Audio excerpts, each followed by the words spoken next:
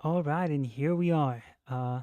Yeah, we're playing the game. I mean, we're not playing the game just yet, but how's everyone? Sorry for that delay, by the way. I know it was supposed to be like 10, 15 minutes ago, but yeah, you could say I was having some issues. Well, some issues. Goodness, I was trying to create a visual that would help us during the whole stream in case there were people who were joining late. It would kind of give him an idea as to where we were. And I realized I don't even have it on screen right now. So yeah, that's how kind of my day has been going. Kind of very busy, weirdly enough. I wish it wasn't the case, and yet here we are. And yeah, and then so like also I got some sort of info from some notification from Bethesda or Nintendo that I need to update my console. Crazy stuff. So let me just pull that up before we start. And you can tell me how your day has been going, first of all. And yeah, we have a lot of stuff to cover, so that's why I'm kind of taken back by some of it and overwhelming, partly because we got a lot of stuff to go through. So much that, in fact, the stuff that we were supposed to cover last time, like kind of like go over the canon video that I had prepared, or like uh, the uh, yeah, like the canon and lore video that we were supposed to watch, that's probably going to get cut. Because every week, damn, there's like so much stuff to cover. And so yeah, the intro, I guess, for those who are joining just now. That's what I'm gonna start doing in these streams. By the way, it's gonna give you an intro, because that's always a good idea. And dang, I realized I didn't even. Wait, hold on. Do I have it? Yes, I have it. Good. Awesome. So the visual is this. For those who are wondering. Oh, let me see if it's here. Right, there it is. Nope, it's not the one. Okay, I found it. So here it is. This is going to be our beautiful uh, kind of indicator of what we're going to be doing. And yeah, so first of all, we're going to start with the Mufasa trailer and trailer reactions. I have not watched the whole thing yet. Only watched like the first, you could say, 5-10 seconds to kind of get an idea of what I was gonna be dealing with here. And then we're gonna be watching people's reactions to it, kind of get a idea of like the typical usual suspects. And I even prepared a beautiful dot here that's going to be helping us out here. It's gonna be placed next to the topics. Come on, dot, work with me here. So we're gonna start off here. All right. Good. And then let's pull this down. All right. Good. And yeah, so then since it's the 10th anniversary of The Amazing Spider-Man, we're going to move on to talking about the movie itself and kind of give you my thoughts on it, since it's been a while since I have even watched those films, but I very much had my opinions on them. Kind of go over all that stuff.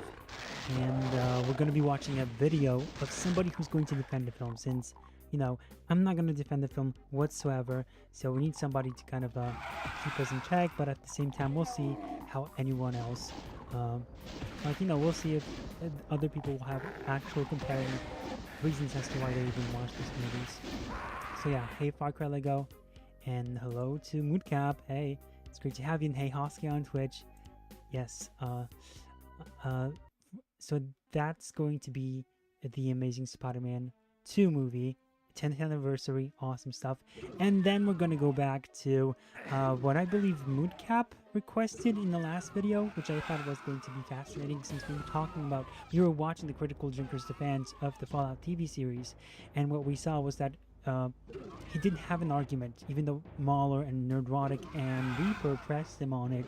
He didn't have a compelling reason as to, oh my, something just went with my stream and I don't like that. My PC is going insane too now. What? Gracious. My PC is acting out, but I think I fixed it. I don't know, some crazy stuff is happening all over. That's not a good sign, but hopefully it's going to get better from here because I don't like the way things are panning out right now. Yes, I muted the audio because I wanted Spider-Man to kind of take center stage now that I'm here. So, yeah, that's going to be the stream, and all the other stuff that we potentially may or may not watch. That's kind of, who knows what's going to happen to that, because there's also some other stuff like the new animated TV series for the adventures of, well, My Adventures of Superman, that is coming out soon in May, to everyone's surprise. Not to my surprise, kind of, because I expected it to get a second season and more episodes, purely based on the fact that it's a awful take on the characters. So I'm not surprised by that by any means whatsoever. So it's obvious that that's the sort of stuff they're going to be renewing instead of any other stuff that's worth our while, even though I think, regardless, whichever way you look at it, it's always going to. I think that's where things are going to go now. Uh, My Adventures with Super Twink. Yeah, that's pretty much where things are with that series. Uh, I was just watching Classic Who. I assume you're talking about Doctor Who while waiting.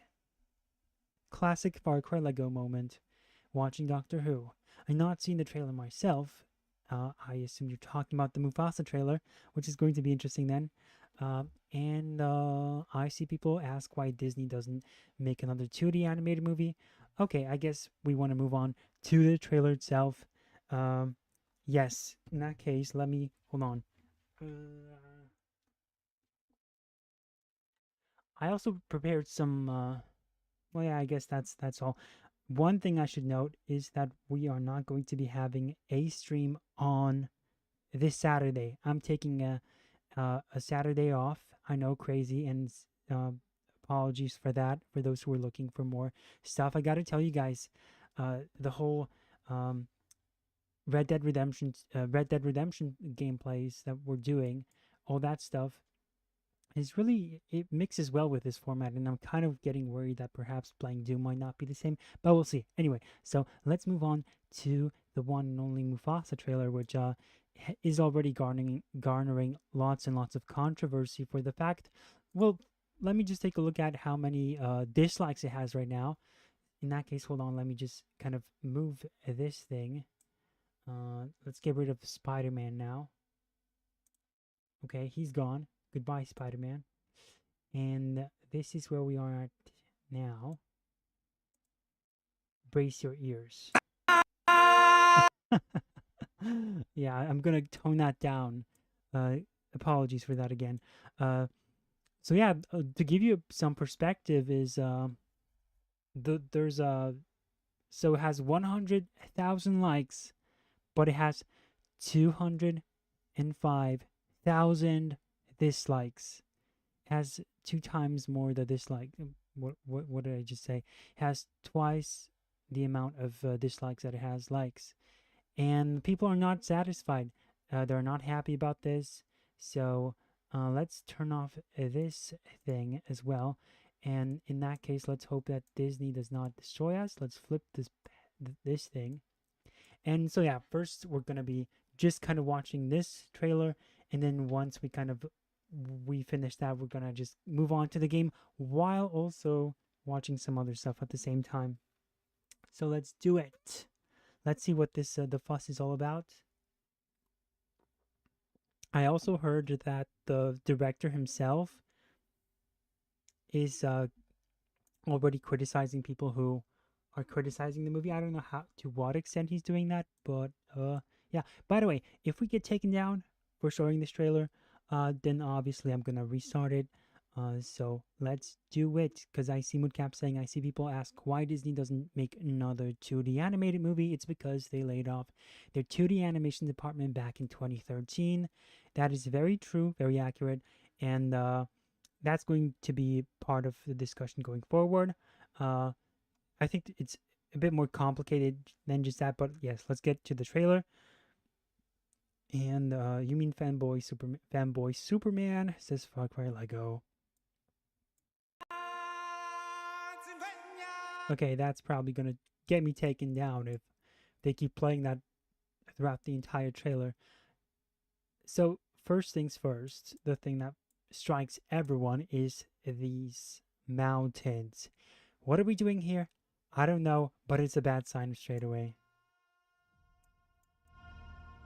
From Disney.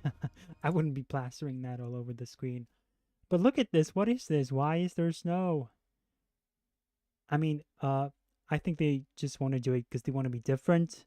They want to be different with the sequel. They want to tell people that, hey, this is a new one. And so that you don't get it confused with the other film, we're just going to add snow. And that's honestly the reason why they added snow. It's kind of sad, but that's really what it is. This story begins And yeah, of course, I love the original movie, so that's why I'm even showing it. far beyond the mountains and the shadows. It's an origin story of Mufasa. If you didn't catch on, it's the Mufasa trailer, telling an origin story where he's apparently not a king, as it turns out. He's from somewhere else, and then they take him in, and he becomes a king then because they take him into this royal family, which defeats the purpose of the character. And it's one of those movies where they add an origin story, and it doesn't really make sense for that character to have an origin story because we were fine without one. We were fine without one, and just messing with it even more is it's shameless. It's cash grab, money hungry people who don't know what they're doing. They're just milking the cow till it's dead, and it is dead. I think you should just leave the Lion King alone. You killed it with that live action, quote unquote live action uh remake that you did, and now you're just milking it for more. And the reason why I said it's animated and not live action is because I think a lot of you probably know this yourselves, but this is not actually live action. Shocker, I know. It's all CG animated animals. So they say it's live action, but again, it's live action. It's animated, 3D animation to be exact. On the other side of the light. Monkey. By the way, why are they playing like the opening music from The Lion King if it's supposed to be a prequel and origin story for Mufasa? So obviously, nostalgia bait. But I find it interesting that they don't even care. They're just going, instead of showing original music, they're just going to be throwing this old stuff at you on purpose. A lion was born without a drop of nobility in his blood. Oh, dang. I assume that's Mufasa. And the fact that they say that, they're not even trying to hide it. He said, there was once a lion, a cub. But that's a cub, by the way, not a lion. Get your phrasing correct, get it right. A, you know, they're trying to tell you that he was not originally of royal blood, and they're just kind of telling you, yeah, he's not just not of royal blood, he is a total washout. There's nothing noble about him at all. And then that's kind of dang it, is this going to be a deconstruction? Let's keep watching this. Dang, that's loud. A lion who would change our lives forever. Mufasa. Wakanda. From Academy Award winning Barry Jenkins, the guy who directed Moonlight. For those who don't know what Moonlight is, it is an Oscar bait movie about a gay young black man, and that's it. And it won Best Picture in 2017 at the Academy Awards. The movie came out in 2016. Hoskey says, all live action is cash grabs. Those monkeys are my cousin. Stop it, Hoskey. You're gonna get me cancelled this early on. They're showing stuff from the first movie? Is that... I thought that was from the first movie. Will shake. Wait, what? Destiny. Okay, that's from the new one. Awaits you. Let's pause it for a second. Oh, that looks rough.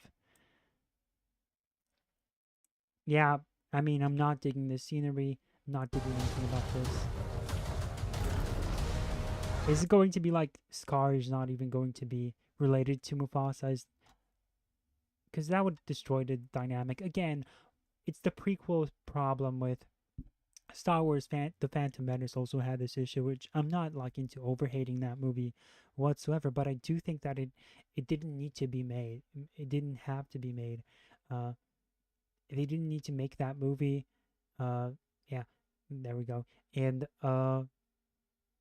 you know, Darth Vader is Darth Vader, and then them trying to connect it to R2D2, C3PO, showing that it's all connected, and it wasn't just a coincidence that all these characters met up, and it was perfect fate that or not even perfect fate. It's just how the story went. But it turns out that there's a additional layer that all these characters are connected, and it's pointless. It's stupid, and it makes no sense to overcomplicate things just to dumb them down. Isn't that funny? They overcomplicate things just to dumb them down and to make it seem like it's less special, and it goes against the what a story should be. Rafiki looks so terrifying in this. He looks like I guess yeah. I mean, I you kind of can't expect him to be non-realistic with these characters, but at the same time, this whole movie shouldn't exist. What? They were fighting? What? What is this? Mufasa, the Lion King. Just in case you didn't know. Is there a Marvel joke at the end of this? No? Who's playing in this? Let's see. Let's see. Oh, I flipped it upside down. Yeah, definitely not gonna get struck this time. Aaron, what? Who? I don't even know who this is. Oh no, Seth Rogen. Oh right, because he played in the previous one as Pumbaa. Well, they're making a comeback, so that was them. Okay, fighting against Mufasa. Donald Glover, everyone's coming back. Matt Nicholson. Okay, so hold on. Is Chiwetel Ejiofor coming back? I don't see him here. And introducing Blue Ivy Carter. Who is that? Is that Beyonce's daughter? Is that her? With Beyonce Knowles Carter, so that's her. What? Her name is Beyonce too? I'm so confused. Wait, what? Wait, is that wait, who is who? Who is Beyonce? Which one of these is Beyonce's daughter? Is Beyonce coming back? Did she just get a new last name? That's not her last name, is it? I'm confused by this. Let's just ignore this for now. If anybody knows, fill me in. Hosky says can't get canceled if it's true. Oh, brother. It's exhausted looking at this already. I'm exhausted looking at this already. Yeah. Yes, that is Beyonce's daughter. Blue Ivy is what's up with the celebrities naming their children like these stupid names? Yay, doing the same with North and I forget what the other one was, but just name them an actual name. Don't look up like a random like a blue. What kind of name is that? Blue Ivy Carter. What is wrong with you? And so Beyonce Knowles Carter must be Beyonce herself. I didn't even know that was her last name. Stay off the weed. Listen, listen, I don't know even what I'm doing in this world and what I'm doing at this hour right now. None of this makes any sense. It is all cursed. Uh, you guys said a lot of stuff on YouTube as well. Ah, yes, live action. Just look at these photorealistic animated animals. With original songs by Manuel Miranda, the guy who worked on the music. Well, he worked on Hamilton, as well as Moana and Encanto, and he's not coming back for Moana 2. So I think that's the trailer. I think that's all there is to it. December 20th, whatever. I'm definitely not seeing that in the theaters as any other Disney movie. And now I think there's like four main things that people are hating about it. And I think it's like kind of like a perfect storm of all the things that people hate about Disney right now. Let's see. I think it's definitely the live action remake facade. People are sick of the live action stuff, and it's obviously cheap. Now people have uh, cut on to it, of course. Wait, why isn't it working now? There we go. What is the snow terrain? They're trying to be different, but them overcomplicating his origin story. That's the other thing. Telling somebody's origin story, making everything feel less special than it was, making it seem like it was all interconnected all along. You're shrinking your universe and you're shrinking your story and world that way. It's a good way of telling people that it doesn't matter. And it tells you that they didn't even try doing whatever they were trying to do to make people notice that they are putting effort into it. They're not, and they can slap however many names they want onto this. It doesn't matter. So that's the second thing. The first one was like the whole people being sick of live action remakes because they're cash grabs, and then new Mufasa origin story, and that's something people don't care about. Political upheaval is the other thing with Disney. I think the group that usually hates on Disney, hello, myself included, is definitely going to come out against this, and they're going to be utilizing the other hate that surrounds this movie as a way to kind of propel their own message, which I'm all for. Nothing to gripe here about. This should be the expected outcome. And then there's the whole debate between like 3D animation versus 2D animation. So Moodcap said this at the very beginning where he says Disney doesn't want to make a 2D animated movie because they fired all their 2D animators in 2013. It's kind of like a combination of people just kind of falling out of love with 2D animation. Hollywood realized that 2D animation doesn't necessarily sell the same way that 3D animated movies do. And I think they were not, I don't think it was logical for them to think that, mainly because it was something that you could see in the numbers at the box office, and Pixar was really taking off so much that Disney had to buy it. They felt the need that, they realized that they had no interesting characters in the 2000s, or none that would be clicking with people to the same extent that the Pixar movies were. And that's not to say that Disney didn't put out any good movies in the 2000s. Treasure Planet. What are some of the other ones? There was one more that I liked, but Treasure Planet is Atlantis. Like, those are great movies from what I remember. I'd have to go back to watch them, but they definitely stuck out to me the same way like as did many all the other Pixar ones. And it's a shame that 2D animation went out of the people don't know how to 2D animate at Disney anymore. So that's a concern, and that's very bad. When they did Mary Poppins Returns, they had to um, hire additional or like outside people from I think Europe to 2D animate their sequences, since that movie has like a combination of 2D and live action, as Mary Poppins should have. All right, so and I think Lin Manuel Miranda writing original songs for this, he's already getting some slack, or at least Disney's getting a lot of slack for not allowing him to write music for Moana 2, which is a TV movie that's getting repurposed to be a live action, or sorry, not live action, a theatrical release. So the fact that they didn't get him to come back for that, and instead he's working on this, is already also going to adds to that hate. And so that's the trailer, and I'm already all against it. People are, of course, hating on it. Let me see what the comments are, since, like I said, 100,000 likes and 205,000 dislikes. It blew my mind when Mufasa told me, "Look, I'm your father."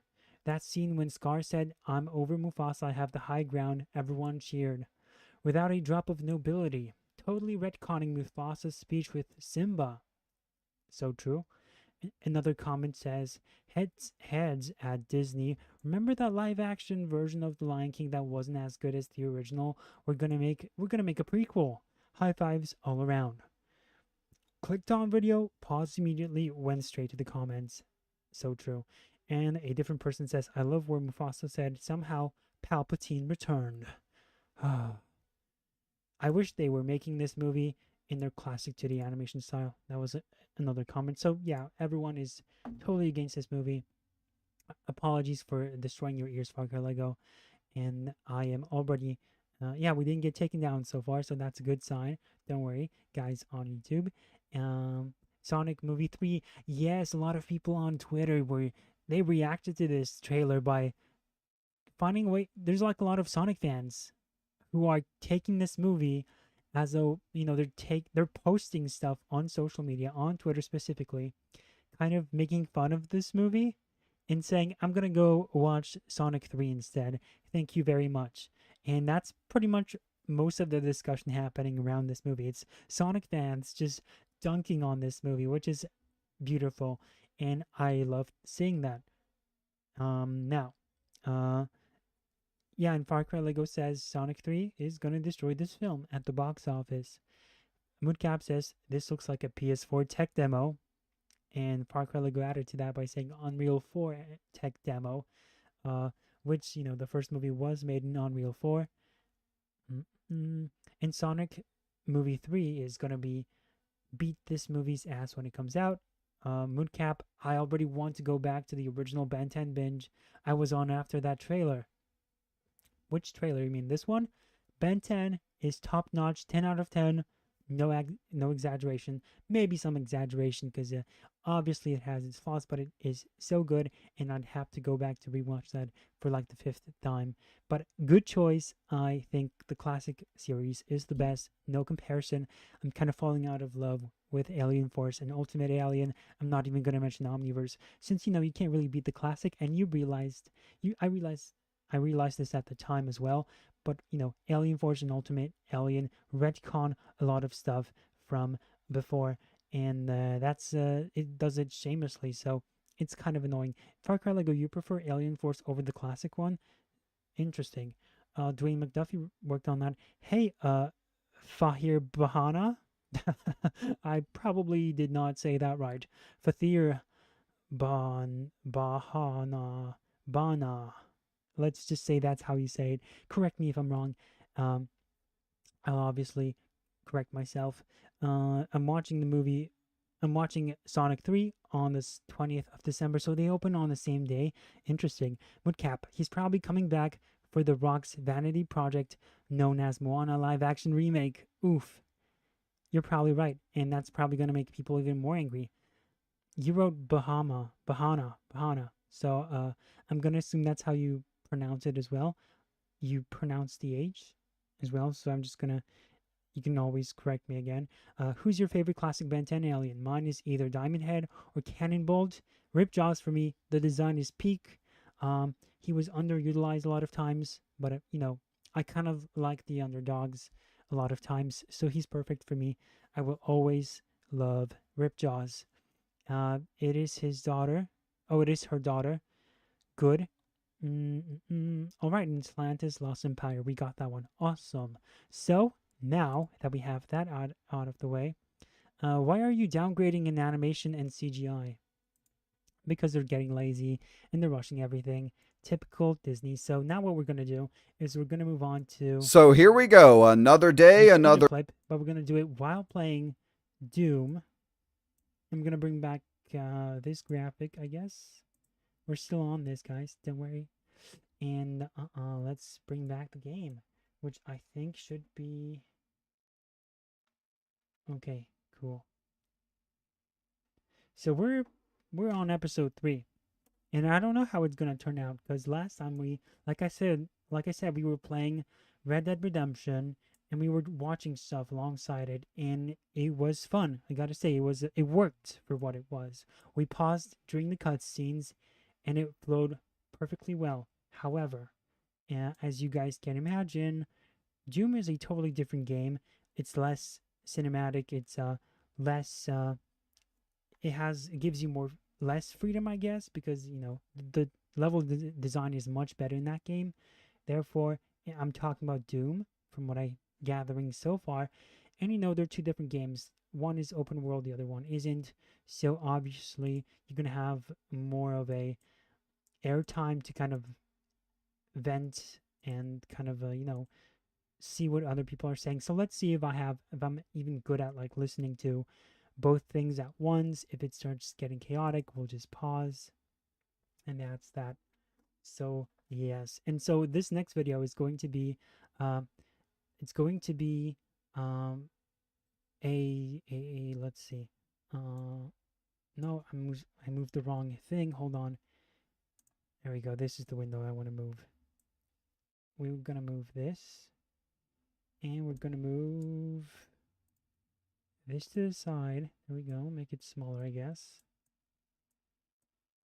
And then we can also move the red dots.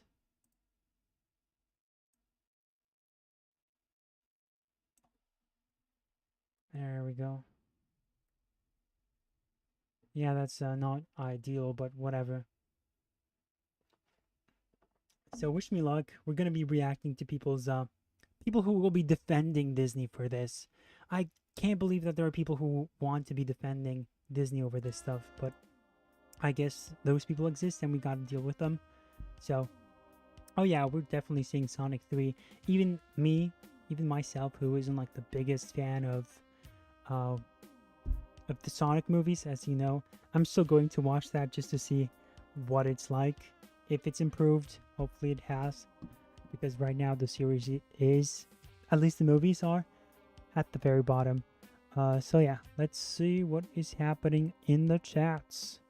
Who's your favorite classic? Ripjaws deserved more screen time, agreed, but I guess they never thought that he was properly utilized. Are you going to watch the Mufasa movie? Probably not. I think that's safe to say that I won't. I think you can bet on that probably. Okay. Or maybe I will when it's like available to watch, when in the way that Disney will not benefit from this. But listen to this music. That's kind of what I'm sad about, is that you guys won't be able to listen to everything in this. But oh well, it is the fate that we must endure. You're not going to be missing out on a lot of this stuff, I guess. But we'll see, we'll see. By the way, if there's a boss fight, we're probably going to be pausing this, the videos, in favor of the game, because that's the boss fight, and that's where we got to be truly locked in. Alright, so let's see what others are saying about this movie. What other silly arguments they're making. And wish us luck. Let's see. Disney trailer getting ratioed. So yeah, it's 150 here, but right now it's 205,000, so it's exploded in their face. When will they ever learn? And that's Grizzy's channel, by the way. Let's see. Give this to me, yes, good. The rocket launcher. I am honestly not feeling this. It's gonna be a disaster. Mixing Doom with this. But don't worry, Bob, It's gonna be a because the I disaster. Love Everything Disney, no matter what crowd, is ready to come out and run defense for you. It's Disney, man. I am a goddamn sucker for Disney stuff. I What? will ride with Disney until the day I die. I love everything. Why would you From say this that? Company, what they do, I love it all. Maybe you should find yourself a girlfriend. I can't believe there are still people who say that and think that way. You would think that they would kind of calm down with their nonsense, but I guess not. Die! He didn't die. He died now. Good. Can you guys even hear the video game? But yeah, the fact that there are still people who think this way, you know, that's what makes me confident in making fun of them this time around. Because, you know, sometimes there are people who enjoy this stuff and they're very sad. What is this game of paintball? So, yeah, the fact that there are people who still refuse to acknowledge anything wrong with Disney at this point is deserves to be mocked and jeered at. Oh, poisonous ground. But yeah, let's see what I'm they excited, say. man. I'm really excited for this. This isn't a remake, so that's good. No, it's A not. It's prequel worse. To the remake. It's Kind in of. the same universe as the remake and even has some of the same voice actors. You think distancing it from the previous Exactly. movie is gonna Oh my save it? gosh. You know, They don't have a really good track history, but I love Disney. And Oh. I think it looks like it's headed in the right. So he's admitting that there's stuff that's wrong with the company, yet still he's going to say that it's good. And did he even see the trailer yet? I think he did. Where did we just get teleported to? This is bad news for us. It's so over. But let's use this opportunity to kill these people. That's the thing. It's like, what is the thought process behind whatever this guy, you know, believes in? I guess the context is left out of this, but oh well. Let me see how the sound compares. Okay, not bad. If this sound is too much for you guys, let me know. Like the sound from the game is interfering with the gameplay, let me know. I'm watching the Knuckles series. I watched all the episodes except the last episode. And let me tell you, yeah, I was gonna watch it, but then somebody told me, don't watch it, you're gonna hate it. Which that's never stopped me from watching something. But I gotta say, it's like, I'm probably gonna hate it because I saw the trailers. Whoa, that was us. We did it. Awesome. Wait, why did we switch for a different gun? Is this gonna open on us? I guess not. I guess that was just a thing that existed. But what was I saying? What was I saying before I got distracted?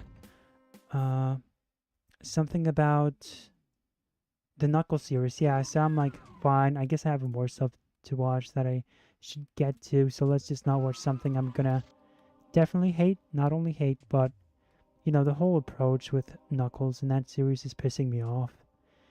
I think Knuckles deserves better. He's probably one of the best characters in that series, the Sonic series, so I'm just gonna ignore it for now. If I were a bigger Sonic fan, maybe I'd watch it, but I'm letting it go for now. Every time I hear... Hold on. Every time I hear Grace Randolph's voice, I wish I was deaf. I mean, I think it's mostly her mic. I think if she got a proper mic, she'd have... You know, your ears would not be blowing up so much, because I do think she has a mic issue. Because, yeah, I think she just needs a better mic. That's going to improve. Thank you, Finally Explored. Her quality content. But I know she has a lot of haters, and it's popular to make fun of her. But I do obviously disagree with a lot of what she says. But I think she has a lot of insightful content, honestly. What is happening here? Were enemies coming? Yeah, let's just say I'm not gonna go for that, because I'd have to be insane to get crushed. So allow me to ignore this. And what is this, huh? Okay. Anyway, yeah, let's get back to the video. But what Cap says, I'm glad the Knuckles show exists just because it'll spite Ken Panders. Ken Panders, that name sounds familiar. Is it the name of... what's his name? He's a writer who wrote Sonic stories, right? Tell me who he was. Get me up to speed. Papam. Padam. Or whatever the phrasing is. Yeah, I made a pun. Hilarious. Let's go on with the video. What, are you retarded? And even though nothing really happens in the trailer, they did come out and do trailer reactions. Damn. Y'all are haters, bruh. What? Man, I'm going to see this no matter what. Give me money, give me money, give me money, give me money, give me money. Man, I'm going to Ooh. see this no matter what. This looks amazing. Oh my god. What the fuck? Yeah.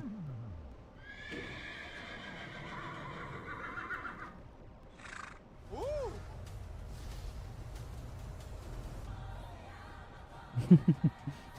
Chill face.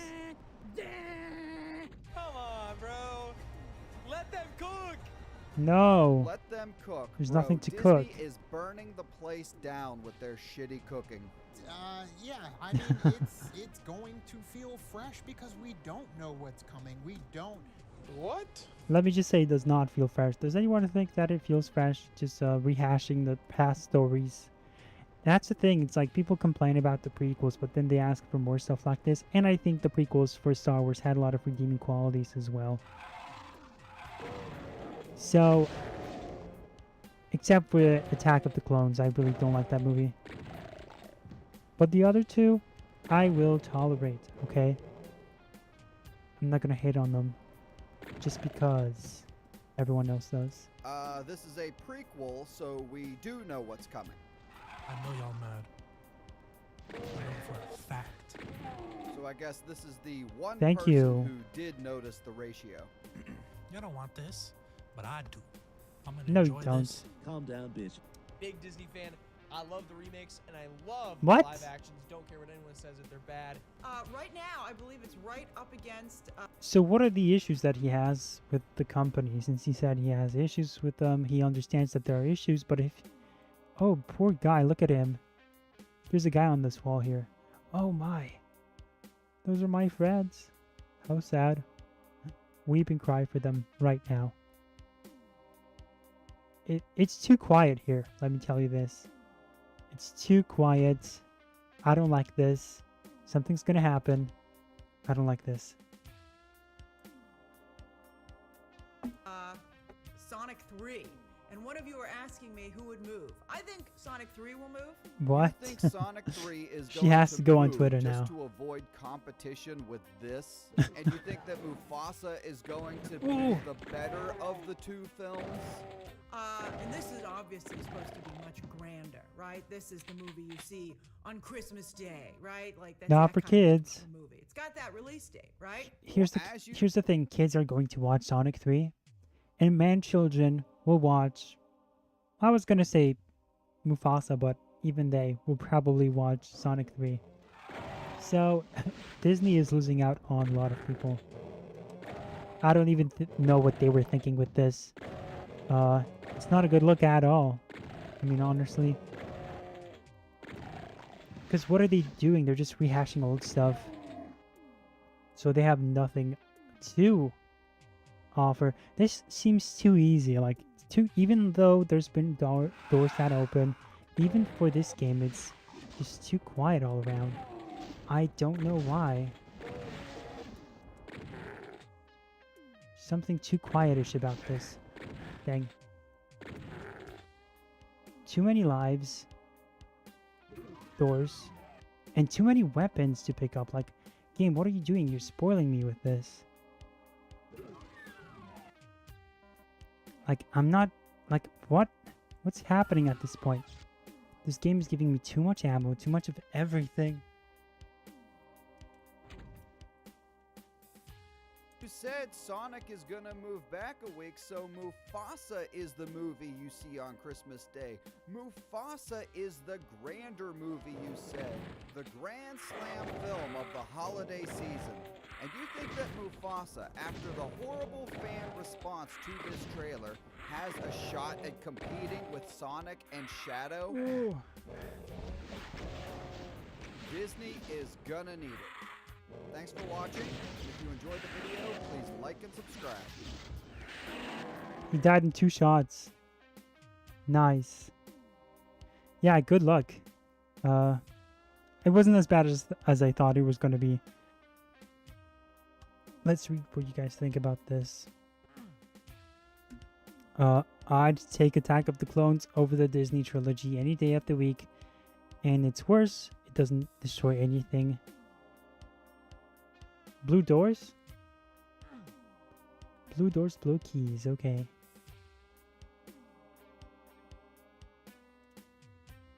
Honestly, 98% is not bad. Let's keep walking.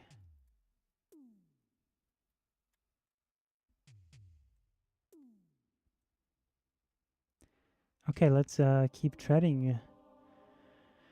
I'd take Attack of the Clones over the Disney trilogy any day of the week. At its worst, it doesn't destroy anything like they did. I mean, again, look at this. They're just giving us stuff. Isn't that suspicious? And that's the end of the level? What? What is going on? This game is too easy right now. That's the end, right? No, never mind. Ooh. Oof. Okay. Odd.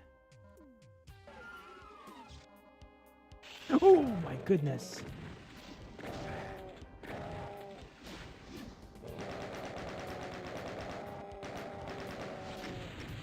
Oof. Okay, I see why this happened. Let's go back. Let's go back. We definitely gotta go back. Oh yeah. That was rough. Should have just kept firing. I thought I could outsmart him. I thought that I could be the one to get him.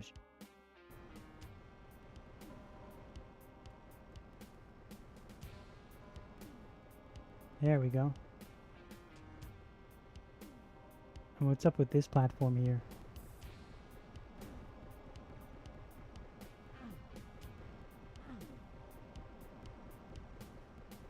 Anyway,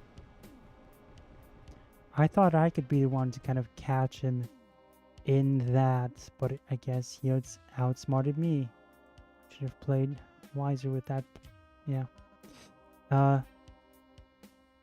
In that case, I think that segment is over. Disney forgot how to appeal to actual children, which is why they need to aim for nostalgia bait to attract children. Yeah, that's pretty much true. And I don't know if nostalgia bait will work on like the younger kids, like Gen Alpha, and like the very, very tip of the end of Gen Z, although that's kind of like getting older now too. But even then, you know, bringing out families, I don't think that they'll be able to do that. So yeah, let's move on to the next segment, which is going to be a longer one. That's gotta be said. It is going to be The Amazing Spider-Man 2. And some of you might be probably thinking, okay, so I told you guys that we were going to be watching The Amazing Spider-Man, a video that's going to be praising the movie, which is true. We're going to be doing that. But right now, oh boy. So I just saw The Amazing Spider-Man 2, and like its title, it really was. Sorry for that loud noise. But yeah, that's what we're going to be doing. We're going to be watching first a review that basically criticizes it, and I used Your Movie Sucks take on the whole movie, and I'll tell you why in a bit. But to kind of lay the groundwork, Your Movie Sucks is a YouTube channel that criticizes movies, and I remember this was one of the reviews that I saw after a few years after he posted it, but I thought it was funny and hilarious at the time when I watched it, because it really went over a lot of the things that I agreed with about the movie. Now I know that he looks at it more from like a filmmaking perspective. He is a fan of the Raimi films for what they were, and so that was his stance, and I do think that we would differ on a lot of the things that we're saying. But from what I remember, I agreed with the general statements that he made. So I think that's going to be an indicator that, you know, because, you know, I did not watch the movie in a while. And instead of telling you everything I dislike about the movie, hey, Eric, great to see you on YouTube. Instead of me telling you what I did not like about the movie, I figured, hey, how about I just show you somebody else talking about it while I play the game, because I can tell you kind of like what I disliked about the movie, but I'm probably going to be kind of getting lost in my own thoughts as I try to stay alive in the game. So I figured, hey, let's get this guy, and if we disagree on something, I'll just add to it on my own. I already kind of talked about it in previous streams, but yes, I did not like The Amazing Spider-Man 2, because I thought it was kind of like a parody of the character, of how it portrayed him, and it focused on all the things that I did not like about it. Hold on, trying to get back the stream that I had for Twitch, because I can't find it now. Hopefully it's still playing. I don't want to lose Hosuke here. Okay, good. How many times do I have to keep saying live action has never felt original? What do you mean by that? That's a very broad statement. Do you mean like a live action remake? Why is my... What? I just checked on Twitch and it... Oh. I realized I didn't change the title on Twitch. Sorry, my bad. But yeah, that happened. So, somebody told me that... Hold on. I can still send the message, so that's odd. For whatever reason, it says this stream is intended for certain audiences. It's a mature rated game. Odd choice. That I got that kind of notification for the first time. But The Amazing Spider-Man 2, I did not like it. I thought it focused on all the wrong things. Instead of focusing on Spider-Man, it focused on all these plot points, side plots, and then it rushed through a lot of things that we were already familiar with, like Harry Osborn and the way they treated the Green Goblin character, not just from a design perspective, but Harry himself. I thought that was kind of like off-putting, disgusting. I thought Electro, they not only race swapped him, but changed his character completely so much that they brought back, what's his name?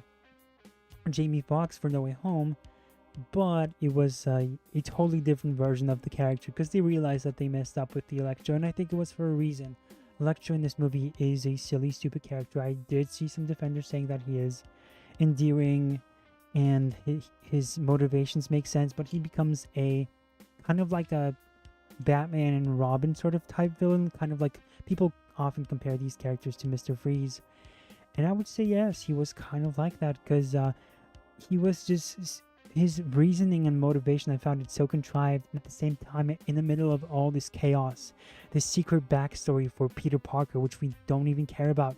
You have this story about Peter Parker and Gwen Stacy, their on and off relationship, and there's nothing really going on with them other than they break up with each other, then they get back together. They break up with each other, then they're back together. It's this back and forth that is constantly there, and it doesn't go anywhere, and it's in the middle of all this stuff. It's really annoying and distracting, and to be like 100% honest with you, of course, I liked the original Raimi trilogy. I do think that it has a lot of strong moments. I do think the first one is probably the best one because it stays, I think it's the most accurate one to the comic books, and I think it was for a first representation of the character in the movies. I think it was, especially in the 2000s where people were scared of doing these characters justice. I think Sam Raimi nailed it out of the park.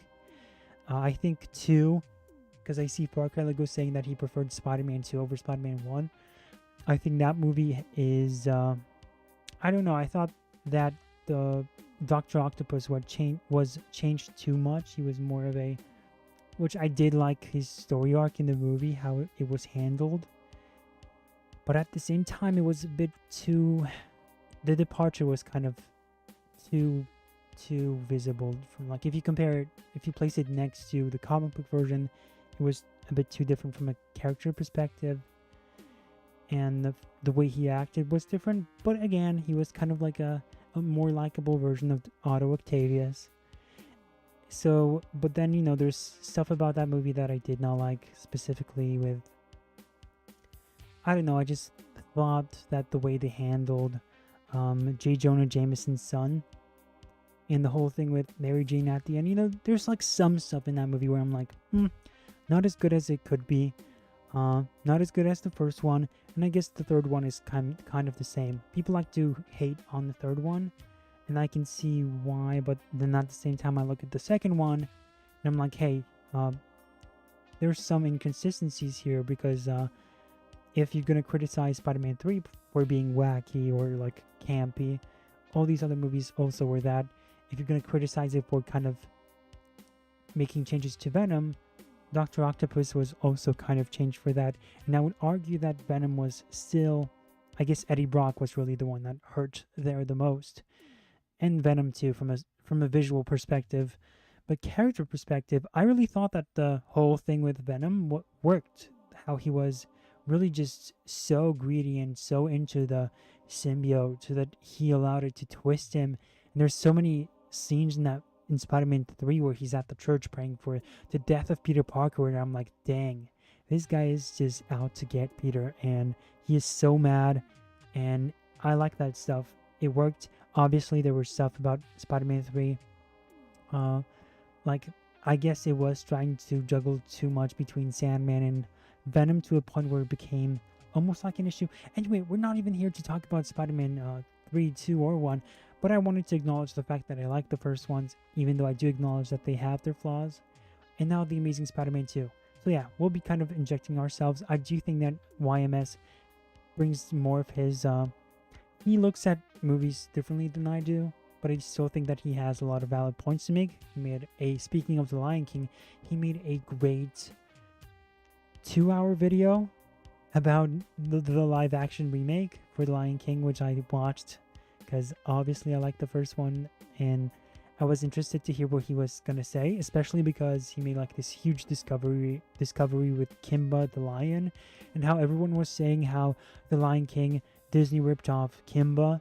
That's not true. It did not.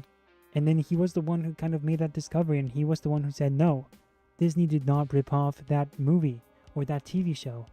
And that was a huge discovery he made. So after that, I watched his live action Lion King review. Let's see, hold on. I'm hearing myself in these headphones.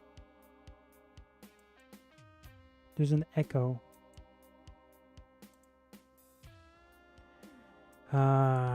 Okay, we're back. Okay, good. No, I can still hear myself. What is wrong? My goodness. That is so annoying. Why can I still hear myself? I'm telling you guys, something is really off about today. Let me see if I can kind of fix this.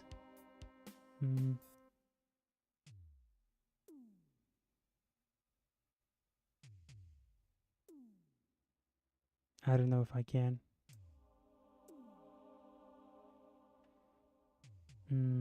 That's not good.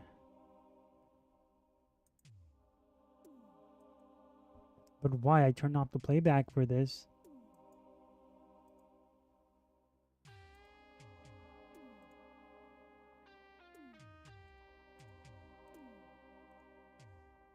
That's not good.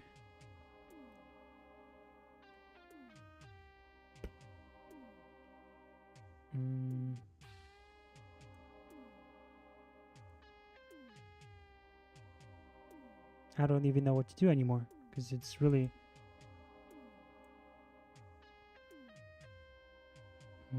dang.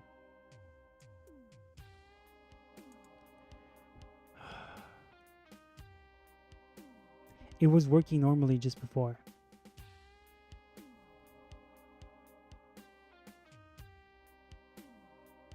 And it's going to be really distracting for me to listen to myself while I can hear myself. Let's see. Yeah, no, it's really going to mess with me.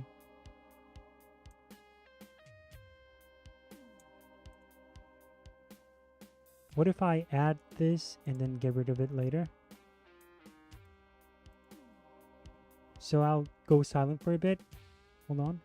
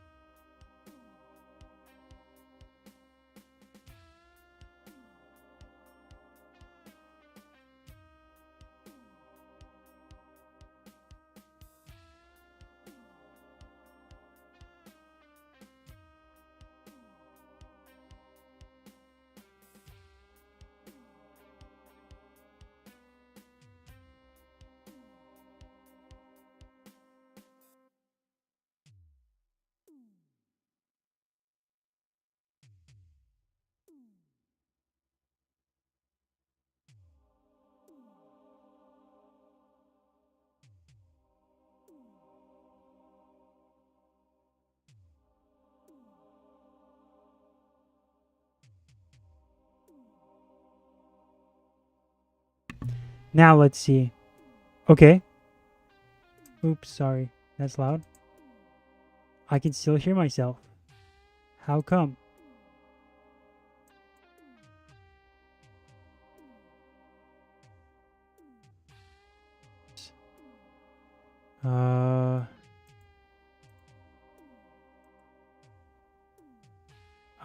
Dang it. You know what, I guess? No, I can't do it without the music.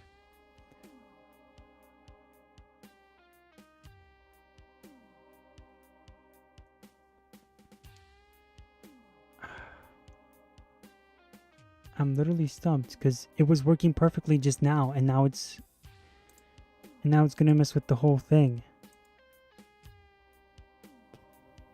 My goodness. Well, dang.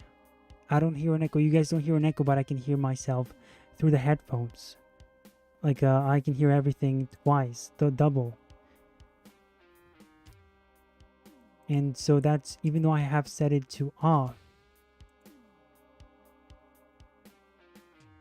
And it shouldn't be doing that because I don't even know what happened.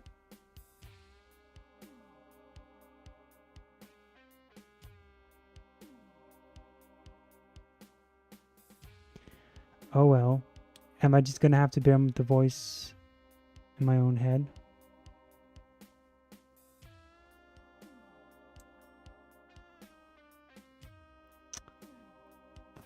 I'm really pissed off right now.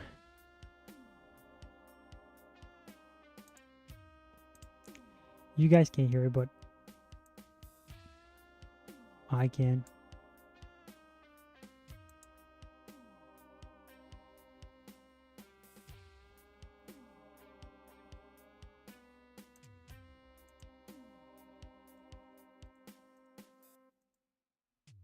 I remember having this issue once when I was doing preparing for the streams, and it's disappeared because I found a way to fix it, and now I'm trying to apply that sort of approach, and now it's not doing that at all.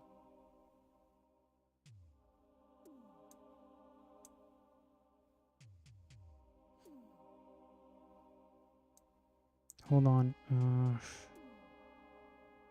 I'll try to do one more thing. We'll see how it goes. Okay? We'll try to do one more thing. And if it doesn't work, we'll just find a way to deal with it.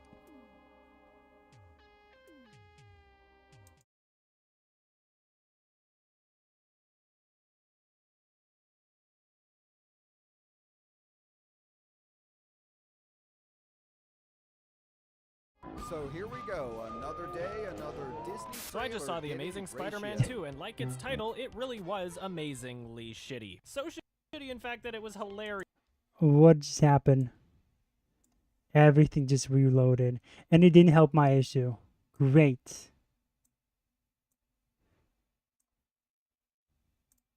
How did that look for you guys? What just happened?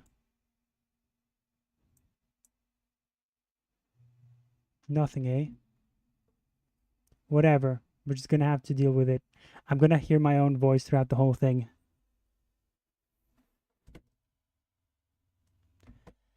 Ah, dang it. Everything just played at once. That's it, okay?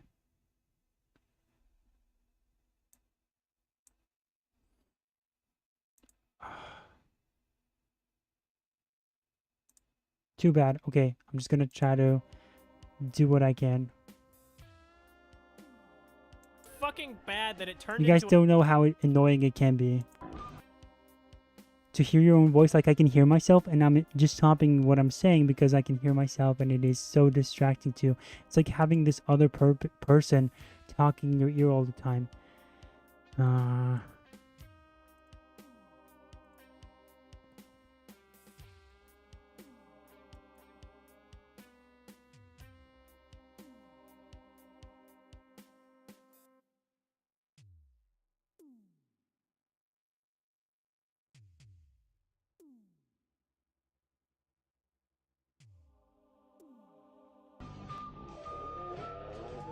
So I just saw The Amazing Spider-Man 2, and like its title, it really was amazingly shitty.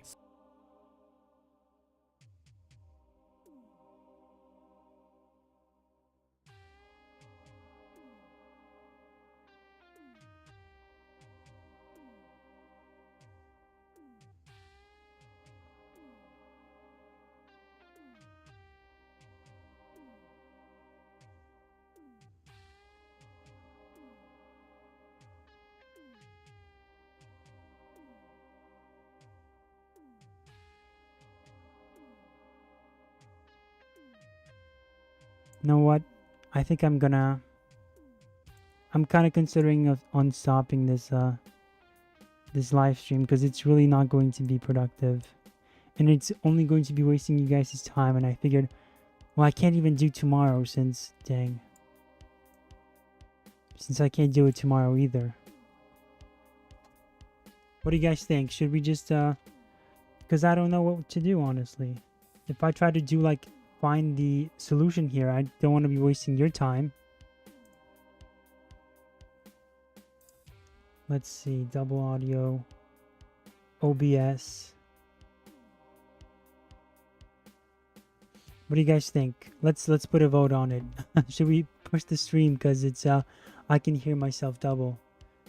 I say powerful it. Well, here's the problem. I can hear it's like I can hear myself in my own headphones, but there's like a second delay, and it's a very disgusting technical issue. So I can hear myself in this thing. But I can also hear YMS. Like I can hear the sound coming from the video itself with a delay. So when I'm trying to listen to what the video is trying to say, like I was trying to power through it, but just because I had YMS, I also heard him twice, but there was like one version of him as he was saying things, but then I also heard like an echo.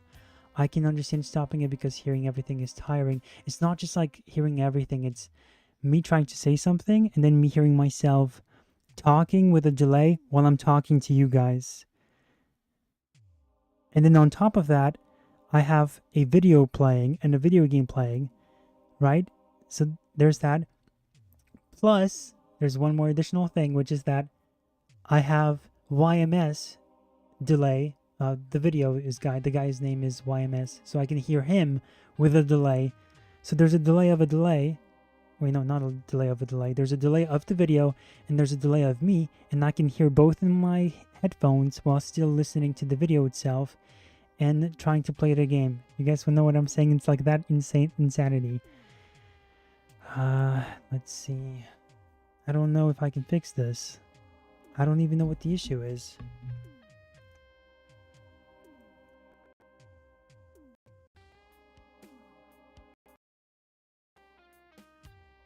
Okay.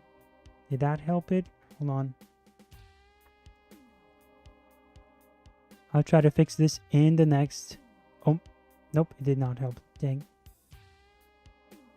If I don't fix this in the next, let's say, 5 minutes, I'm probably going to end the stream. So let's see, what time is it? I'm sorry, you guys. I don't even know when that happened. When we were watching the rest, it was perfectly fine. Or I guess, you know, we can just kind of play the game, but we won't be able to watch all this stuff next to it. You know, I can still play the game. So I guess you guys can vote on it. Let's put a vote on it. So, what should we do?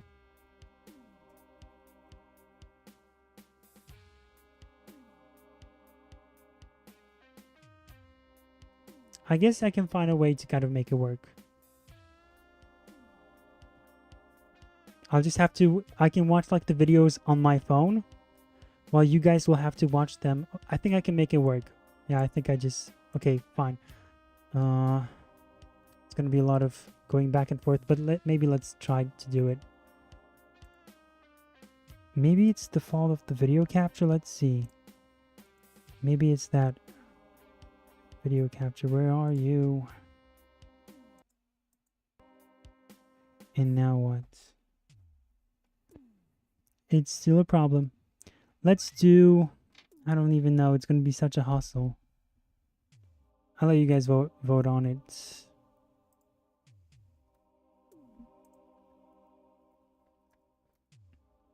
Should we continue the stream? Yes. Only gameplay. Because like if we do this video and then we do the other Spider-Man video, there's like an hour of content, so it's just going to be so insane.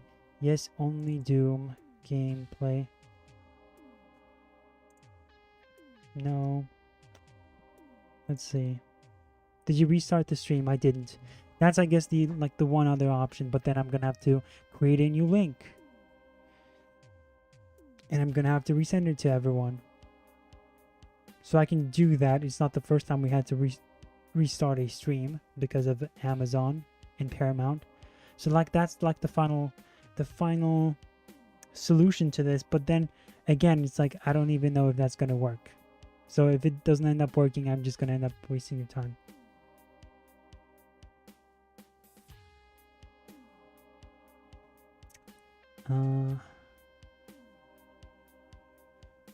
I have everything set to off. Right?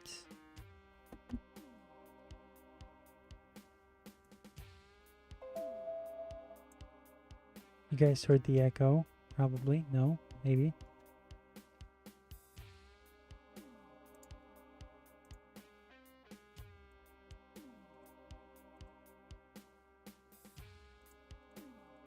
Okay. Nope, that did not work. And that still won't work. That's pissing me off so much. That was supposed to be our final stream before the break. At least I'm glad it happened now. And it didn't happen before, you know, we got to the main discussion of this whole thing. I was asking if you restarted the stream, said Hoska. Yeah, I saw you. Try restarting the link, the stream. It might help. It's definitely not the problem of the stream. It's definitely the problem of, you know what it might be? It might be me being on Twitch. And if I turn off Twitch now, is it going to work now? Oh my goodness. I think we just fixed it. We fixed it. I turned off Twitch. Remember when I told you guys how, you know, it's like, why? Okay, we fixed it, guys. We fixed it. Dang. Oh my goodness. I know what went wrong. I had a stream on the other display. You know how I just turned on the stream on Twitch to make sure that Hoske was here? The Twitch stream was not muted, so I was hearing the Twitch stream. Goodness gracious. And it works now. I can't. I'm so sorry, you guys. But it works. We made it work. And we wasted all that time on me being autistic or something. Guys, we're here. We're here. Okay, good. We're back, guys. I'm so stupid. Poor Twitch, guys. No, it's fine. I just muted the video on Twitch. You can still stay here if you want to. Dang. So I just, it's, you know, it's like I have the stream in my previews to make sure that everything is fine. And it was unmuted. And that's why I was hearing double. So you can imagine, it's like you can hear voices in your head. Dang, what a stupid mistake. Whatever, let's just tread on. Let's not waste any more time. Let's keep this going. For a second I was worried that this was going to be a problem.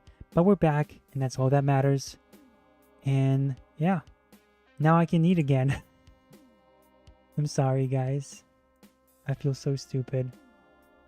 But everyone has their dumb moments. Let's just start watching. Let's not delay this any further. So shitty, in fact, that it... So I just saw The Amazing Spider-Man 2, and like its title, it really was amazingly shitty. So shitty, in fact, that it was hilarious, and I can't wait to see it again. I never once thought that it would be possible for a film to be farted into existence, but today I was proven wrong. Now, I didn't think The Amazing Spider... So he's really going off on this movie, as you can see, and he is not going to go... He's not going to pull any punches whatsoever. Just make sure that my filters are on, so that... Good. So that it can filter out any sort of unnecessary noise. He's not going to pull any punches, which is good, which is what we need. Let's find it. There we go. Spider-Man 1 was as bad as everybody was saying it was. The majority of it didn't seem like it was trying to be taken. And I should, I guess, add some, like, to that, which is say, I enjoyed the first Amazing Spider-Man movie.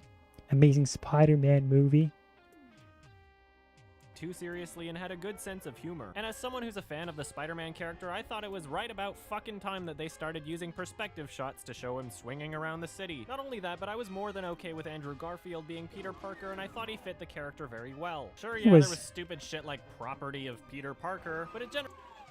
And some of it, you know, with the whole approach to him being a skater boy, not the best, you know. I prefer him just being a regular nerd. But for what that movie was, I thought, oh, we just walked in a bunch of perverts. Oh, calm down, calm down. Let me pick the weapon that I want.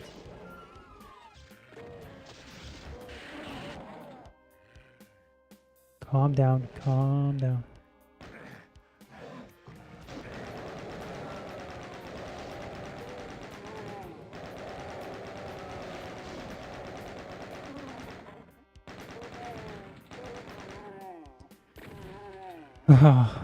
Okay.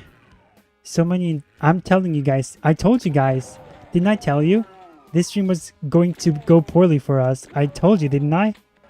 That's hilarious. See, my intuition kicked in. I was like, I already knew something was going to go wrong. Before anything even started, I saw the signs. And I realized what they were. Okay, this is the red door. I told you guys it was going to go crazy. And I was not wrong. Gwen, no. Yeah, Gwen. Poor Gwen. That's the one thing I liked about this movie, The Amazing Spider-Man 2.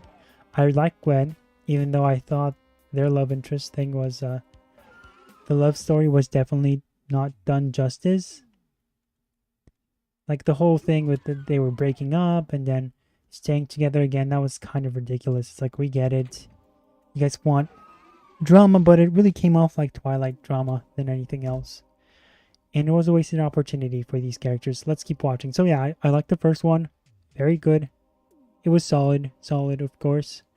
And I was ready to watch the second one. And really seemed as though there was a decent amount of effort being put into the film. After letting the first movie sit for a while, I'd probably give it a 6 out of 10, but I definitely enjoyed myself while watching it. I mean, come on, as soon as I figured out that he'd be wrestling around with a muscly lizard dude, I thought I could get behind that. Literally. The Spider-Man films have had quite the variation of quality over the years, but I can't think of a single one that I didn't at least enjoy watching. And boy, is that ever reaffirmed with this movie, because it was so fucking bad that it turned into an unintentional parody of itself. Like, someone could release this exact same movie and call it a Spider-Man spoof, and it would actually fucking work. Now, for movies I enjoy, I generally try to keep my reviews to be spoiler-free. That's what I told you guys. Pretty much it's like a parody of Spider-Man. It was just so out there.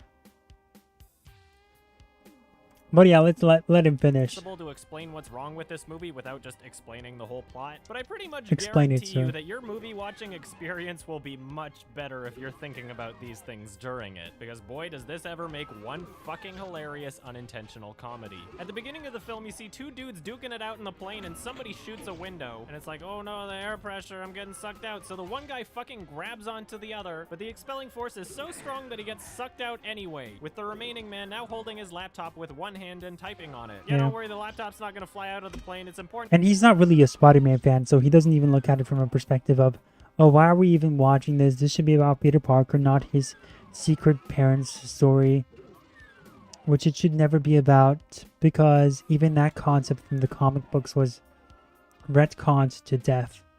So many people acknowledged it, and then, geez Louise.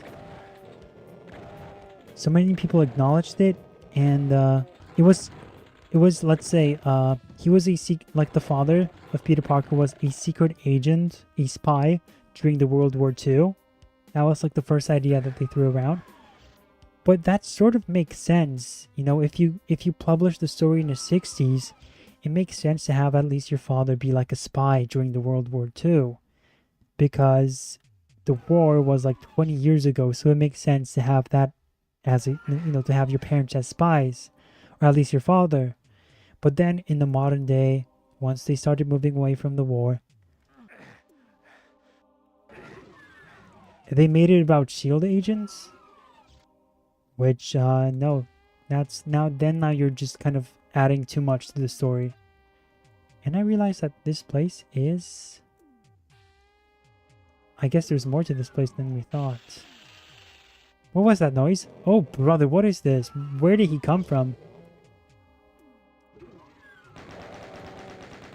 Whoa! How is he? How is he? What? That's stupid. He's supposed to be flinching while I shoot him.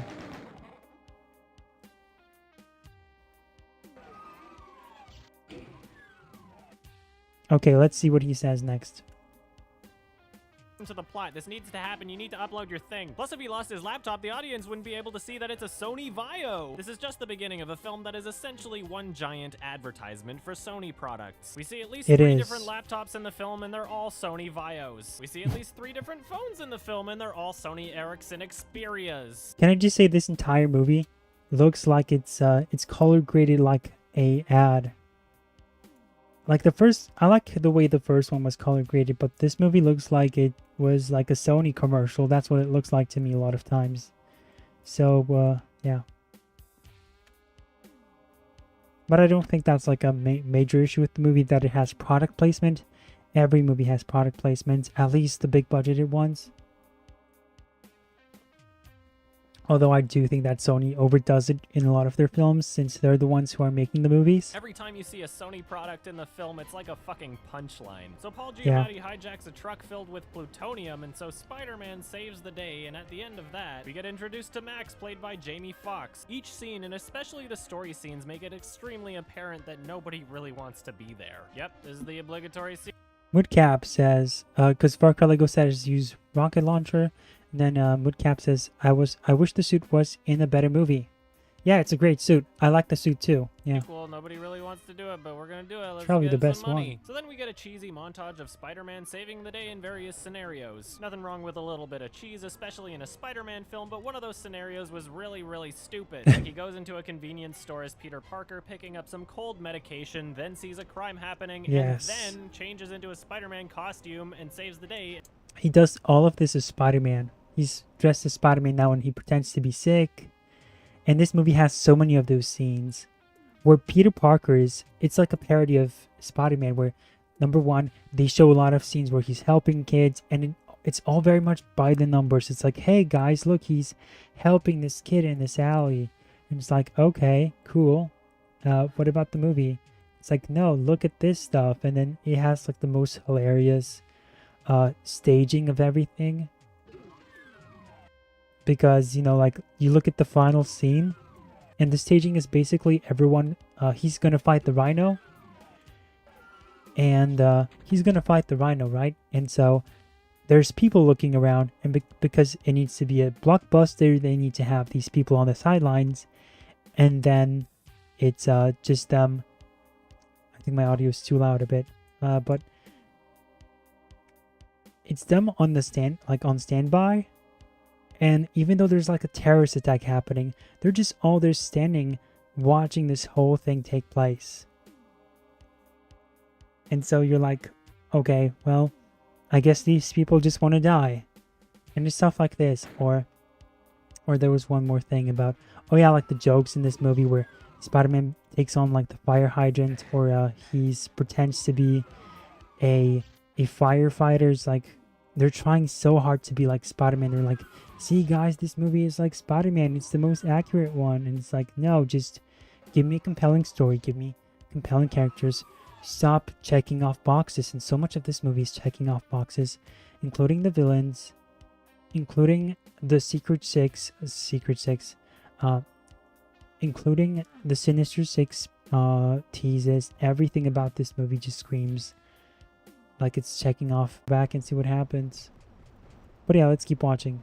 And buys the same cold medication. Nobody's gonna fucking touch on the fact that he's clearly on security cameras, assuming that that place, which is a gas station, has security cameras, which they're kind of fucking supposed to. All you needed to do to fix that was show 5 extra seconds of Spider-Man stealing or destroying that footage. But they really wanted to show Spider-Man stumble out of the building being like, oh no, I'm so sick, and this is so funny because you're supposed to laugh because he's sick. Oh, don't you feel bad for him? At several points throughout the film, he cheesily hallucinates seeing Gwen Stacy's father, and it's funny every single time. It's hilarious. So then we get to Max's apartment and we see that he's very obsessed with Spider-Man. He's clearly deranged and wants to be his— And Peter makes that stupid face all the time when he sees George Stacy. It's the most awkward face. And it's like, what are you doing? What is this expression? Is this acting? I guess so. his best friend. And when I saw the trailer and how stupid Electro's design looks, I thought that Jamie Foxx's character would be the worst part of this movie for me. And although I can't really say he did a great job, Jamie Foxx came across to me as the only fucking person in the entire movie that even gave a shit. When he's acting in the film, you can tell that he's at least trying, but watching literally any other character in the film gives me the impression that they all knew it was going to be a giant piece of shit. The entire time I watched this movie, I felt like I was watching a crew full of people that just wanted to go home. So Max— I wish he kind of went into why. Because, you know, the movie's fresh on his mind, and I hopefully he's going to get into it as to why. But Jamie Foxx, I think he gave a solid performance, but again, the character was just awful. Very bipolar, which was probably by design. But I don't even mean by, like, motivations-wise. Like, his bipolarity was bipolar, if you know what I mean. Like, one time he would do something like, hey, Spider-Man's my best friend. And then some other time he'll be like, oh, you betrayed me because you didn't remember my name. And that is a reason for him to become a villain. And I think there's, like, more to that scene as well, where they try to say where he's, you know, it looks like he's kind of set him up. But at the same time, it's like, why would your idol do that to you when he's trying to be nice to you? And that's gonna make him an arch enemy of Spider-Man. This one mistake that you're not even sure about. Yeah, we're lost, guys. But that's my problem, not yours. Your problem is to watch this, which isn't a problem at all. Gets told to stay at work later because something with the power grid that he needs Oh, to there we fix. go. And oh no, he has a workplace accident that sets things up for his superpowers later. He gets electrocuted by a cable and then falls into an inexplicably placed tub of electric eels. I don't know, it's there for science or something. And as he's getting electrocuted inside the container of eels, it shows a close-up shot of the gap in his front teeth closing and fixing itself. And that was fucking hilarious. Like, okay, you want to do the whole cliched, like, oh, it's fixing his wounds sort of thing, even though it looks like he's dying. But why the fuck would it close the gap between his teeth, and what's the point of that? Meanwhile, Peter Parker and Gwen Stacy have a completely fucking unbearable romance subplot. She's gotten some information that she gets accepted to an Oxford It's scholarship really bad. program, so she's thinking about leaving. I have to go to England, Peter. It's important to me. It's very complicated for Gwen, and for him, you cannot always have what you want. I'm moving to England. I'm up for a scholarship to Oxford. I hate you, but now I love you again, but now I hate you, but now I love you, now I hate you, but I have to go to England, but I hate you, but I love you. I kid you not, there was a scene where Gwen Stacy said, I break up with you, Peter. I break up with you. Not like I'm breaking up with you or something that a normal human being would say. That was hilarious. Instead of leaving or going home or something, she just walks into a Chinese restaurant and sits down. Like, I don't know if she was expecting him to come inside or leave or what. We were just going different ways. I gotta go. God, their horribly written romantic dialogue made me feel like I was watching Birdemic again. Haha, your laugh isn't annoying yet. You should have a more annoying laugh. Like this, hee hee hee, I'm gonna make an ugly face and have an intentionally annoying laugh, and this is how people communicate with each other. Yeah. The stupid fucking obligatory love interest. That's the thing with these movies, and like you could kind of feel it in the first one too, where it's like the characters, the romance is taken from like a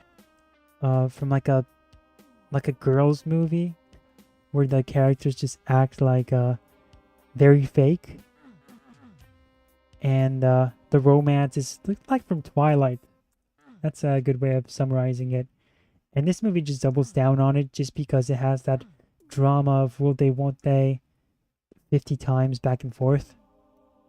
So they're not acting like real human beings a lot of times. Character bullshit takes up so much of the movie that after a certain point, every time I see her on screen, I just want to punch her in her face. But only assuming she has a sex change operation in the time it takes for my fist to connect, because making jokes that include violence against women is wrong. So we see Max's body on a gurney in a crematorium, not actually in the fire yet, just in the middle of the open, somebody left the room or something. For whatever reason, he's got a thick crust covering his skin, because that's what happens when you get electrocuted. He breaks through the crust and leaves the building wearing a hoodie. I guess if he started walking around naked, he'd look too much like Dr. Manhattan. So he slowly walks down the street being compelled by, well, I don't know, unintentionally setting off car alarms as he's walking just because it's electricity.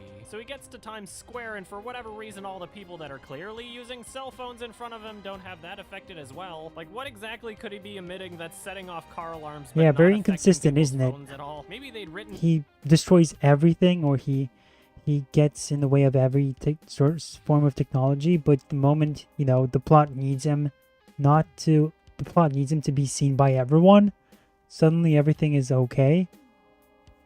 It into the script, and Sony was like, no, our phones are the best. So he pulls up a grate and decides to stick his hand into some electricity like fucking Crank 2. It's implied that this is what guided him here, but it doesn't really explain why. Like, was he running low on juice? Is he like a battery? When Electro awakes, he's thirsty for power. And of course, he wants to go to the most electric part of the city, so that takes him to Times Square. The most electrical part of the city is Times Square, not that massive fucking power plant with all those electrical transformers near the end of the film. I think what he really means to say is that he went to Times Square because this is where we can sell the most ad space. So people start freaking out, and he's like, I'm sorry, except he doesn't know his own powers and strengths, so he accidentally destroys a bunch of shit. I don't know Like, how I think that he opened. accidentally flipped over a car or something. So in the midst of the implied chaos, we get the stereotypical shot of people running around, except the directing is so fucking bad that you can literally imagine point A and point B of where he told them to run. Zero effort was made to make it look natural and even the least bit chaotic. You could almost imagine Mark Webb saying, okay, you 10 people stand over here and then just run to that point right there. Okay, go.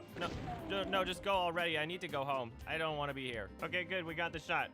No, it looks fine. We're good. And Spider-Man just happens to observe this from about a mile away, so he decides to come help. And as soon as Spider-Man shows up, he knows fucking everything about this guy and his powers for no reason. He's like, whoa, buddy, watch where you step. If you step on that grate, you might accidentally electrocute people over there. Yep, makes sense to me. I mean, he does have computer-generated blue all over him. That's what electricity looks like, right? Now, Max fucking loves Spider-Man, but in about 30 seconds, his mind will be changed Exactly. completely. The script needs him to hate Spider-Man so that there's a villain, but clearly nobody there gives enough of a shit to bother developing it. You don't remember me? Of course I remember you. You're my eyes and ears. What's your name again? Oh, I do. I know it. Don't tell me. It's Max. Is it Max? And the way Peter acts here is just so annoying to it. And you can tell they're like, hey guys, this is what Spider-Man looks like, see? And it's like, no, it's not. I think they were trying to overcorrect the fact that Toby wouldn't be he wouldn't, what's it called? He wouldn't be too quipping. Like, he wouldn't quip too much in the movie.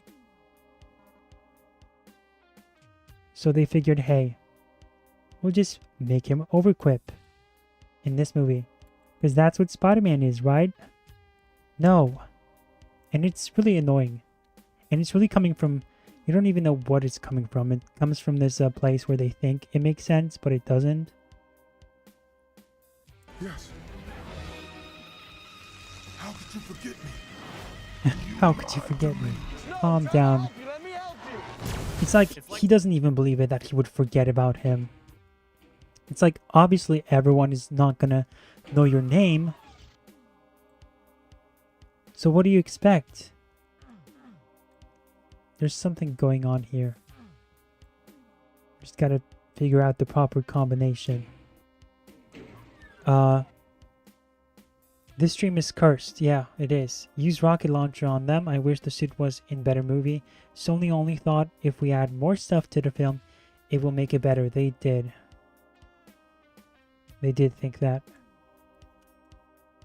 They replace the script with the Wikipedia plot summary. Max becomes angry and confused, making them no longer friends anymore. Oh man, this is intense fucking time slowing down and stop it, man, because of a spidey sense, except everybody looks like they're in a fucking computer. Oh man, that was a close call. He just barely saved those people from being electrocuted. It's a good thing electricity is being visually represented by tiny blue lightning bolts, otherwise we might not have been able to interpret that as audience members. Now, out of all the villains they possibly could have chosen, why the fuck did they make this movie about Electro? Well, if the villain's made out of electricity, then that gives an excuse for the soundtrack during his scenes to be pretend dubstep. That's what kids are into these days, right? That was kind of annoying. Here's the thing, I have a love and hate relationship with this choice. Where, you know, it's dubstep and it can get annoying.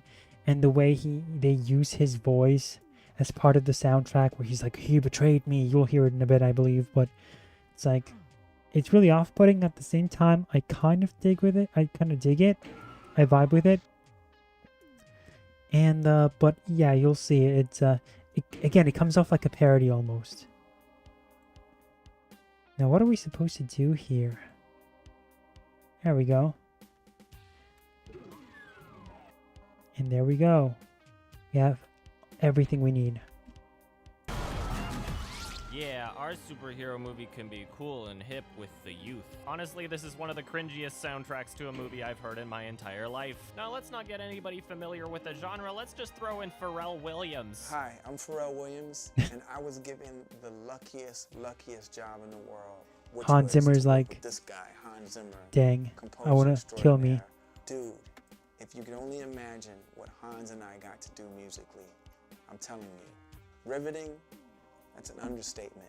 It's not because I had anything to do with it, but So it's wooden. because we had such motivation from what's in the actual film.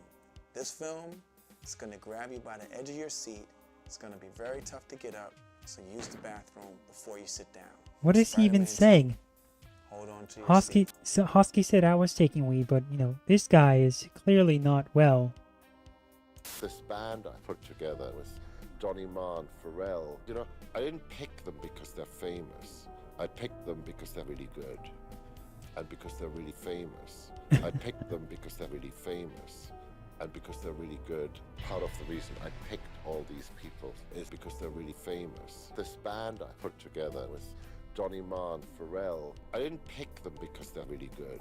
I picked them because they're famous. Somehow, one of them thought it would be a really fucking good idea to throw in some obnoxiously distracting rhythmical whispering. He lied to me, he shot at me, he hates on me, he's using me, fragility, electricity. Like, this shit is all happening during the movie. Stay with me, Max. You set me up. No, I didn't set you up. You lied to me. No, I'm trying to help. Let me help you. Oh, so that was the switch? Okay. Spider-Man, Spider-Man, Spider-Paranoia, Spider-Man. So they have a really tame fight scene, and it ends with Spider-Man spraying him down with a fucking fire hose. Okay, so the defining feature of this villain is that he can harness the power of electricity, and you just beat him with water. And not only that, but the way he beats him, he just literally knocks him over. Like, the guy's still conscious and breathing and saying shit under his breath like, I hate Spider-Man, gah. But Spider-Man just fucks off over to Gwen Stacy and has a conversation with her. Like, job well done. Looks like the cops can just apprehend him from here. It's not like he's a supervillain made out of fucking electricity that we've been given no reason to assume is not able to still use his powers. Now fuck it, that's not important. Let's cut to the next scene. Come on guys, we gotta finish this up. So at some point this stupid fucking drama starts with Harry Osborn and his father. His father's on his deathbed and he's like, hey, you know what? There's this genetic disease that runs in our family. Yeah, and then they get very specific. It's like they keep adding ideas, like you said. Who was it that said that they keep adding stuff? Far Cry Lego, if they keep just adding stuff to this movie, it's going to make sense. And every time they add stuff, like all this relationship drama, all this, hey, now there's a secret disease. Hey, now these guys, there's spider blood. That's something that really pissed me off, the spider blood storyline.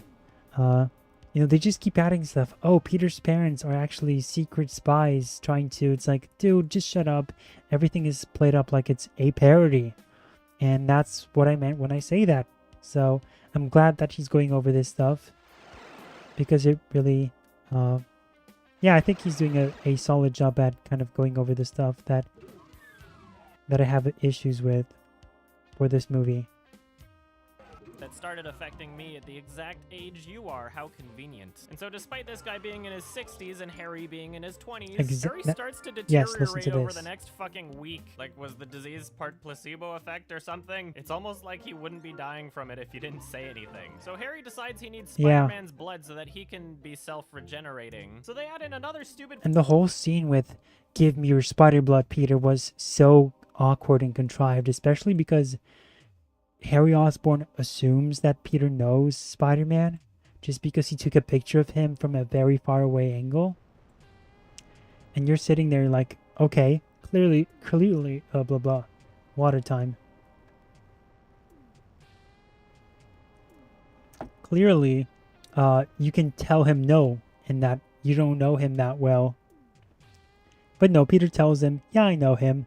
And what's worse is he's going to dress up as Spider-Man, and he's going to visit Harry Osborn, who just so happens to be drunk, by the way. Harry Osborn is drunk, which is good for Peter because otherwise he probably would have connected the two. So it's a good thing that he so happened to be drunk in that scene, right? And so, still, a stupid idea. And they have this long conversation about why he's not going to give him his blood. And Harry Osborn just assumes that he needs Spider-Man's blood and that will somehow fix his disease. It's like, hey, your mutated blood, it's not going to kill me. It's going to save me. What? That's the movie. So yes, it's a parody. Fucking subplot of Peter Parker just hanging out with Harry. And they're not even friends. He just kind of shows up and he's like, oh yeah, we're best friends and we're supposed to just go with it.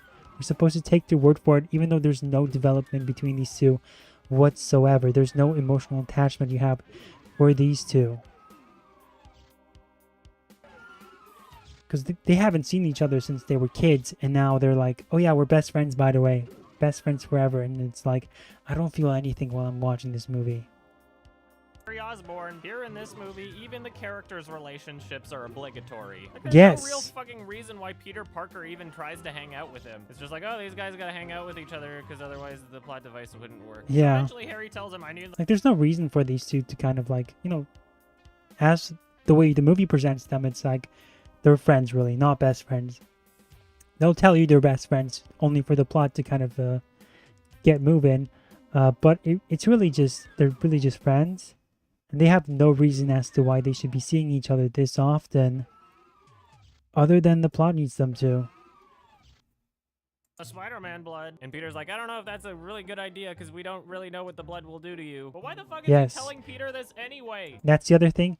And yes, why is he even telling him about this? Like, Harry doesn't even know that Peter Parker is Spider-Man. Literally, the only reason he expects Peter Parker to be able to do anything about it is because he saw a picture that he took of Spider-Man in the newspaper, with the picture being from, like, a mile away. Yes. Like, A, how did you get that shot? And B, how the fuck would that make Harry think that you have some sort of relationship with him? Like, obviously, it would make sense if we were still in the Sam Raimi trilogy, but that didn't really get developed here. Like, the only mention of his photography at all is near the beginning of the film where he sends an email to Jameson. And Jameson is never shown. I guess they know better than to try and top J.K. Simmons. But even if they weren't gonna try and replace his character, if you're gonna throw in his photography to affect the plot like that, then you think you should have just developed it a little, you know, like a photograph. The only scenes we get of Peter Parker outside of being Spider-Man are these repetitive, contrived, bullshitty conversations with any one of these three side characters throughout the film. We get some annoying-ass relationship bullshit with Gwen Stacy. We get some forced, hey, let's pretend like we're friends so this plot device works with Harry Osborn. And the third is with Aunt May so that you can feel sad for Peter Parker's lack of parents. What I noticed about the scenes with Aunt May is that the dialogue is written in such a way that it could be a very good excuse for an actor to show an emotionally powerful performance. But unfortunately, nobody on set gave a shit and everybody wanted to go home. Like, the dialogue is there and you could make a good scene out of it if you really fucking tried. I mean, for Christ's sake, she's talking about being unable to cope with Uncle Ben's death. She should be choking through shaky words, not zoned out and bored. Nah, guys, don't worry about it. Let's just do the bare minimum. Just talk like you're reading your grocery list and tear up your eyes a little, that'll be fine. So somewhere in her drony conversation, she talks about how his dad used to ride some train. So later in the film, when Peter Parker's pissed off about Gwen Stacy and throws his calculator for no fucking reason, a bunch of secretly hidden train tokens fall out of it and he's like, oh, I gotta go check it out because it'll reveal something about my dad. And oh my god, when Peter Parker's putting all this shit together, the music is the worst fucking choice ever.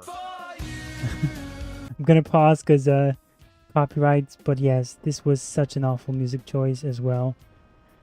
And yeah, later it's gonna take him down to this like secret location, secret base where his father was, and it turns out that the reason why Spider-Man even exists is because of his father.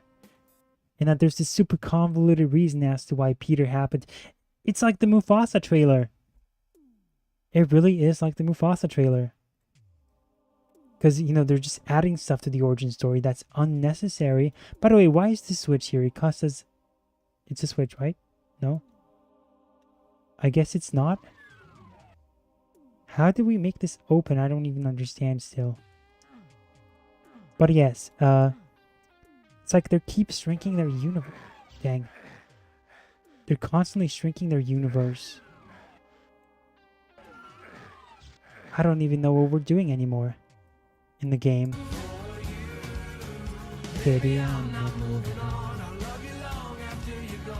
Why should this song accurately reflect the tone of what's being shown when we can just use it as ad space for a song we want to sell? So somehow Electro is now apprehended in a high-level security facility where he's being contained in water. Some randy scientist dude pulls him out of the water with the machine he's connected to, and Electro's like, why do you think you can contain me here? This entire facility is run on electricity. And the guy's like, so it is. So Electro tries to zap him and just manages to break a frame on his glasses, but they're not going to explain why he can't control all of the electrical equipment here at all. Yeah, we could explain it, but I want to go home. So meanwhile, Spider-Man pays Harry a visit and is like, yo, I know it really doesn't make any sense why you would assume that Peter Parker knows me, but let's just say he does. I just came here to your house to tell you that, yeah, it's probably not a good idea that I give you my blood. I'm sorry, goodbye. Like, if that's what you were gonna do, you think you should have just not even showed up anyway? Nope, we gotta create another villain, guys. This guy's gotta hate Spider-Man. So later, Harry's got this fucking iPod shuffle-sized computer thing that his dad gave him on his deathbed. He just, like, had it in his hand the whole time. So he controls it by using touchscreen gestures on the glass. But the way Harry Osborn finds his father's files and even all this information is because a USB drive falls on the table by accident. And it unlocks all this stuff. So again, another coincidence, another force bullcrap to kind of get the plot going. It's just so stupid the way they wrote this movie. Yeah, guys, I'm kind of lost here in this world. Like, what did we miss? We'll find it for sure. Hey, I see it. You guys see on the far right corner? On the right? There's a red line, and that's the door we're looking for. Which means we gotta go this way. Which means there's a door here? I don't know, but we'll have to figure something out. Table, looking through files and videos and resizing them with his fingers. And there's a point where you can see that the area where he continued to resize the video to is not being accurately reflected by the hologram at all. Like, nobody even gave a shit. And fuck, is this guy's performance ever terrible. He didn't do that bad of a job in Chronicle, and I thought he fit his character very well in that. But somehow he was particularly terrible in this terrible movie. Maybe he just wanted to go home. So somehow someone at Oscorp frames him for covering up Max's workplace accident. So they're like kicking him out of the company somehow, because that's how it works, I guess. So I guess Yeah, it's that's all really stupid convenient too. that they're kicking him out of the company and revoking his access now, because it was only 10 fucking seconds earlier that his assistant came in and said, oh, we actually have some of that spider venom that you need, so you don't actually need Spider-Man's blood. Even more convenient that he literally just watched a video feed of Electro going like, oh. Again, and did you guys see that table was essentially it was on the table. This thing here. This thing on the table. It just dropped on his table and then it started working, the whole thing. Unlocked. It's like, come on, movie. This square. So later, Harry's got this fucking iPod shuffle-sized computer thing that his dad gave him on his deathbed. He just, like, had it in his hand the whole time. So he controls it by using touchscreen gestures on the glass table, looking through files and videos and resizing them with his fingers. And there's a point where you can see that the area where he continued to resize the video to is not being accurately reflected by the hologram at all. Like, nobody even gave a shit. And fuck, is this guy's performance ever terrible. He didn't do that bad of a job in Chronicle, and I thought he fit his character very well in that. But somehow he was particularly terrible in this terrible movie. Maybe he just wanted to go home. So somehow someone at Oscorp frames him for covering up Max's workplace accident. So they're like kicking him out of the company somehow, because that's how it works, I guess. So I guess it's all really convenient that they're kicking him out of the company and revoking his access now, because it was only 10 fucking seconds earlier that his assistant came in and said, oh, we actually have some of that spider venom that you need, so you don't actually need Spider-Man's blood. Even more convenient that he literally just watched a video feed of Electro going like, oh, I hate Spider-Man, I want to live in a world without Spider-Man. So this fucking skinny, dying 20-year-old goes to the maximum security facility and beats up and tases 2 security officers. So Harry goes up to Electro and is like, you hate Spider-Man, right? Well, I also hate Spider-Man now. Let's both hate Spider-Man. And also, you can help me get access to this place where I can get this venom so that I don't die. So he frees Electro, and then Electro kills everybody in the room except Harry. And at this point, we can see that Electro doesn't really need to take physical form anymore. Like, he just disintegrates into electrical equipment and then comes back. And thanks to them putting so much emphasis on his teeth earlier, it's making me wonder why he still has them. Like, are your teeth turning into electricity and then regenerating? So Peter Parker goes to this abandoned fucking subway station. He puts in one of the tokens and then a fucking train just appears out of the fucking ground from underneath the tracks. Like, somehow that got built and it remains a secret. So he goes inside this train, So which is apparently ridiculous. his dad's secret lab, at which point he conveniently discovers a video of him talking about the spider venom. He talks about how he used his own blood for the project and then says that it'll only work for his blood. And then directly after saying that, he clarifies by saying, my bloodline. Like, just in case you're really that fucking stupid. So Electro starts to inexplicably Isn't that convenient, huh? So yeah, basically it turns out that everything was connected. Everything. The reason Peter Parker even had, like, what are the chances of that ever happening? That the spider would bite him? It's like, again, I think they wanted to do Madam Web with Andrew Garfield because the only way you can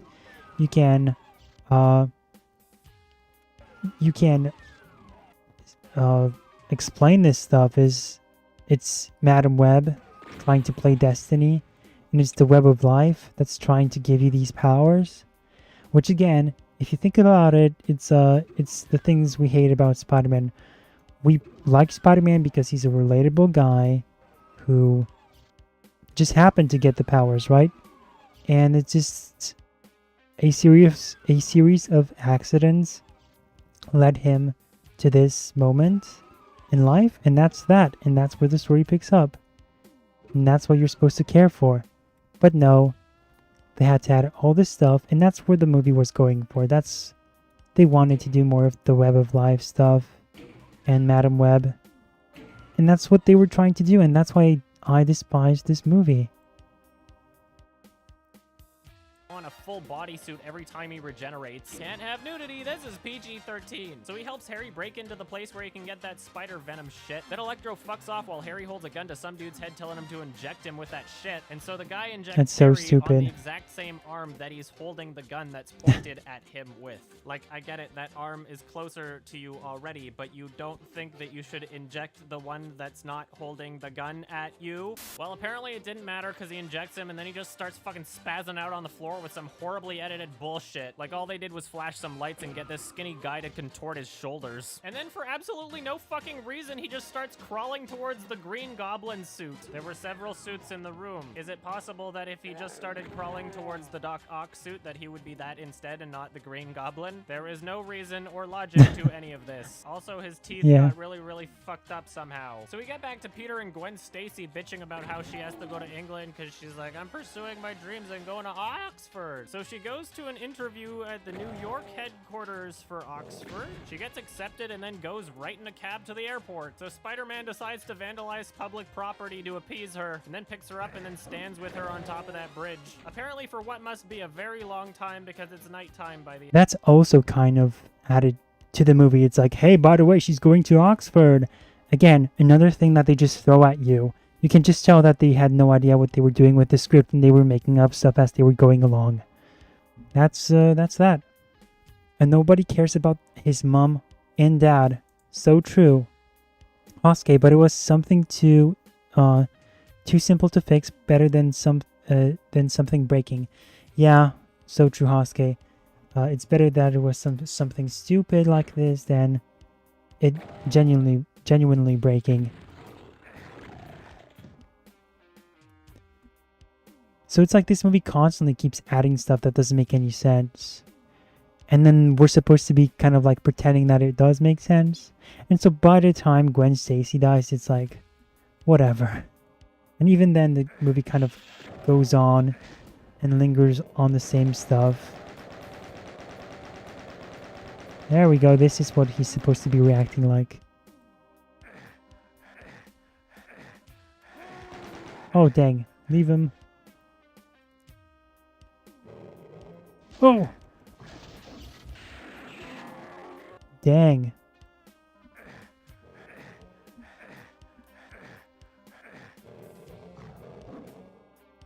Okay, good. Good. Let's see.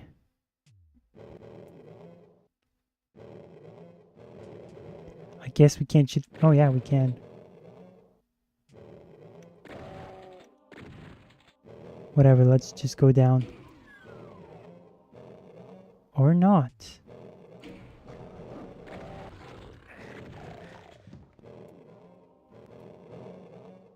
Yeah, let's keep watching this video. It's oh, it's still a way to go. You're gonna miss your flight. So Electro decides to start terrorizing people again. And Gwen Stacy's like, hey, if we magnetize your Oh, wrist dang. things, they won't fail if he zaps you this time. So they like magnetize it somehow with a car battery? And Gwen Stacy's like, let me come with you, even though this guy can fucking kill me in an instant. He's like, no, sorry, I'm Dang, gonna save leave the me day by alone. myself. No. Goodbye. So he goes to fight Electro at that massive electrical power plant, and Electro keeps warping himself between Transformer and like somehow hurting Spider-Man. It's not really clear where the damage is coming from. He's just getting electrocuted, I guess. Every time he warps from one Transformer to the other, it makes a fucking dubstep sound like and like apparently that's the sound that's actually happening in the film's universe and not just an exaggerated sound for the audience, because it starts to play the melody to Itsy Bitsy Spider, and Spider-Man acknowledges this. So Electro suspends Spider-Man in electricity, and his suit starts to darken, implying that he's like being cooked or something. And I kid you not, Gwen Stacy shows up driving a police car and hits Yeah, that's so Electro with it. ridiculous. Never mind the fact that she was able to steal a police car, but she also got to the crime scene faster than the police. So if she's able to hit Electro with the police car, we have to assume that his physical So people who- representation isn't just visual. That although he's made People who like this movie are ignoring all these flaws with it. Okay? And so that's when I say this movie is really awful and it's a parody of what Spider-Man is. I really mean it. I'm not just exaggerating.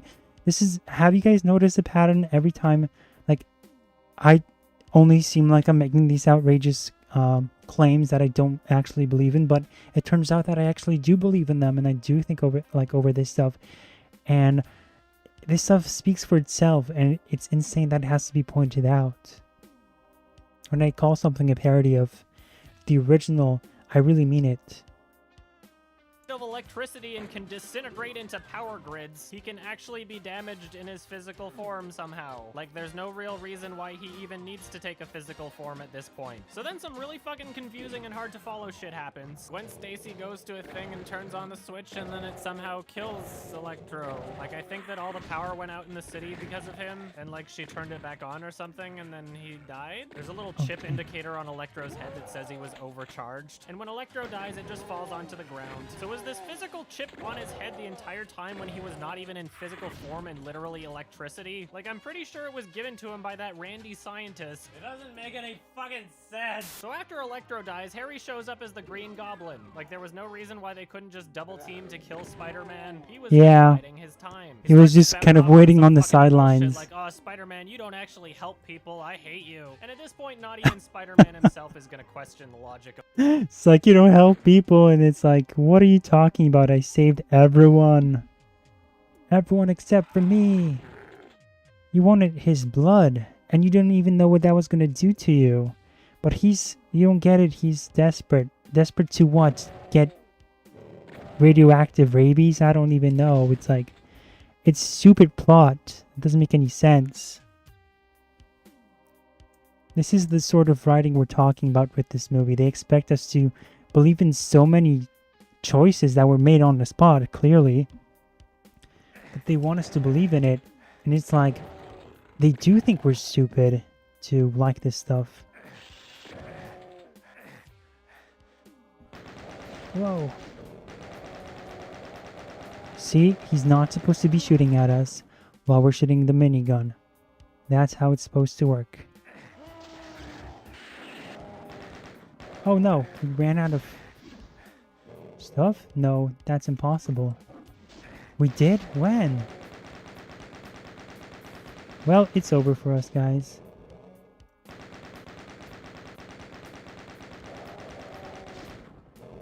I don't even know when this happened. There we go, good.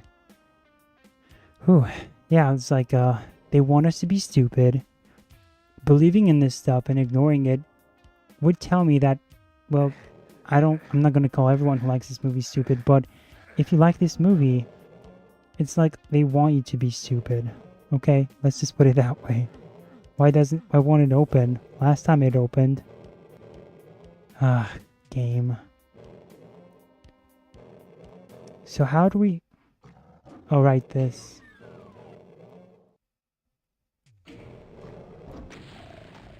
There we go. Now let's save, because it's gonna get rough down there. Since SBI is gonna help them make it, nobody cares about his mom and dad. What is SBI? Just found out that they're making an Arkham VR game again just after they killed that universe. Yeah, they have no idea what they're doing with that, and I think they're just kind of doing whatever they want with that property. Like, sorry I didn't give you my blood before and kickstart what you've now learned to be a horrible mistake. Exactly. So he steals Gwen Stacy and takes her over top of a clock tower with an easily breakable roof. And then we get the whole cliche, drop her. Okay. It's like, you did this to yourself. I didn't want you to do this to yourself. Even though it was so stupid why we're even here to begin with, and even why you asked was stupid. Wow. Beautiful. It was ridiculous. And yet still, he's still mad at Spider-Man for doing what? Oh, dang. That was stupid. That was even stupider.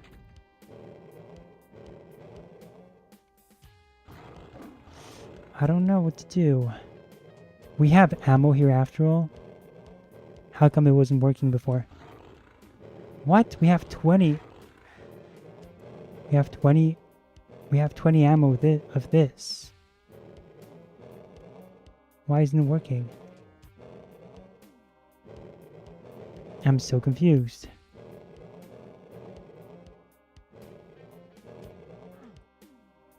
That's odd. It's kind of broken now. Anyway, don't use BFG. Fine. And then he drops her. So Spider-Man catches her. They crash through the roof of the clock tower and then land on a steel grate. At which point Harry drops down a bomb that completely demolishes the steel grate that they were lying on. And the bomb went off right next to her fucking face and they're both okay. It's a good thing my makeup remains unscathed. So Spidey grabs onto her with his web and then has to fight the Green Goblin who comes down next to him and they start wrestling for a bit. And the web that's holding her is also on a moving gear. So when it gets to the point where it connects with another gear, it fucking gets cut. Like, these are two large solid objects. And I swear to God, I even remember hearing a fucking scissor sound effect. But isn't his web supposed to be super fucking strong and sticky? How the fuck did it get cut like that? So Gwen Stacy falls in slow motion. And when Spidey I mean, I uses guess his web to try and save her, that's like the one thing that makes sense. I would say, you know, it makes sense for it to kind of do that. Isn't it crazy that we had to use those skulls to open these doors, but then you can just kind of walk up to some of them and they're working just fine? Just something worth mentioning, because we were kind of stuck on this before. And it's very inconsistent in that terms.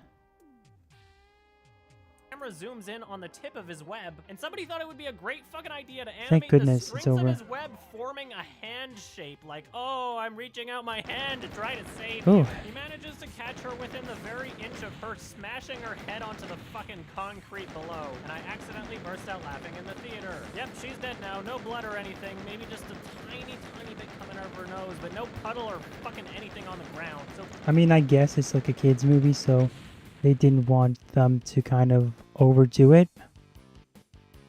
But still, I think, you know, her death was just kind of shoehorned in as like a final thing. Which that was like the one thing that I maybe liked about the movie, is that they were trying to do that storyline, but then it kind of, you know, that's like trying to find something nice to say about a turd. That's the Amazing Spider-Man 2. And so that's one thing. And then everything else that follows, her death is even dumber, because in the comic books it was way different. He tried to find Green Goblin and kill him, but then he realizes that he's not going to do that. In this movie, they don't even know how to end it. So it's just, you have a movie that goes on for 10 more minutes, and they don't even know why it's keep going. Peter Parker goes to her funeral, and then it's 5 months later, and there's news reports of Spider-Man being absent. Everybody's like, "Where's Spider-Man? Yes, Why and has he left quits. us?" But then Paul Giamatti He quits being Spider-Man, and it's like, okay, that's something. Like, the reasons as to why when Gwen Stacy died in the comic books, I think that should have been more of a reason as to why he would quit being Spider-Man, because in the comic books the cops hate him. His girlfriend just died, and no one helped him, and everyone hated him. People hated him. Some people loved him, but a lot of people hated him at the time. In this universe, it's different. Everyone loves him. And why did he stop being Spider-Man for a month? I guess, I mean, if your girlfriend dies, that's a good reason, I would say. But then the reason why he comes back is because he listens to her speech. And it's like, what? That's the reason why you're gonna come back? Guys, what's happening here? This is creepy.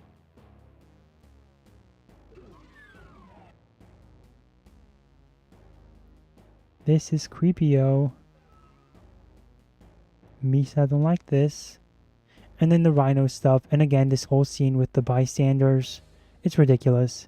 He gets in the Rhino suit and starts terrorizing the city. Like it's a giant Rhino mecha suit. I kind of feel bad for the Rhino fans. He's in a fucking shootout with the police and then he decides to open up the head part of his suit so that audience can tell who's inside. Like he just opens it and then closes it again. Like those cops clearly don't play enough video games. You're supposed to take your shot when the boss exposes its weak points. And then some fucking little kid from earlier in the movie decides to run out into the gunfire.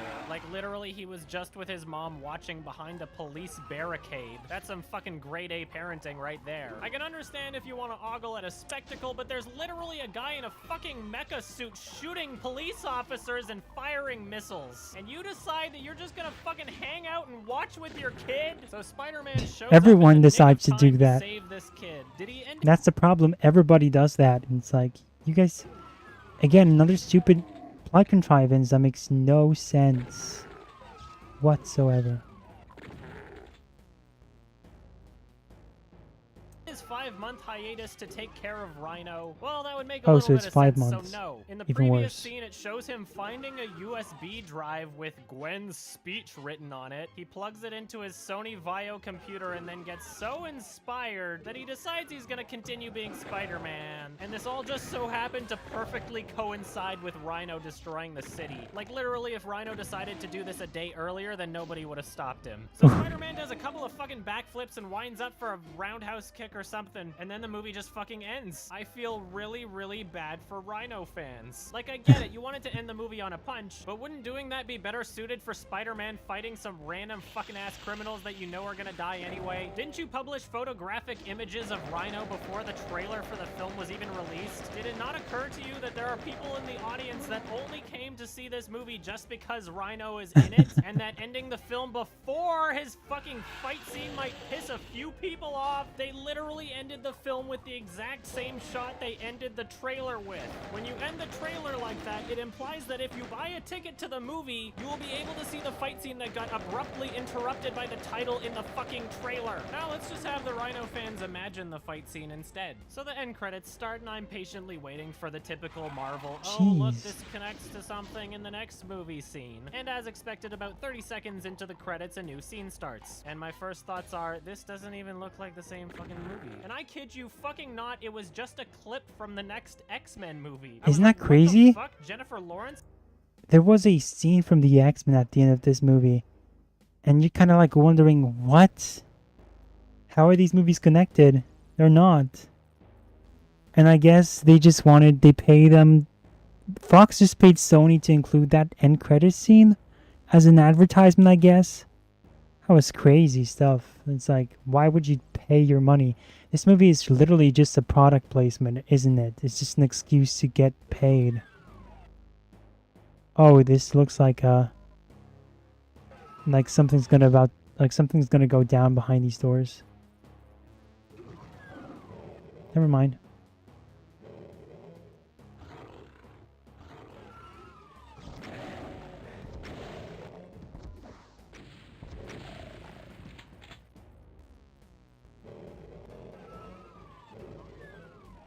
Why is he running away?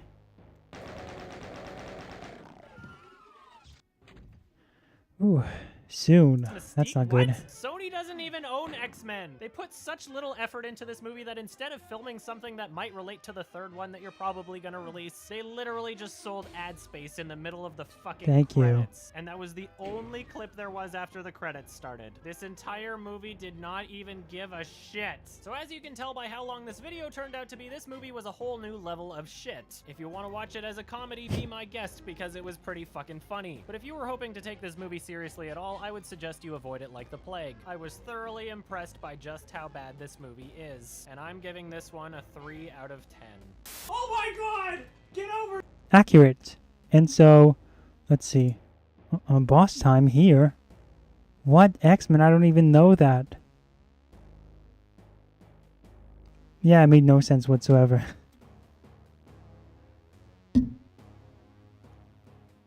So that was The Amazing Spider-Man 2. And now for the guy who's going to defend it. This video is sponsored by Squarespace. Alright, enough about Far From Home, No Way Home, E.T. Okay, so we're just going to get into it since we've wasted enough time being stupid. Okay, so that was pretty good. I think YMS did a good job of saying why he did not like the movie. And again, even as a Spider-Man fan, he did a pretty good job, and I just kind of added some of the stuff that I thought he could have mentioned. And so, yeah, so that serves as a good reminder as to why we hated the movie. As you can see, a lot of stuff here and there, and overall it's just awful writing choices, and some directorial ones as well, but mostly from the writing perspective. They just kept adding stuff that didn't make any sense, and it's like they were writing this movie on fast mode. They just had to rush it out, and that's basically what it was. Now, we're gonna get a different perspective from a guy who says it is. Let me just get the video title right. So we can get into it. He says this movie. The title of this movie. So that was YMS, the first video we saw. This next one is called. Oh, that's not the one. Hold on. This video is called Why the Amazing Spider-Man 2 is a Perfect Spider-Man Movie video essay featuring High Top Films. High Top Films, for those who don't know, is this Spider-Man YouTuber who loves Spider-Man, but he makes the most cringy Spider-Man content. I guess his takes are alright, and I'm pretty sure he didn't like Amazing Spider-Man 2. Let's see, let me check this out. High Tops, Spider-Man 2, Amazing Spider-Man 2. And so it's going to be interesting to hear him in this if he didn't like the other film. He made a video on his channel called Fixing the Amazing Spider-Man 2. So it seems like he maybe liked it, but he had issues with it. So at least he's sane enough to understand that that movie had issues, but it seems that maybe he liked it. And so, yes, the video is called Why the Amazing Spider-Man 2 is a Perfect Spider-Man Movie featuring High Top Films. He is a huge fan of... I will say this, he does feel like I do in terms of... Like with the recent Spider-Man stuff, he hates MCU Spider-Man. And I can understand that, honestly. And so we do align on certain things. He liked the first Spider-Man video game. I liked it too, for what it was at the time. And I think he liked the second one. I, of course, hated it. So we have we agree on some things, right? And he's just tired of MCU Spider-Man. Even when No Way Home came out, he was just so done with it. But at the same time, he loved Falcon and the Winter Soldier. He called it one of the best MCU products of all time. And he also said that if you didn't like the movie, you were probably racist. That's not exactly what he said, but what he said was he was trying to manipulate you into liking the movie or into liking the TV series by saying, oh, you're not black, you don't understand why somebody would gravitate towards this, therefore your opinion, it doesn't matter. It's like, what? So that's High Tops. That's the guy who is going to be featured in this video. So he's going to be a hit or miss person. And the person who made this video is called Film Speak. So let's see, since it is the 10th anniversary of The Amazing Spider-Man, let's see what he's going to say. I assume he's going to be, his video has like 301,000 views, which tells you that, and the comments I've seen are extremely positive. Here's one.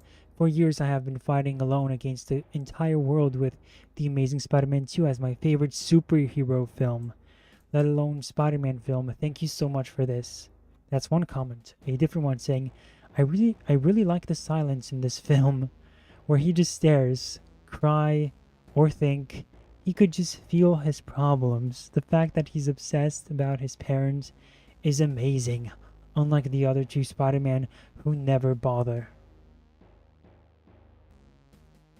Excuse me? The parents are not a part of... They're not really a part of the Spider-Man stories. Oh, but he felt stuff. He felt sad about his parents, therefore he is the best. I don't think he said he is the best, did he? But that's his reasoning. Bro. A different comment. Andrew Garfield was actually playing the character in a very meaningful way. His performance has always been underrated. He honestly played Peter in a more genuine way for the first time. I disagree. I do think that Tobey is a bit fake with some of his in some of his scenes, but I would say that Andrew Garfield has a lot of those.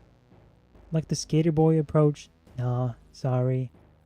And there's, so, you know, the comments are very, very, very positive. As someone who has always enjoyed the movie, all I can say is thank you. So everyone is just saying it's a great video. So this is going to be people, so I assume, okay, it's gotta be like the best defense of the movie, right? So let's hear it. Hopefully it is the best version of Spider-Man, as they say it. Maybe that they will say something that will totally change our minds. We'll see. No, probably not. But hey, let's see. So in honor of its 10th anniversary, in honor of its birthday, we're gonna see what others are saying about it. Phone home. Let's talk about the greatest live-action Spider-Man film ever made. You know what? I hate when he kind of just goes into it and says it's the greatest one ever. He drops that like it's common knowledge, even though he knows very well that it's one of the most hated ones for a reason. Maybe he's just playing it up right now, so we'll see. Let's see what he says here.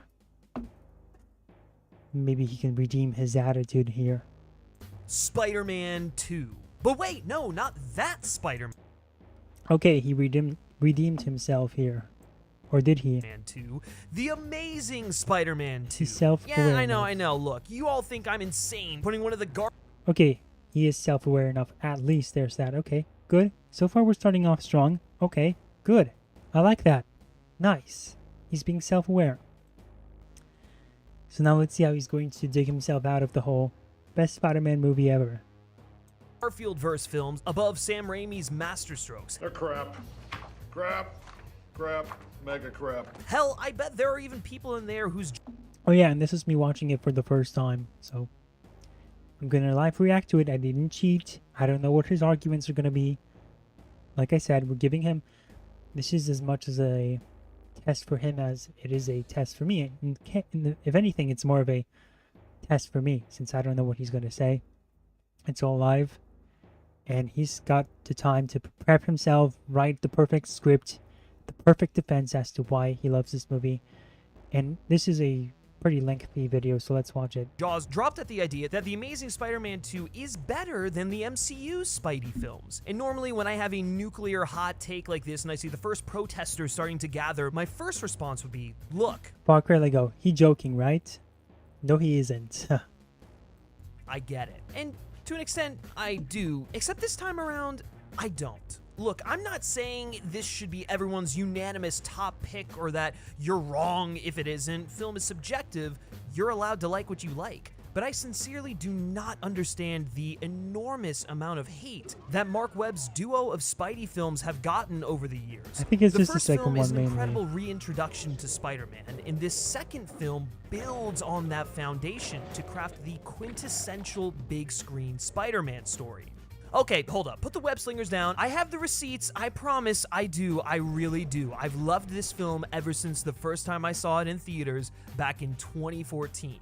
But first, I want to contextualize the mountain of reasons The Amazing Spider-Man 2 is the best live-action Spider-Man movie by telling you about calm down. my What's happening? journey I'm getting with blocked. it. When this movie came out in 2014, I was 19. I was in college, and I was still trying to figure out who the hell I am and what the hell I'm doing here. You're always told you'll go off to college, you'll learn things, you'll do great things, but I never really understood how much potential there was for my future, where my path led, how many options I had. Hell, what I originally went to school for is not what I ended up doing now. Okay, And how is truth this be told, relevant? Who really knows all of this at This 19? better pay off.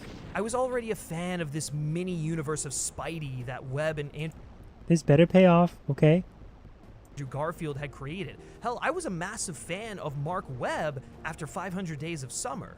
I could already see what a perfect fit he was for telling a story about Peter Parker because he had shown his ability to understand the awkwardness and complexities of relationships, of young love, of social anxiety in the masterful rom-com that I just mentioned. That film might depict two people who are a bit further along in life than Peter Parker Oh is, my gosh, but it no. portrays the relationship at its core with the same level of authenticity Dang, we just walked into that one.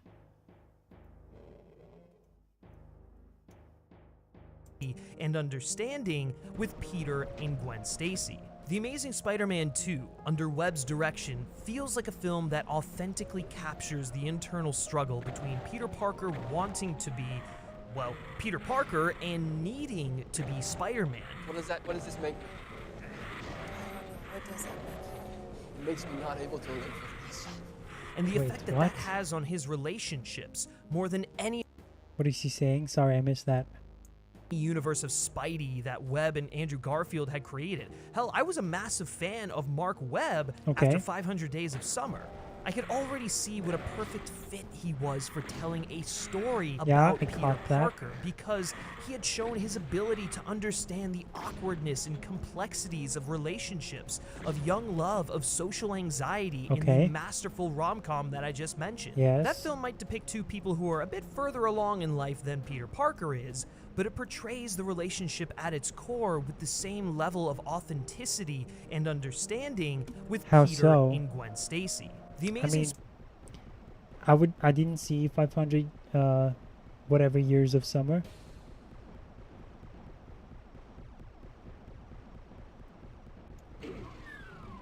So I would like to know how and why. Is he gonna do that? Hopefully. This game is prepping us for a battle, isn't it? Spider-Man 2, under Webb's direction, feels like a film that authentically captures the Ooh, here's the wording. Feels.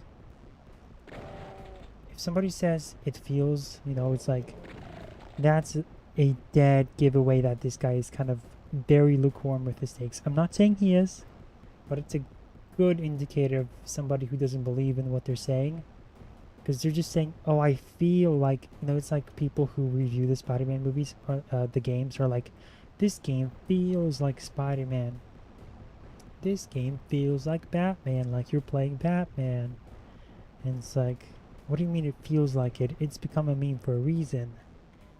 Just say what you want to say. Tell us about something about the game itself. Don't just tell us the same thing over and over that it feels. It doesn't mean anything. Just what does it feel? Tell us what it feels like to be Spider-Man instead of saying it feels like you're playing as Spider-Man. It makes you feel like Spider-Man. It's like that doesn't mean anything on its own. Because the way somebody can interpret how someone can feel like Spider-Man can be like, you know, it differs from person to person. So let's see what this relationship is like.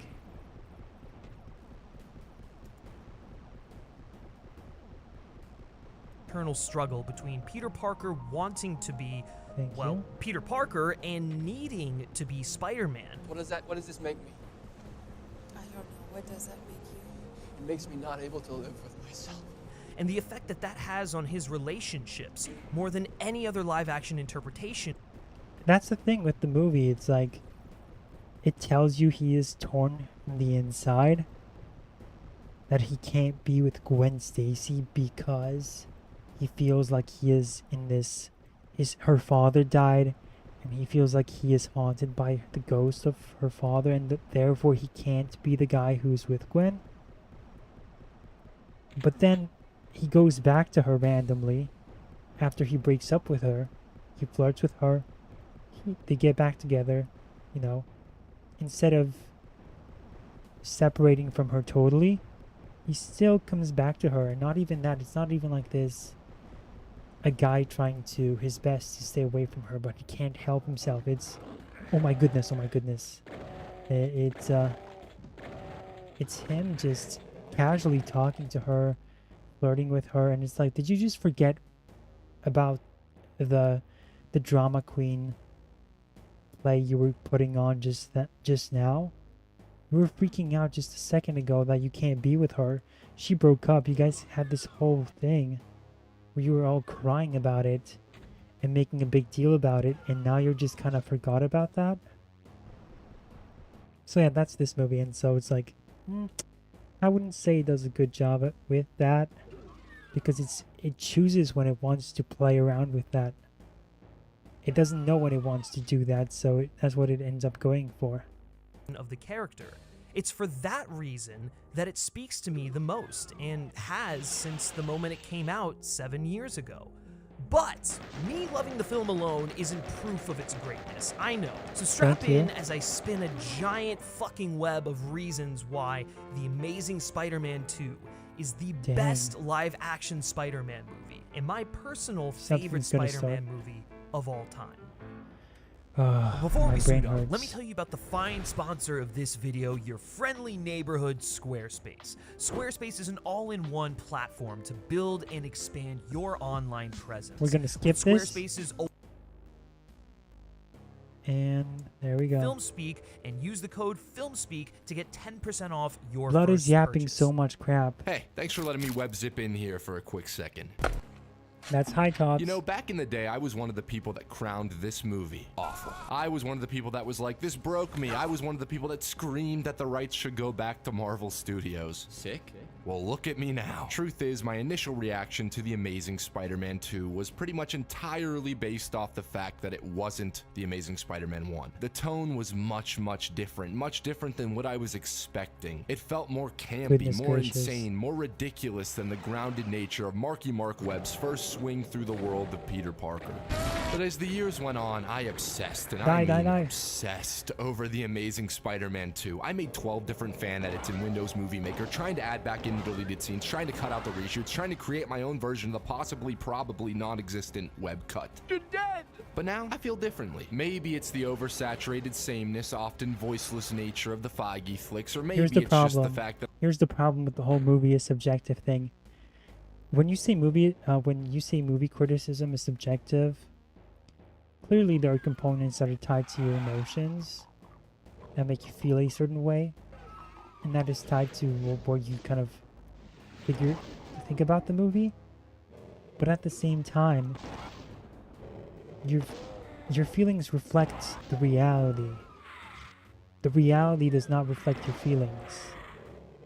Did I get that right? The order of that? Your feelings don't reflect your reality. Or, yeah, your feelings should reflect the reality. And if you find yourself, oh yeah, one day I like this movie, but then because of MCU, and this is why I made this, why I'm making this stream, by the way, because of the people like this. It's we can all agree that the MCU movie is bad, and I think that's really clouding a lot of people's perspectives on the fact, like, the plot is getting lost here, because the MCU Spider-Man is so bad. It's making a lot of people feel, I mean it, like the first movie was fine, or it's like people are forgetting how bad this movie is. And they're forgetting about it, and it's a problem. It's a genuine problem. Let's get some health, kids. Oh, dang. And now you're getting people who think they can, you know, kind of take the attention away from the fact that this movie sucked by focusing on something else. The people who will use the subjective argument usually ignore when it comes to a movie they like. And notice that High Tops so far has not said that all those things that he took issue with improved. He's only saying that hold on. He's only saying that he I guess the environment around this movie has changed. We have the MCU films. And so that's going to contribute to how he feels about the movie, which I get can be a thing. You can appreciate a movie more. Oh, wow. What? Is this... What did we just do? Did we just skip... What the heck? That was crazy. Weird. That caught me off guard so much that I forgot what I was going to say, but I think it was... I think something can... Your thoughts can change over time, but it should also... It shouldn't change too much. It should contribute to why you might change your mind on something, but it shouldn't like redefine what you think about it, which is not what I'm getting here. The Amazing Spider-Man 1 is just meh, says Parker Lego. I can also see that perspective too. I hate Iron Boy Jr. films and The Amazing Spider-Man 2. I'm no longer a Same. 14-year-old boy who gets swayed by the zeitgeist opinion. But now I watch this movie, I watch The Amazing Spider-Man 2, and I find myself falling in love with so much of what's going on. Maybe it's the incredible, vibrant craftsmanship, the stunning visual language where every shot feels precise, feels alive, every edit, every cut feels perfect. So now he's gonna get into like the... I'm gonna over-exaggerate what I'm saying. And I'm gonna say a bunch of vague stuff. Like, okay, you can say, oh, that looks great. This movie has a visual language that I vibe with. And that's great. But he's overselling something. And he's really gonna have to make his case as to why. He's really saying that this movie is, like, the way he's presenting it now, it's like top tier filmmaking. Unprecedented. Wonderful. And he better get into it. And I don't think he will, because that's what he does. He's kind of like a con man himself. He's like just gonna tell you that, oh, it's masterful, it's exceptional, and he never goes into it, into the why he thinks that. He's chatting so much BS. Man, this might just be the best looking Spider-Man movie, and you know how much I web my pants over Bill Pope and Sam Raimi's. That's kind of ridiculous to say. To say that it is the best looking Spider-Man movie when it looks like the color grading itself does look like it is a ad for Sony. Like, I think the first film had better color grading itself. I don't know what's going on in this world. But they want us to walk on lava? I guess not. Good. Nice. Homing missiles. That's cool. And again, it's like, what? Like, I guess you can, like, the stuff that's different from the Amazing Spider-Man movies and the original ones is the stuff that, you know, they get more POVs and it's more kind of like parkour oriented, which I like that stuff. But from like a visual standpoint, I think the Raimi films have a lot more going for them. And I think a lot of their choices were kind of limited by the technology that they had as well. And still, they end up looking great. And the choices that they have, the train sequence, the fight with Harry Osborn, how that's framed in Spider-Man 3, the visuals of Peter getting his suit. There's so much great visual stuff here that it was really, I'm not going to say groundbreaking for the time, but it was really what kicked off the superhero genre in ways that you can't think of nowadays. It's like the Raimi movies had a visual language that really were unique to Spider-Man, and I think the Amazing Spider-Man movies just built on top of that, and it's great that they did that with their visuals. But to say it's like, oh, it's even better than the original, it's like, I can see why certain aspects are better, but all of it. But so far, you know, they're not saying anything that's outrageous. I mean, they said a lot of outrageous stuff, but the arguments themselves, it's like, okay, whatever. They don't live up to what they're saying, but at least they're making sense in terms of like staying within their own range. It's not like, I would say that it's this thing does not mean that it's like the best movie of all time for Spider-Man movies, but it does tell me that it is a good movie so far. And if their argument was that this is a good Spider-Man movie, I'd be I'd be like, okay, I can see where you're coming from at least. I'm still waiting for them to kind of point to the negatives, acknowledge them. It's crazy that it's the 10th anniversary of The Winter Soldier, Guardians of the Galaxy, Days of Future Past. 2014 was a pretty good year for superhero movies, even if Amazing Spider-Man came out too. Yeah, so true. So true. I think the Amazing Spider-Man movie, Spider-Man 2, was honestly the worst one of them all. Yeah, it was definitely the worst one, and it's crazy because it was supposed to be the best one. That's what I thought it was going to be. And it really changed how I looked at Sony and Spider-Man. And I'm not saying that's what really, that sort of expectation. I was not expecting the greatest movie of all time. I was expecting a good movie and a good Spider-Man movie, and instead we got a total mess. That became a parody of everything that Spider-Man was. My favorite from that year was Days of Future Past. I'm kind of torn between Winter Soldier and Days of Future Past. Both make some changes, and I think the Winter Soldier is more, I guess, comics accurate, but it has a lot of plot-related issues. Just because when you look at the plot armor that the characters have, it is a bit ridiculous when you rewatch that movie. But still, my favorite, as well as Dawn of the Planet of the Apes. I actually preferred Rise. I preferred Rise over Dawn. Work, but I mean, look. This might be one of the best looking superhero films ever. No, it's not. Like I said, I think I prefer the original ones. And people undermine just because it's not like overdoes it in terms of like the scope. People undermine the fact that there's so many iconic shots in the original trilogy, including the upside down kiss. And it's like, obviously it's not like a very loud scene, right? No one is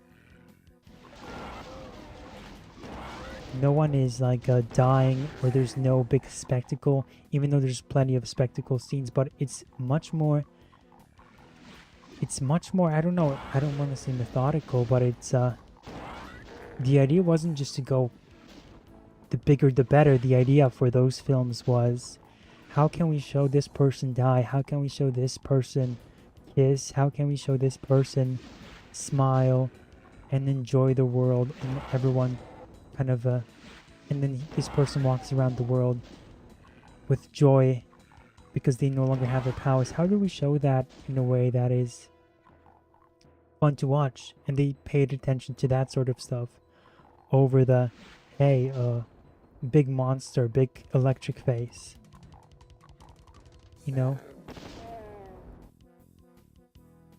And I appreciate that.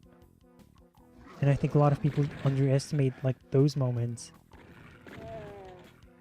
And I think anyone can make and do a giant CGI fest of a, hey, look, there's a giant face. I mean, not anyone, but it's much easier to do that than come up with something of that smaller scale and make that moment work. And you're really doing a lot with that. Hold on, these guys are pissing me off. So let's keep watching this. Just be one of the most alive looking feeling studio blockbusters of the last decade. The most alive, the most feeling movies of all time. It looks like an ad sometimes, okay? Looks like a Sony ad. And yeah, you have a poignant but messy script with too many moments that should be still, sped up in service of Sinister Six setup. But I can always taste the soul. Maybe it's the cast. Taste the soul. Look at the cast, man. What are Maybe these it's Andrew phrases? Garfield, Emma Stone, and Mark Webb fighting, screaming, crying to me. Taste the soul. And look at the way he talks. He's just trying to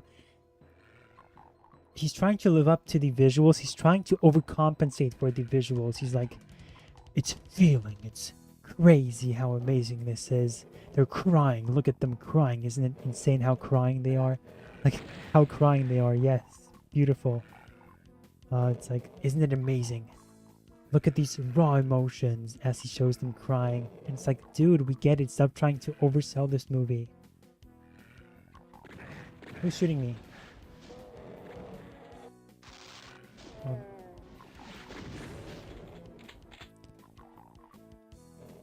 Make this film something filled with truth when the studio is trying to make it filled with toys. Or maybe I'm just at an age now where I find this Peter Parker to be the most relatable, to be the most impulsive, In what emotional, ways? grief-stricken, indecisive, loving, selfish, selfless, heightened, subtle, tangible young man. We are You're just showing random faces without proper context. I think he's trying to insinuate context, but he isn't. He's just showing a lot of faces. And yeah, he's just described what it means to be a woman. And I think, is that what you're trying to say? Is that you're a woman? It's just emotional, raw, riveting. What did he say? Let's go over that again. Ugh. Or maybe I'm just at an age now where I find this Peter Parker to be the most relatable, to be the most... Okay, how is this relatable? Tell me how it's relatable to talk to a friend who you haven't seen in a while, and now you come back to him and pretend like you're best friends still for no reason, but whatever. It's like, okay. How is that relatable? How does that make any sense? Oh, they want us to jump into this? Okay. Well, RIP me then.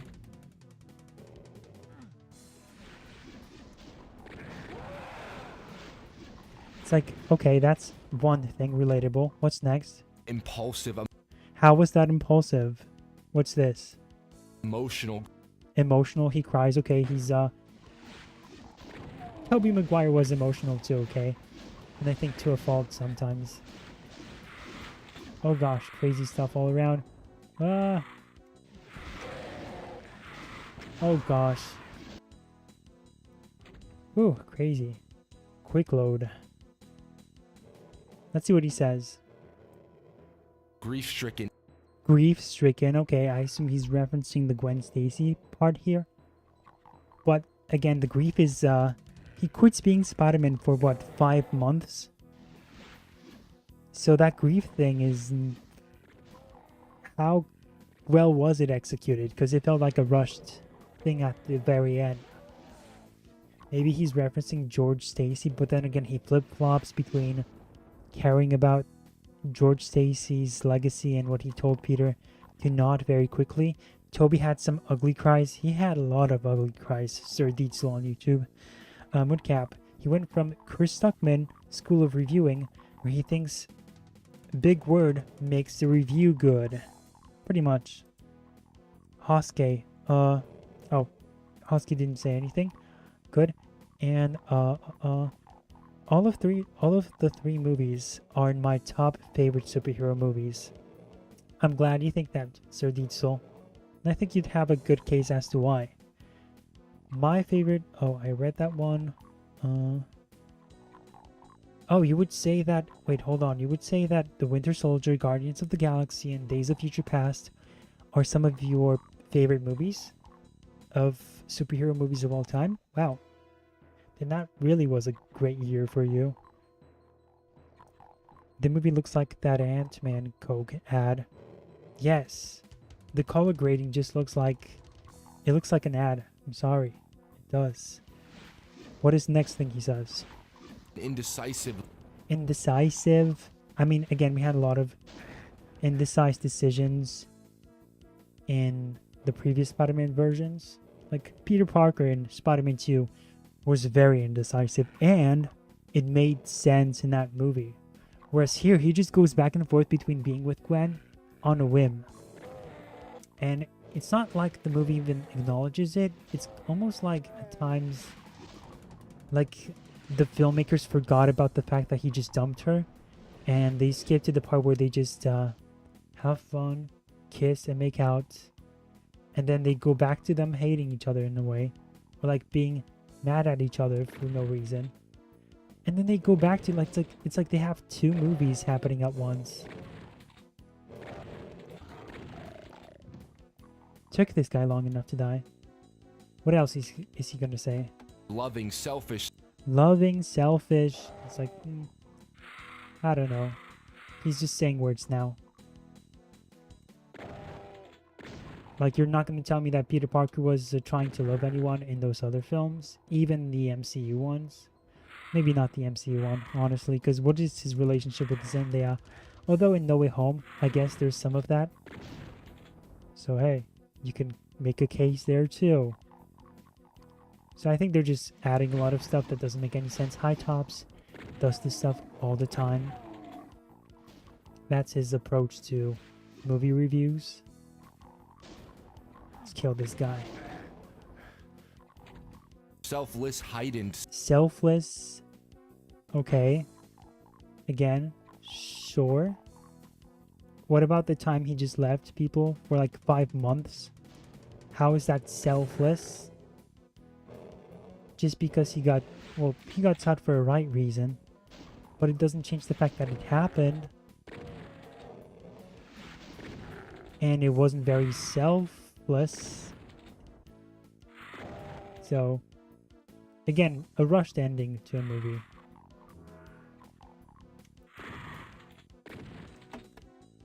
What is he? Did he say hident? I don't even know what that means. Hident, like he hides, maybe? He's trying not to get caught? I think Spider-Man 1 had a lot of those moments, if that's what he's talking about. Sir Diesel, MCU Peter's love of Michelle came out of nowhere and Far From Home. That's true. That's very true. Very bad writing. Oh boy, we just screwed ourselves, didn't we?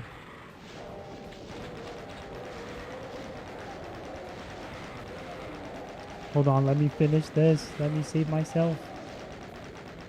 Are we gonna make it? Yeah, we're gonna make it, guys. We did it.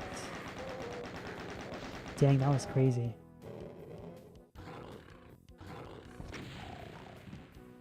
Whew. Let's do this again sometime. Not. How do we get out of this now? Everything is black and white. And it's messing with my vision. Anyway, Subtle, tangible. Subtle? There's not... I'm sorry. Again, he's making, like, statements. What's so subtle about, like, what... now's our chance. Okay. What's so subtle about, like, the George Stacy scene? I thought it was kind of, like, hilarious and cringy. There was nothing subtle about that scene. Why is he showing this to us?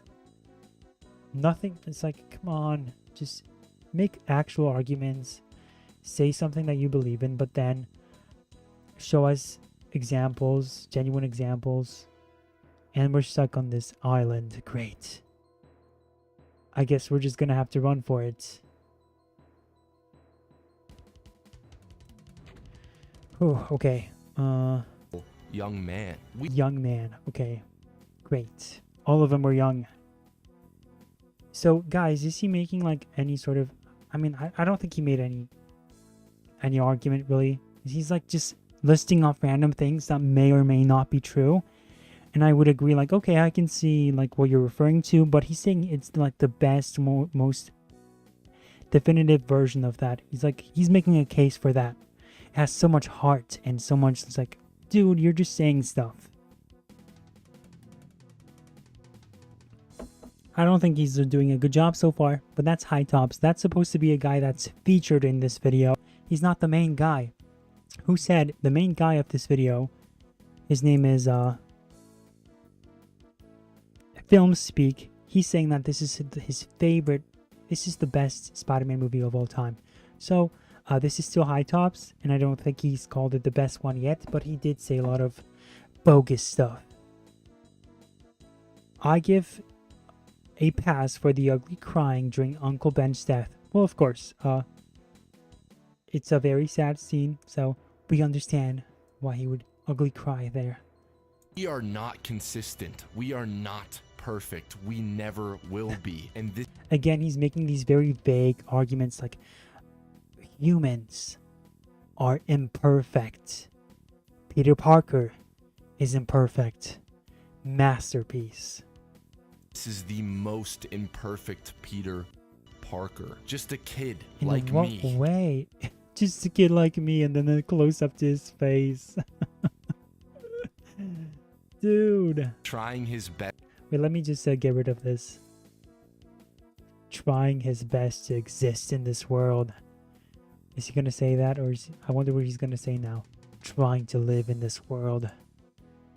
Imperfect world of misery. To beat the endless ticking clock that is life. Trying his best to be. Get it, guys? Because Gwen Stacy gets her head smacked in the clock tower. That's the face of the guy who needs a girlfriend. Moodcap says he needs a girlfriend. Maybe he has one. Who knows? The best Spider-Man. Oh, and I guess no. to me, that's kind of amazing. Oh no! Would you say it's kind of Amazing Spider-Man 2? I don't know, guys. This review is kind of Amazing Spider-Man 2 sucks. What are we, some kind of Suicide Squad? I can't believe he just did the thing. This guy is so self-unaware. I mean, it's almost like a skill and a talent within it, like within its own right. Right off the bat, following an incredibly... So that was High Tops. That's his usual memo. That's how he usually reviews stuff. Very emotional, very... Like I did tell you guys, if you watch his Falcon and the Winter Soldier review, it is like that. It is like that very much. Let's kill this guy. Oh crap! I thought this was a different weapon. Oh dang. Die.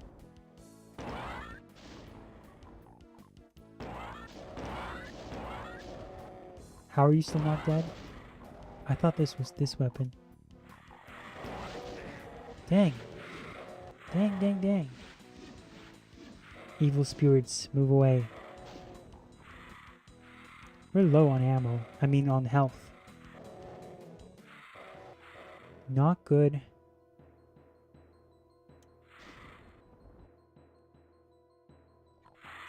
Oh, dang, move away, clowns.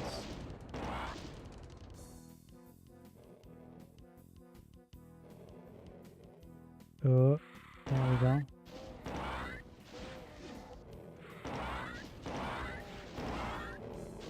Dang, these guys have range.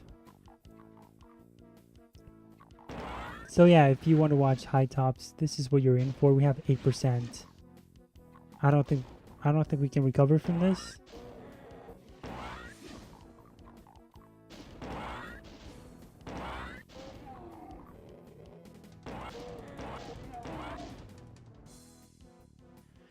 But let's see. Or maybe we can. Go, go, go, go, go. There we go.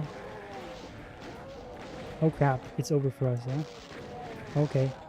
Oh, hold on. Dang. Dang, I can't believe we did it. We gained back our health. Yeah, anyway, let's go back to the main guy. That's the face. Oh, okay, I read that already. Hosky has no comments for what we just Underrated listened to. prologue and necessary prologue, I might add. Look at that goddamn opening! Right from the fade-in on the Spider-Man patch, to the way it starts to flutter, to the way the fade-in then expands Okay. to open on Spidey himself, What soaring about the through character? Manhattan. There's only one way to describe the proceedings. What about the character himself? Let's see how he's portrayed. Spider-Man has arrived.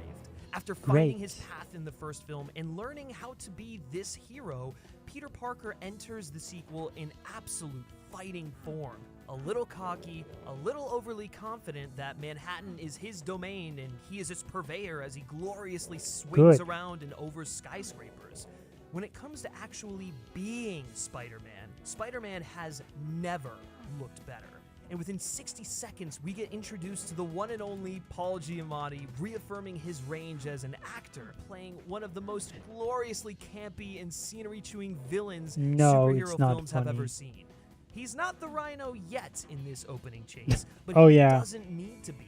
Giamatti turns what is, on paper, a stereotypical Russian mobster into a bloodthirsty maniac, growling his lines and constantly bulging his eyeballs out to the point. Is this review just going to be a gaslighting effort? Is this what it's all going to be? They're just going to be gaslighting us into thinking everything about this movie is actually better than what we thought it was?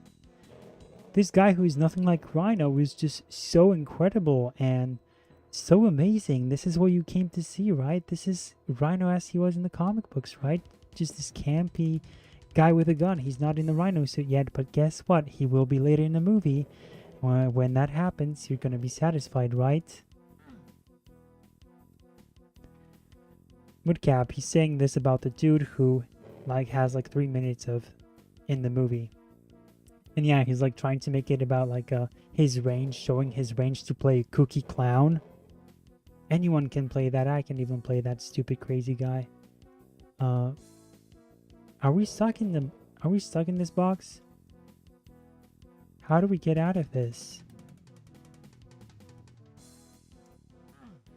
I think I'm stuck, guys. But yeah, it's like you're gonna try to make this like it's some kind of Oscar-worthy performance, or like, guys, look at his performance. He is really giving his all here.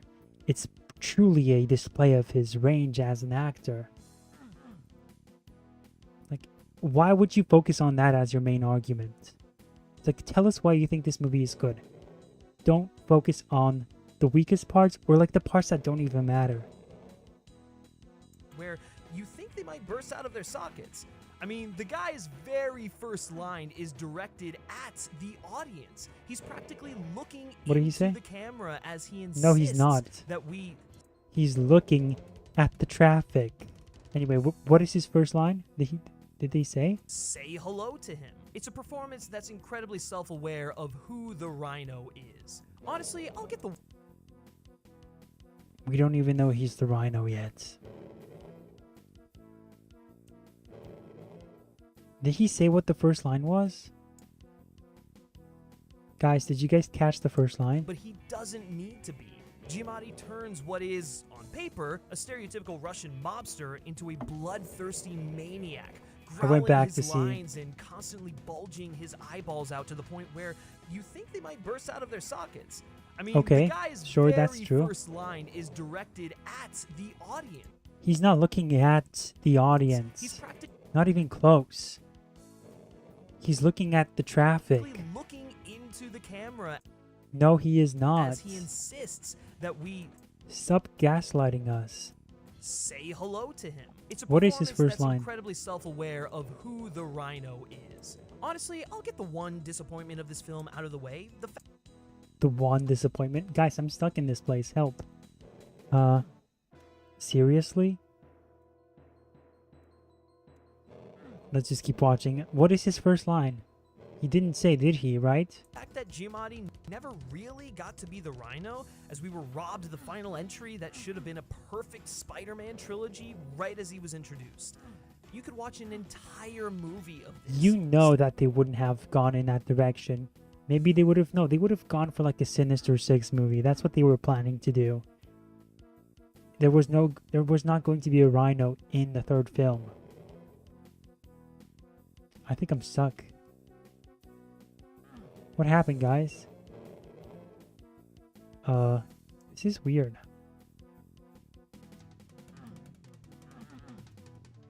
Bill, Try going back? did get was absolutely terrific. This And is where speaking I of was. terrific, Hans Zimmer understood the assignment. This Spider-Man film is a symphonic, bombastic rock opera, and right out of the gate, the main theme Rock announces opera? to the world, What? It's more like a dubstep. There's more dubstep in this than rock. Bombastic rock opera. to the Magnificent Six, and Hans going all out with what should have been the Spider-Man anthem for a new generation. I mean, Well, it was just not. listen to this and tell me you don't feel Spider-Man's arrival. Feel. Zimmer is also taking Again. away, literally, in the piece, creating an anxiety of a race against time itself. And that race against time Get is it? happening Because on Gwen screen Stacy as dies well. on the clock a race tower? to thwart the plutonium theft. A race I'm against stuck, time to guys. make it to Gwen's valedictorian speech. A race against, well, just time in general. Time which the movie never wastes. It's really saying They're something really, that they're really trying to, from the beginning of the movie, like they're trying to gaslight you into thinking, hey, this theme sounds like time. Get it? Because of the clock tower, they're trying to set up the death of Gwen Stacy more than the movie itself was trying to do. Just crazy. Yeah, I guess this review is just going to be one giant gaslight, which is kind of a disappointing thing. This is one of the longer Spider-Man movies, and yet, just maybe, feels like it goes by the fastest. This Oh, opening no. could have just... This is the longest Spider-Man movie, which means time exists. I mean, maybe I'm being dishonest here right now, but just get to the main points, dude. Get to the main points instead of trying to lie to us. been Spider-Man kicking ass and stopping the theft, but it manages to introduce Max and the entire foundation of his story.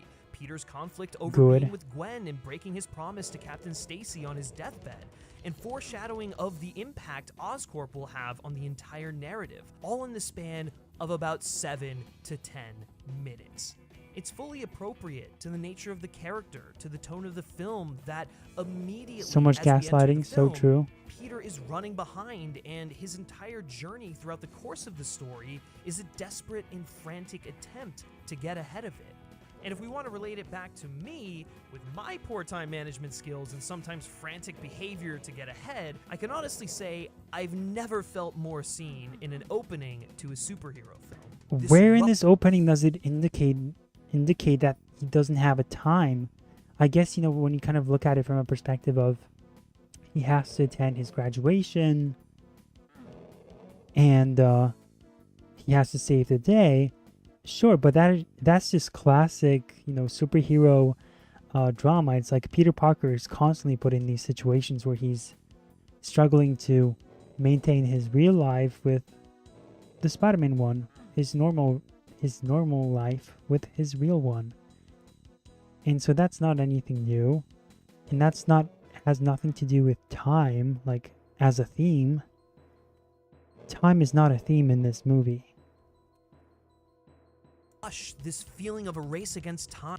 Feeling against race of time. If anything, he's very much in control, and the way he's presented in the graduation, of course he's kind of late, but the way this whole thing is presented is that he will prioritize the mission, which is great. Like, that's what we want Spider-Man to do. But he's doing a pretty good job at stopping these crooks, and it's your classic superhero opening, right? Of him saving the day, which is great, which is something you want. He's got everything under control. He saves people, and we could get into like the logistics of like how he did that and how he was kind of silly, but for the sake of, you know, his argument, let's not do that now. But yeah, let's just say that it was like a standard superhero opening scene where Peter Parker gets his job done, and then he just kind of, you know, he's late to his own graduation. He missed Gwen's speech, and that's that. He had everything under control though, and people did not get hurt, and that's what that's what matters. But then he's trying to make it out like Peter was struggling to maintain his time, or like manage his own time, and he's constantly going back and forth between these things and this other thing, and you know, he's running out of time. That's not what that movie was. That's not what this opening scene was. You know, out of the things that like you don't have to take issue with, I like the opening scene to this it's mostly good. It's like you can't say it's like bad. It's contradictory to Spider-Man. It's just classic Spider-Man stuff. And he's just trying to make it something like that it's not, and he's trying to needlessly drag this scene along in his shallow critique. Time isn't just present due to the editing and pacing of the movie, it's integral to the entire story. No, it's not. The core motif of the movie. The entire film is Peter running late for things and making No, it by it's the seat of his not. pants up until the one That's moment just- that matters most. That's just typical Spider-Man time. This isn't like Flash or something. Like, even Flash did this stuff sometimes where he's kind of late to everything, and then he just happens to be late all the time, and even that's kind of like a joke. He's constantly making stuff up. Like, dude, he's just gaslit himself into liking this movie. Insane. Most, and he can't. I'm sorry, the timing of that. Hell, one of his first lines is, "Just don't call me late for dinner, get it?" The film That's becomes joke. That's a joke, sir. Just because he says late for dinner, it's like, whatever, dude. It doesn't mean what you think it means. out of the gate with an allusion to his time management. Even Max is running No. late during the opening and throughout the film. Okay. Peter has his That's like the only person that's like genuinely in a hurry, and then that's supposed to be like a thing where it leads him to getting saved by Spider-Man. I don't even know. It's like this argument he's making is just so stupid, and I'm still stuck in this room. There's no way out of this place. It's a disaster. Help me. I'm stuck. And it is over. I've been stuck here for like, I don't know, like 10 minutes now. Stop gaslighting. I wonder what he thinks like of the other scenes where it's like, okay, so you think that this is an indication of like time is a theme? Running out of time is a theme? It's like, okay. So I wonder where else he's going to point to the movie, in the movie, like as a proof of that. It's like, I've never heard this before where it's like time is a theme in this movie. So he's just making up stuff. Like, people who like this movie have never told me, like, people who argue with me about this stuff, they never say, because it explores time and running out of time.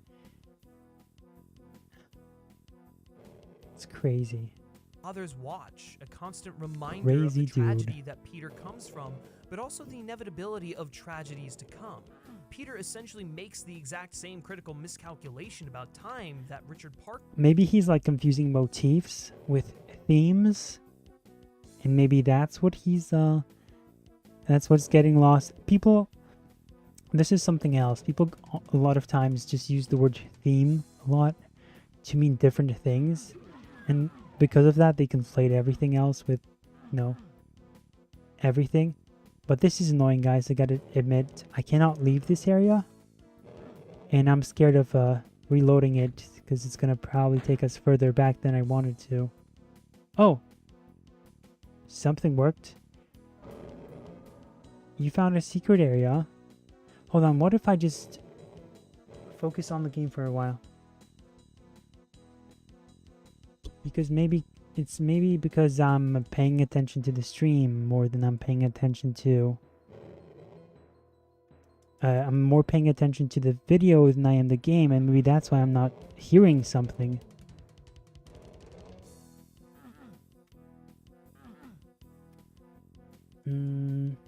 How did we open this thing, by the way? Yeah, we're stuck. And I think it is because we were kind of like watching the stream and not paying attention to the game. We just opened something. There we go. By pressing aggressively onto it. There we go. Now, ooh, what is going on? Where are we? I almost fell off. Let's save. Fine. I don't know if this is the best place to save, but it is a place. Okay, we made it, guys. That was kind of lame that they just wanted us to kind of like press around.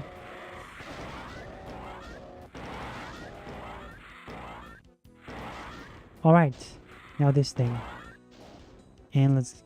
Awesome, good. We have a chainsaw? What? Just get rid of him. Okay, cool. Let's get back to the video. See, that's what I mean. That's sometimes you just gotta take the headphones on. Or like pay attention to the game for a while. Alright.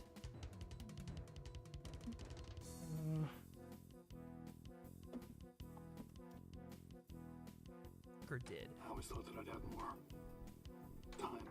Even Gwen's valedictorian speech, that same speech that Peter misses at the start, is about the value of time, about doing what matters, loving, and making the most of your time. To remind us that time is luck.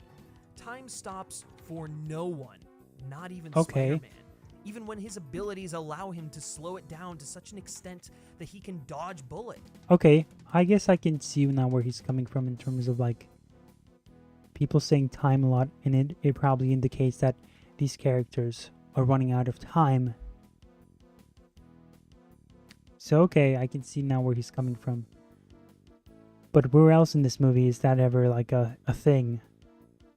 You know? And I guess maybe that's what they were going for in this opening.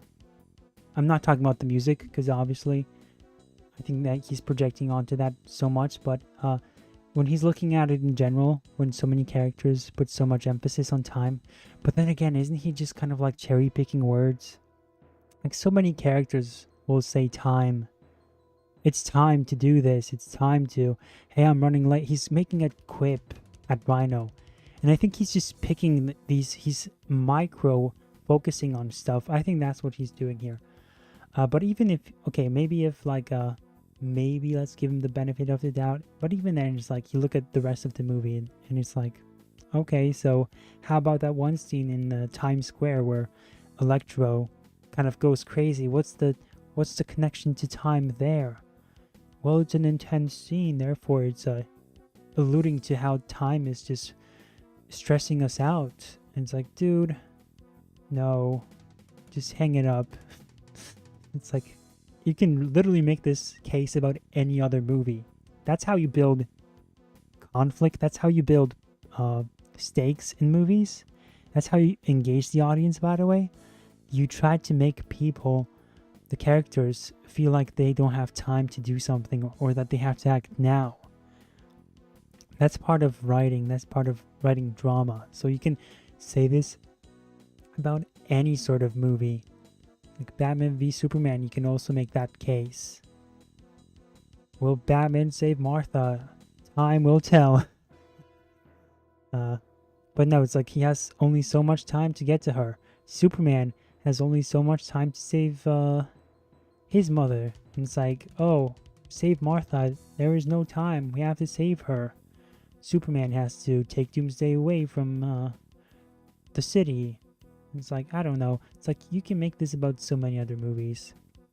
The Flash is one of those, again, an awful movie. And even time is not really like a theme on its own. Like, running out of time is not a theme in that movie. But you can, the word time is used so much. You know, it's like, the point of Gwen's speech is not time itself or what you do with that time. It's what you said earlier, which was, it was about, what did she say? Like, let's go back to what she said. Film comes out of the gate with an allusion to his time management. Even Max is running late during the opening, and throughout the film, Peter has his father's watch, a constant reminder of the tragedy that Peter comes from, but also the inevitability of tragedies to come. Peter essentially makes the exact same critical miscalculation about time that Richard Parker did. I always thought that I'd have more time. Even he's like taking two different conflicts and saying, hey, he ran out of time and he ran out of time. Like, how does what's his name, Richard Parker's, how does his conflict of time relate to Peter's conflict with time? What is Peter's conflict with time? That he's not going to be with Gwen, or that he's trying to learn the backstory of his own father? What is Peter running out of? What is his running out of time moment? And now Gwen's speech. Gwen's valedictorian speech, that same speech that Peter misses at the start, is about the value of time, about doing what matters, loving and making the most of your time. Right. To remind us that time is luck. Stops for again, it's like about, again, doing the most of your life. It's an inspirational speech that isn't necessarily about time. I really do think that he's just cherry picking the word time, trying to find it. I'd be curious to kind of run a check on different movie scripts and notice how many times they say time. Again, this is like him making this case for the first time. And for like the decade, no one else has said this until he has. And even when you read the comments, it's like nobody agrees with him on this. It's like, yeah, I like the movie. Thank you for making me feel better for now. no one, not even Spider-Man. even when his abilities allow him to slow it down to such an extent that he can dodge bullets. He can slow it, but he will never, ever, ever be able to defeat it. And despite the fact that he can slow down time, he operates almost on muscle memory as he lives his life at a breakneck pace. Even when he stops to save Max, he boosts Max's ego, drops platitudes on him without even really thinking about what he's saying. How does that relate to Spider-Man time? always seems to be a hero I want to use the whose chainsaw. haste has a profound effect on those around him. And with Max, he makes him feel important for possibly the first time in his entire life. Spidey will have forgotten this interaction by the end. Yeah, I just wanted to use the chainsaw. Sorry. But yeah, how does that relate to time, sir? Oh gosh, we got killed off. How does that relate to time? Hold on. A time that Richard Parker did. I always thought that I'd have more. No, we went too far back. Hold on. Even Gwen's valedictorian Ugh. to defeat it. And despite the fact that he can slow down time, he operates almost on can't. muscle memory. He can't. Those are just cool slow motion shots. Kind of like you had those in I think in the first Raimi films, but anyway, you have those here, right? And it's like, okay, cool shots, but they don't represent anything deeper about time. As he lives his life at a breakneck pace. Even when he stops to save Max, he boosts Max's ego, drops platitudes on him without even really thinking about what he's saying. Spider-Man How does that relate to time, though? Tell me, sir. always seems to be a hero. And yeah, he's not thinking about what he's saying because that's just how poorly written this character is. It's like supposed to remind you of Peter Parker, but it's a shallow version of him. It's like the writers of this movie think that this is a genuine representation of the character. They think, okay, this is what Peter does, right? He makes jokes. Oh my goodness, that was close. Repeat. But that's what he does, right? He makes jokes about, and he makes people happy. And there's so many scenes like when he saves the kid too. It's supposed to, again, allude to the very fact that he is supposed to be like this perfect hero. Or like this nice guy. And that's what Spider-Man is, right? And then you kind of sit there and you're like, no, not really.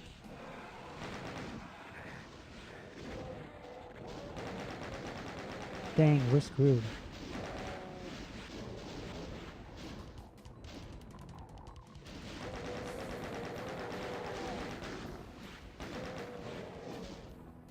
Dang.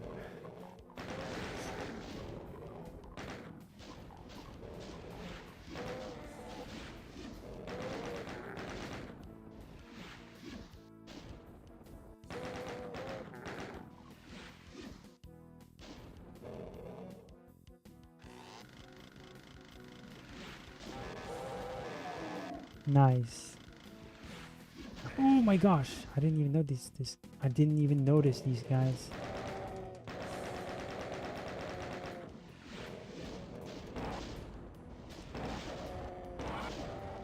Die, die, die.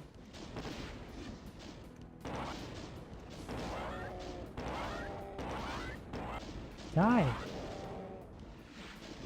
They don't want to die.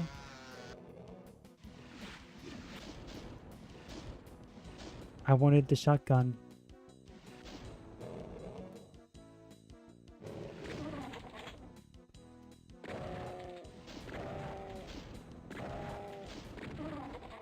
There we go. And we're good.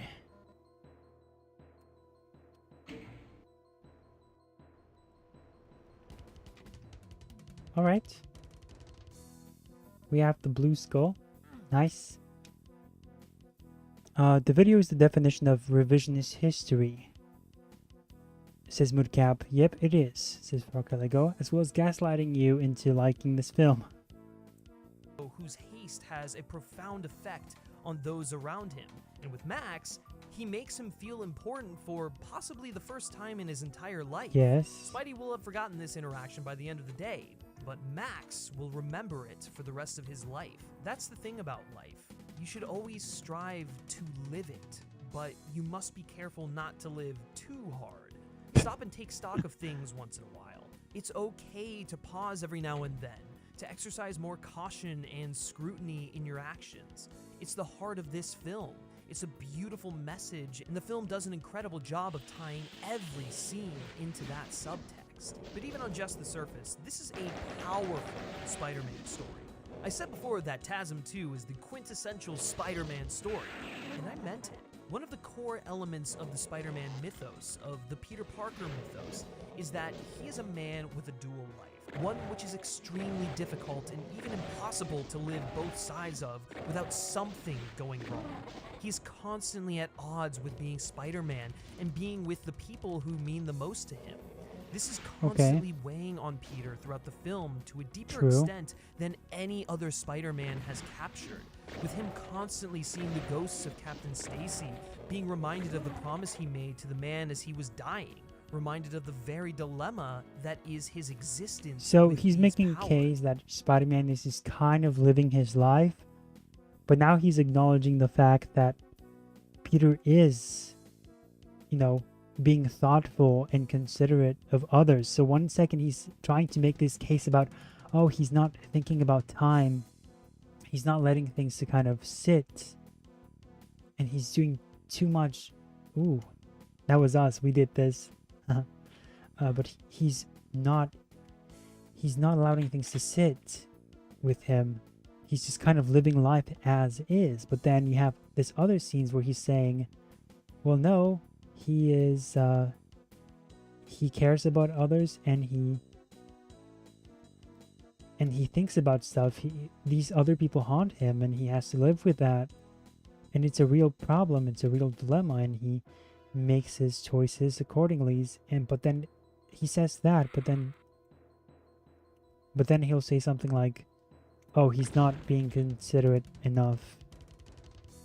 So again, your time theme that you're trying to kind of throw it, the case you're trying to make is not getting made. Now let's see if we can find that. Where was the outfit? We just lost the outfit. There it is. Okay, we're gonna have to travel to these different locations and be quick about it. There's another one there. Good. Alright, let's save. I'm not saying that the other Spider-Man films don't address this. They Good. all really do to some extent. But The Amazing Spider-Man 2 dives into it, into the dichotomy of Peter Parker versus Spider-Man. It combines that with The the other movies do it uncertainty too. of life when you're 18, 19, like Peter is. The other movies do it indecision too. and second guessing and regret and anxiety all at once to create a fully Dang, formed, this guy fully just came human out of nowhere. portrait of Peter Parker without ever feeling fully removed from Spider-Man. It's literally an entire 2.5-hour allegory for Spidey juggling all of the insanity in his life. Seeing Captain Stacy's ghost forces him to grapple with his decisions and must come to the realization that he can't have it all, that bad things will happen.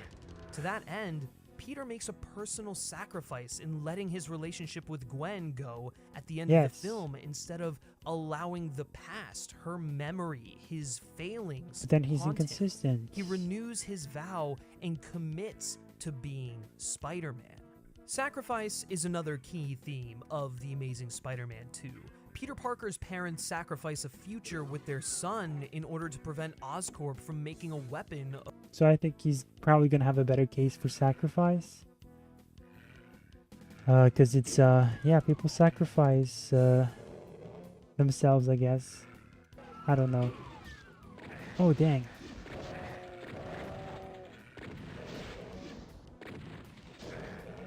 I mean, the parents sacrifice themselves, sure. What else? Let's see if we can survive this somehow. Whoa.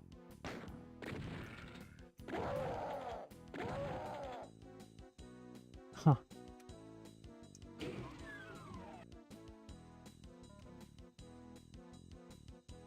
Where else do we have to go with this suit?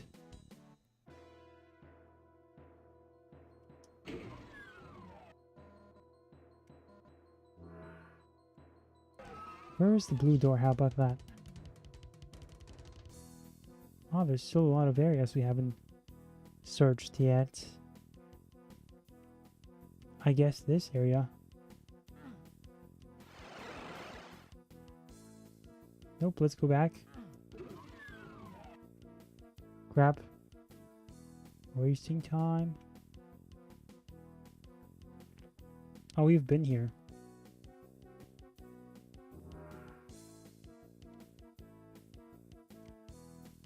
Okay.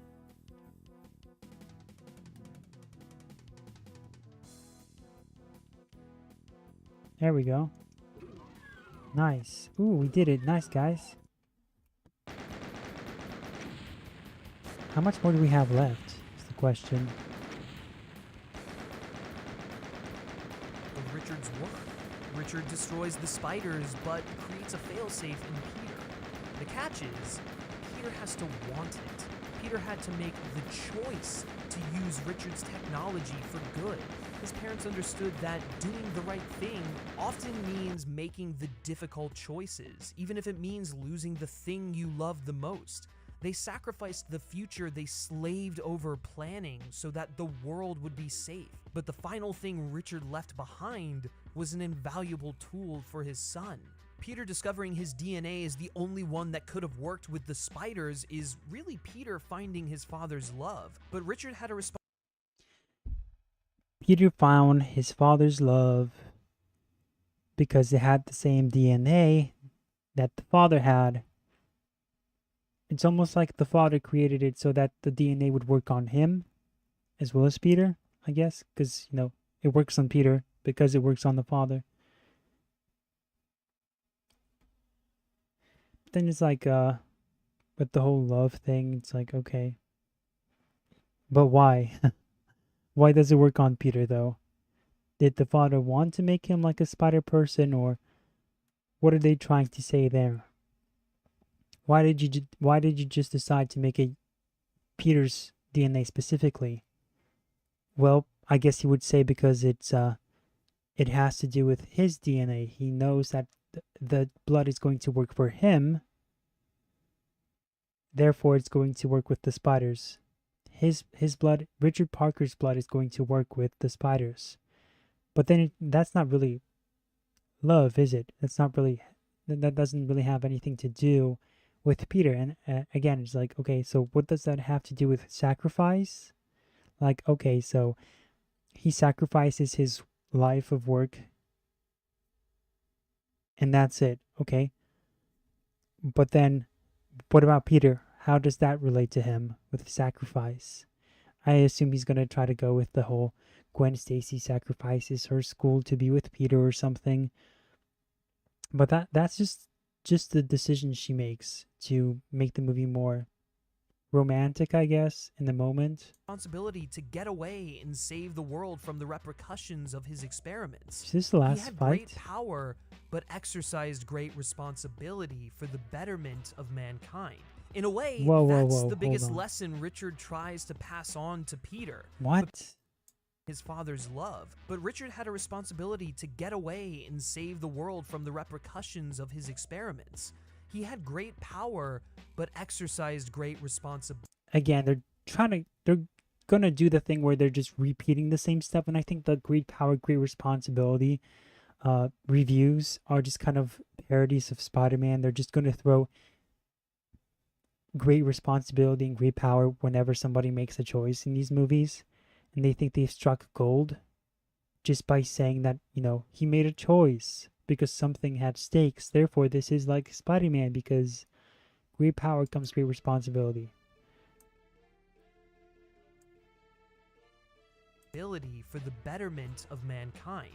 In a way, that's the biggest lesson Richard tries to pass on to Peter, but Peter still has to learn it. Gwen Stacy. No, he's not teaching Peter any lesson. He's just getting... Oh my goodness, there's no lesson learned here. There's nothing being passed down to him. Peter's just learning this past about his father and his family, but it doesn't go beyond that.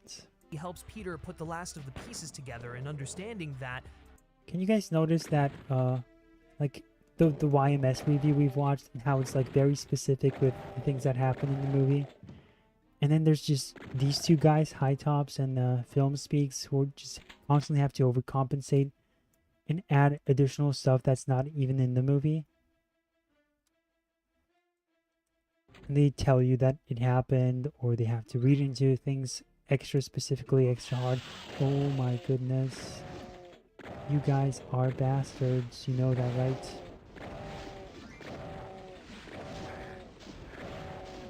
Why aren't you gonna die already? How many shots does it take? There we go.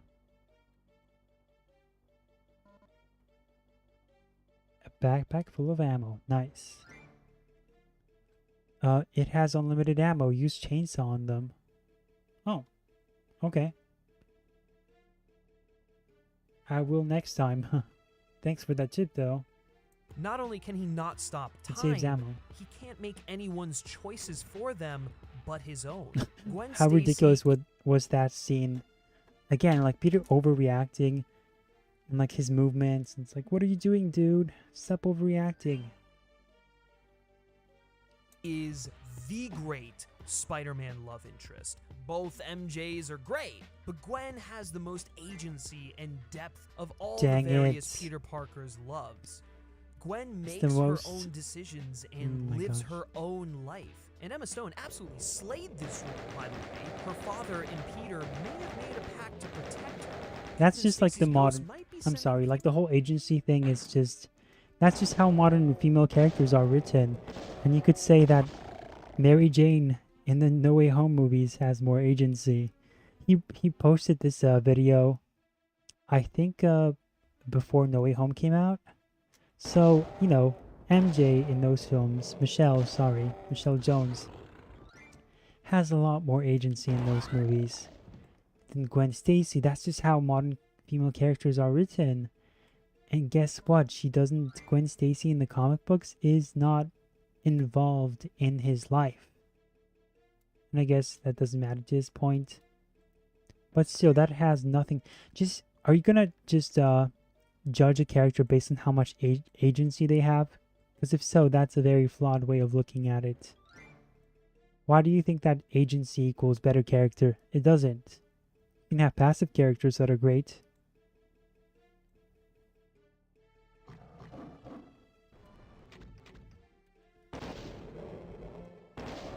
Let's save ammo, like you said.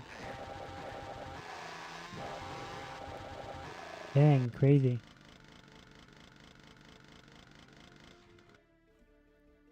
her a message, and Peter might be trying to keep her at a safe distance. But at the end of the day, it's not her father's choice. It's not Peter's choice. Gwen makes her own choices regardless of the outcome.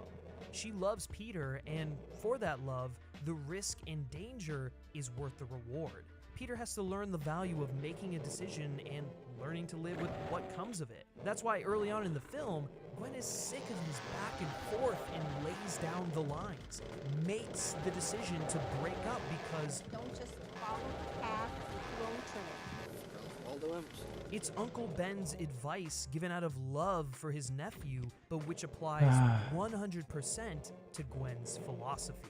Gwen's phone call to Peter, letting him down easy because she loves him, is kind of poetic. It's the tough choice Peter wasn't able to make in relation to Gwen. Peter finally makes his choice rather than guiding someone else, and whether the right one or not, it's his choice, and he has to live with what that means. Nice. Gwen is the spiritual, emotional hero of this whole story. Actually, she kind of comes through during the climax as a literal hero, too, in her insistence that Look at the blood. That's just modern female character writing. even Peter couldn't do that earlier. That's just The whole- modern female character writing. That's what they were trying to do there. It's nothing too deep. It's just more nonsense about her choice. My body, my choice probably is what they were kind of going for, and more agency. Those vibes, you know, the usual.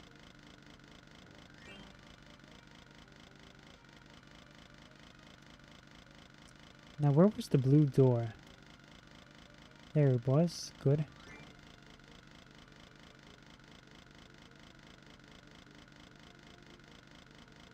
Okay.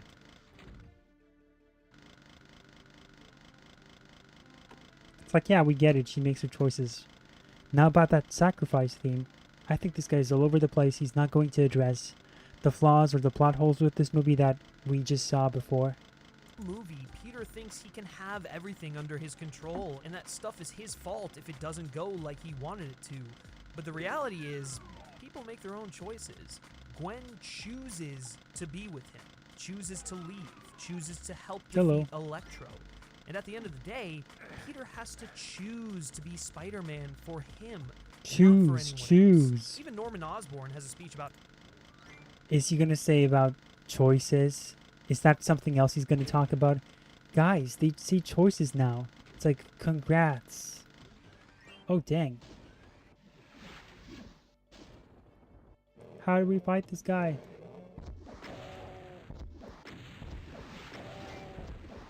Nice. Die. There we go. That's what we wanted to see. Nice. Alright. Is he gonna say choice now? That Norman Osborn had a speech about choice? Or sacrifice? The choice to make sacrifices or something, I don't know.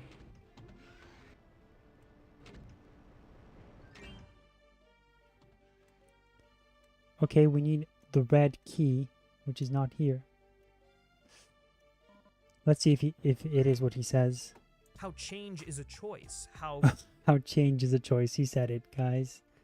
So yeah, he is doing the thing where he's just kind of looking for people using the same words. Hey, they say time here. They say time there. They say choice here. They say choice there. And he's trying to force... Again, it's like you can look at different movies and look for the word choice. Chances are it's going to appear. Oh, there's a second blue door. Cool.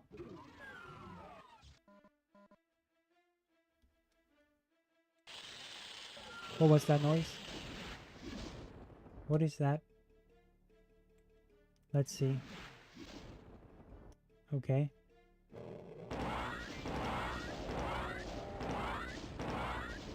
Let's kill it before it notices us. Die! Oh goodness. Die. Die, die, die.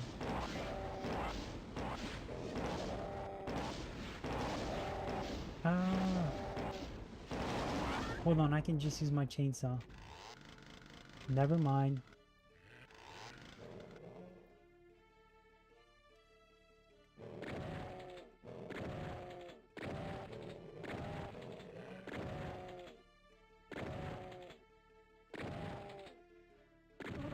Okay. So yeah, we already caught on to his tactic. Not very good. People have to want to change, and that want to change. That's what he does in high top films too. Oh crap. Nice. Nice. Hey, we found this cool location. Uh-oh. Let's save, sure. They just repeat stuff and emphasize words until you believe them. If Peter is going to be Spider-Man, he has to take that leap and cut the strings with which he is trying to manipulate the world around him. Because those strings are holding him at bay, just as much as they are Gwen and May and anyone or anything else Peter is trying to control. Those ideas of time, sacrifice, and choice give us a Peter Parker and a Spider-Man caught between desires, promises, and duty. And hell, the public perception of Spidey isn't making it any easier, despite all of the things Spider-Man does for people, despite his best efforts. But no matter how much the press shits on Spidey, Spidey will always step in to say, help Jorge and walk him home. I don't feel like my kids are safe with him out there. Get out of the way and let the police do their job. Well, here's how wrong they are. Here's a hero people seem to consider unnecessary at a time where they need him the most. No, no, no. I am not using the meme from The Dark Knight. God damn it, this is a Spider-Man video, and that pushes Spider-Man back towards the Peter Parker side of himself. But only to an extent. This is Spider-Man we're talking about. He will always heed the call to help. As a result, you get Spidey watching Gwen, but being called away to a nearby fire. He is desperately clinging to the thing he wants most, a life with Gwen. Hell, even just a normal life in general. But his duty as Spider-Man, his self-imposed requirement to help, will always yank him away from that. Peter's craving for human connection, companionship, something deeper than the mask, is also mirrored by Max's story. Electro craves the same thing as Peter, but to an extreme. Peter has an aunt who loves him, a girl he's pushed away because of his own guilt, and even a good subsection of the public who support him as Spider-Man. Yet, because of his actions and his need to have it all, he starts to lose his grip. It's on amazing, all isn't of them. it? He and Max aren't that different. Max tries to inflate who he is because he's almost ashamed of it. Peter is the only one who, if even for a brief moment, recognized Max as a real human and not just a good worker. Max had to clean up messes and spend his birthday working on something he goes uncredited for. He's mad because he innately feels that he just deserves everyone's love and adoration. He's sympathetic, yet a bit entitled, and does his job for and in search of recognition. A foil to Spider-Man, who does a thankless job, not wanting or needing the adoration and accolades. In fact, if Spider-Man could do the exact same things the exact same way without losing so much of his anonymity, Peter Parker would probably lean further into being Spider-Man. Max, on the other hand, takes everything so personally that even the people who try to be kind to him, if they say or forget one thing or don't reciprocate his adoration, then he takes it as a serious offense. Max is a child having a temper tantrum. He accuses Spidey of being selfish and stealing his light when all he did was react selflessly in order to save everyone, even including Max. Max is selfish, where Peter Parker is unfailingly selfless. So many of Spider-Man's villains act almost as alternate versions of Peter if he had succumbed to his worst tendencies. But Max might be the one who is most potently an antithetical mirror to Peter. Max has got some tough competition, though. Exhibit A, Harry's selfish, disease-ridden father who clings to life, lives a half-life because he's constantly looking to continue living instead of just living and making the most of it. Harry follows Norman down a similar trajectory. Afraid of death, he lets his fear consume him. He becomes a victim to his family heirloom. I guess he's not really addressing the main criticisms people have with the movie, which I figured he'd have something. And the stuff he's kind of explaining, a lot of it is reaching. And other times it's like, okay, yeah, I guess Max is almost psychotic, and it is a problem, right? But is he going to acknowledge the fact that it's so contrived? It just so happens to be extremely contrived? That he's just that insane? And there's no rule to it. One moment he's kind of like he's a fan of Spider-Man, the biggest fan of Spider-Man, who has a closet full of these items and memorabilia and everything. And then the other second he's like, yeah, by the way, it's over. We're done here. You are now my arch enemy. I want to kill you. I want to destroy everything you've ever been. Gotta find the yellow one. How is that yellow? That looks orange to me.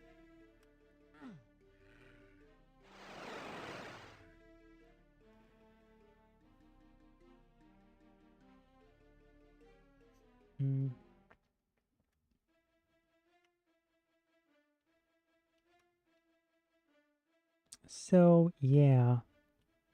Not very impressed with this guy.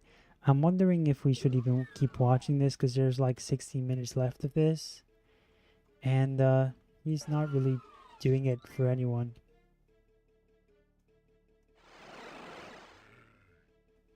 Let's just keep listening to him for now. Instead of making his own choices. Harry's inheritance from Norman is everything he did to stay alive, and a hope Harry can succeed where he failed. The Osborn legacy, or curse as the film puts it, is self-preservation no matter the cost. It's interesting how Norman changed the world when all he did was experiment to perpetuate his own existence. The rest of Norman Osborn's life amounted to weaponizing the hard work of others. The looming consequence of this is another mirror for Peter Parker. Both Harry and Peter are bestowed with something they didn't want, something in their body that fundamentally changes them. But how does Peter and Harry contrast one another? That's a question. That's a question. Peter goes to Harry, while still desperately looking to fill a void after his breakup with Gwen, to offer his condolences, connecting for the first time in 2 years. Two awkward childhood friends reconnecting after years actually feels as cringe as it would in real life. The interaction is stilted and... Oh goodness, is he just gonna call the movie he's defending cringe and stilted? And the fact that it was all just poorly executed and awkward? I think he's gonna make the case that, yeah, it was intended to be that way. The gaslighting is insane. They were genuinely trying to make them look like they were having fun and that they were being good friends. And here he is saying that this was intended. Amazing. Hollow and purposefully so. Harry sees right through Peter's motives, and this drives a wedge into what had previously just been an empty space. It's actually kind of interesting. Peter is so selfless as Spidey, but selfish as Peter. The opening hints at this. His haste to make it to Gwen's valedictorian speech as Spidey, but he misses the entirety of the speech and instead makes it as Peter, just in time to accept his diploma and kiss Gwen in front of everyone, as if to show off that she is his. A clingy and possessive trait that rears its ugly head his girlfriend multiple times throughout the course of this film. Namely, the scene where Peter is spying on Gwen and everyone thinks that Peter's being this utter creep. And yeah, he is, but that's also the point. That's the lesson he has to learn. To not be a creep, to not be possessive. Peter tries to cling on to everything and anything he can, even if it's not what the other people want. He shames Gwen for wanting to go to England. When he and Gwen are separated, he tries to shoehorn himself back into Harry's life. Listen, and Peter who was right? She makes her choice to come along with him, and she ends up dying. Just saying. I don't even think that's a point in the movie that is being trying to be made, but if it is, it's even a kind of like, you know, it's like she made the choice to kill herself. And Peter was right, is what you're trying to tell us. Let's see. Answers, burying his head in thoughts of his dead parents, neglecting and taking for granted his aunt who's always been there and raised him.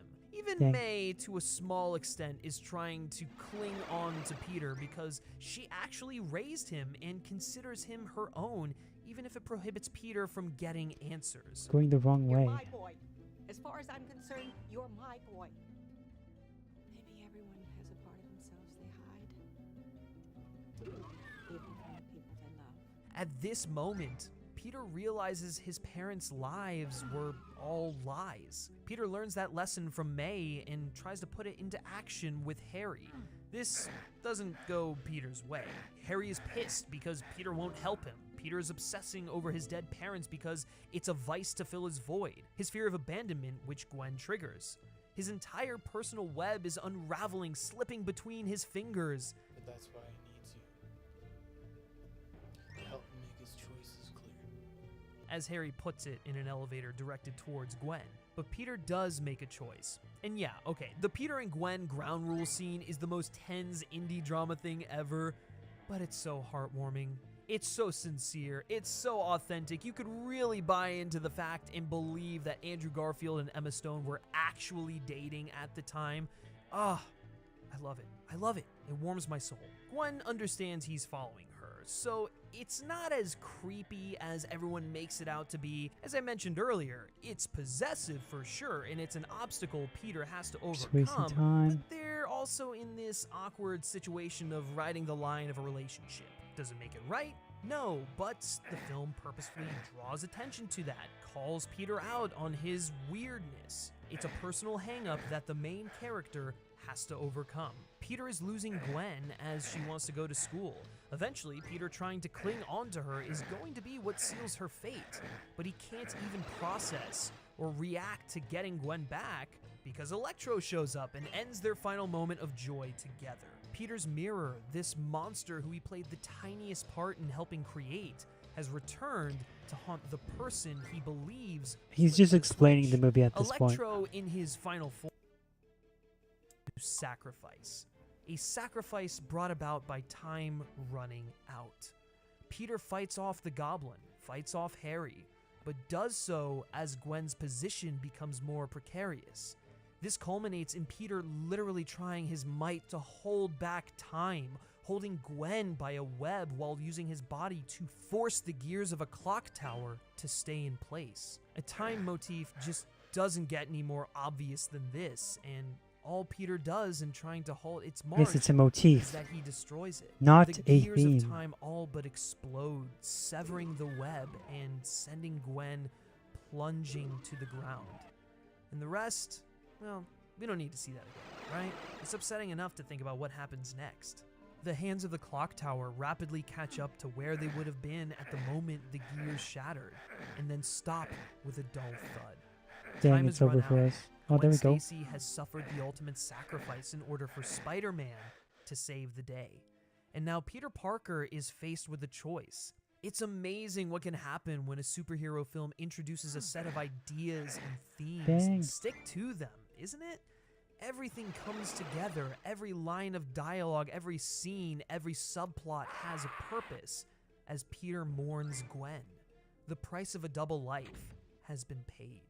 Peter Parker has spent The Amazing Spider-Man 2 suffering from the Spider-Man dilemma, the desire to have a normal life surrounded by people he loves and who love him, especially since his parents left him at such a young age. But with his powers constantly pulling him away, the necessity of doing the right thing forcing him to always don the mask. He's been trying desperately to fill the void his parents left, while also coming to terms with a dual life, and that selfishness and desperation causes everything to come crashing down. He can't have it all, and despite coming so close to realizing that at various points in the movie, Peter doesn't fully accept it until Gwen is gone. The only thing I keep coming back to, Gwen, is... Well, now she's no longer there for him to come back to, and predictably, Peter futilely attempts to abandon his destiny as a result. Peter in the cemetery staring at Gwen's grave through the seasons is just utterly Yeah, this guy is not really doing It anything. brings everything home and goes He doesn't really have an argument. start to finish. It's deeply rewarding to get to see a He doesn't really address anything, right? He's just kind of explaining stuff and reading way too much into stuff. He's not really having a coherent argument for anything. He's just cherry picking words and forcing himself to like this movie, which, hey, have fun doing that, but he's not saying anything coherent. character we love so much become that person over the course of a few hours, and Garfield couldn't have done a more convincing job of it.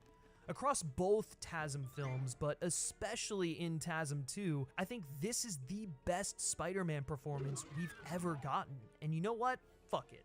I don't care. I'm gonna roll with it. That's what I believe, so I'm gonna stick with it. I think he's the best Peter Parker and Spider-Man ever put into live action. Just look at the way Garfield speaks about the character, the way he interrogates and mines the very soul of Peter Parker right down to his very core. No actor who's played the role has a better understanding of who Peter Parker and Spider-Man is and what he means to people. As a fan, Andrew Garfield had passion, love, and reverence Okay, for whatever. the character as he would any of his awards-worthy dramatic roles. As a thoughtful and empathetic performer, he saw Peter Parker as one of us, one of the everyman. A relatable adolescent with fears, flaws, anxieties, complicated relationships, searching for direction and purpose, feeling as though his entire world So he is knows the crashing down on character, him therefore it's all the at best once as he performance. eventually transitions into the person he's meant to be. He's not a classic caricature of a nerd, but he is nerdy. He's not a loser in the traditional sense, but he is an outcast, incredibly isolated, someone who most of his peers wouldn't give the time of day. As Harry puts it, people, especially teens, are complicated. They're more than one thing, and Andrew provided the world's most relatable superhero with that extra layer of introspection. Kind of like the Timothy Dalton of Spider-Man actors for all my Bond friends there. Andrew's Peter is the teenager in all of us, melodrama and all. And that's why after all these years and all the negative The Amazing Spider-Man 2 takes, I continue to revisit this ridiculously special film. It Didn't address me of the person anything. I was and the person I am today, of past relationships and what I need to do to preserve or move on from them, of who good friends are and the lessons our parents teach us and the sacrifices they make along the way. It's deeply comforting and emotional, and shit, man, I still cry when Gwen plummets to her death in the clock tower. The Amazing Spider-Man 2 is one of my favorite comic book films of all time because it's one of the most human and the one I see myself in the most. Maybe I've convinced some of you to see The Amazing Spider-Man 2 in a different light, or Nope. maybe you all think I'm as insane as... Yes. Well, Dang either it. way, when Spider-Man faces that gleefully insane Paul Giamatti in his rhino suit, and the two charge at one another, and that heroic Hans Zimmer score sends Stop chills it. down my spine as Spidey wipes the screen to black. As much as we should have concluded the trilogy, I'm still content as the credits roll, because we got the misunderstood masterpiece. That is... How is it misunderstood when you never addressed the issues people had with the movie? And we got the final skull. Let's rejoice, everyone. We did it.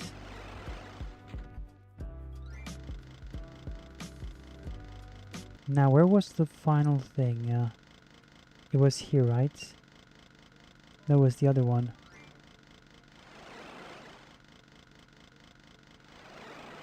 The final... The orange door. Where was this? Wait, is it not here? Where was the orange door, guys? I'm glad that's over. He was very all over the place. And he didn't provide any worthy criticisms. Okay, fine. How long have we been doing this stream for? I'm scared to check. Oh my gosh, 4 hours. Okay. Last clip will be the Fallout one. The Act Man. We'll see what he says. Here's my theory. He will make very similar type of points to High Tops. And very similar points to Film Speaks. Just my theory, okay? That's just what I'm throwing out there. Moodcap. Garfield looks dead inside in both of those interviews. I don't know. I didn't even look at that moment, so I don't know. Moodcap, this feels like how Snyder fans defend the Snyderverse. I think even the Snyderverse has more substance than The Amazing Spider-Man 2. Because despite, its obvious glaring flaws, at least those movies did not try to... Well, The Amazing Spider-Man has so many plot holes and contrivances, and everything just happens, and they ask you to kind of like suspend not only your disbelief, but also your intelligence as an audience member. And I think YMS did a solid job at kind of like showing you that. And this guy does not address any of it. Hosky, I can't take this agony. Well, guess what? We'll have more of this agony. Because Moodcap, I think it was you who recommended we watch more Fallout reviews of this guy who was trying to defend Fallout. And, well, the Critical Drinker really didn't do a good job. We saw that kind of confrontation happen. And now with, you did say that the Axeman had an even worse review, or maybe it was somebody else, honestly, I'm not sure.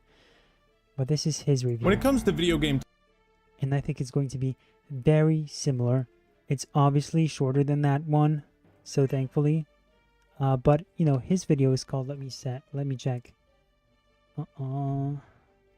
Actman Fallout. His video is called "The Fallout Show is Unbelievably Good." Huh. Unbelievably good is what he called it.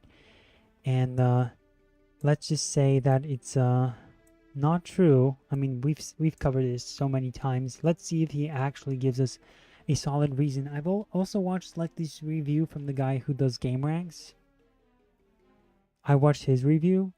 It was more of the same. Like, he just very vague argument, like no arguments, just vague notions of what he liked, what he disliked. And that's it. This actor was good. These shots were funny. And that's it. Nothing really arguing as to why it works, what makes it so special, and how it's consistent, which it's not. So let's hope this guy does a better job. Actman, the Actman, by the way, is one of those YouTubers. I'll give you some background while I play this game. The Actman is I know we're kind of running over time, but I gotta give you this background and then we'll watch this. The Actman is a guy who he's a YouTuber who basically complains about the state of video games, but he's very lukewarm with his entire takes.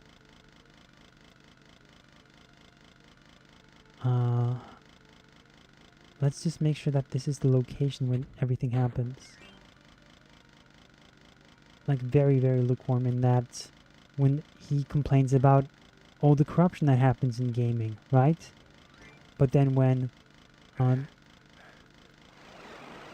we go, this is the location. Good. So mark it on our map. Good. Gonna have to go back to this. And it's here. Okay. Good. Let's change this weapon. And how do we get out of this? There we go. So he, for example, did a Payday 2 review of the game. And if you, sorry, Payday 3. And if you know anything about that game, you know it's broken. The game is broken. It didn't work at launch. And he had it sponsored, basically. Him and Angry Joe, both of them had the same approach, which is, you know, they're famous for being angry. Well, Angry Joe is being famous for being angry, but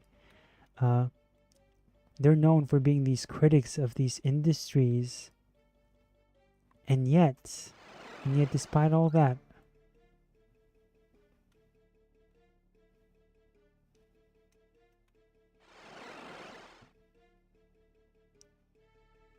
hold on, why don't we just go there before? I don't know.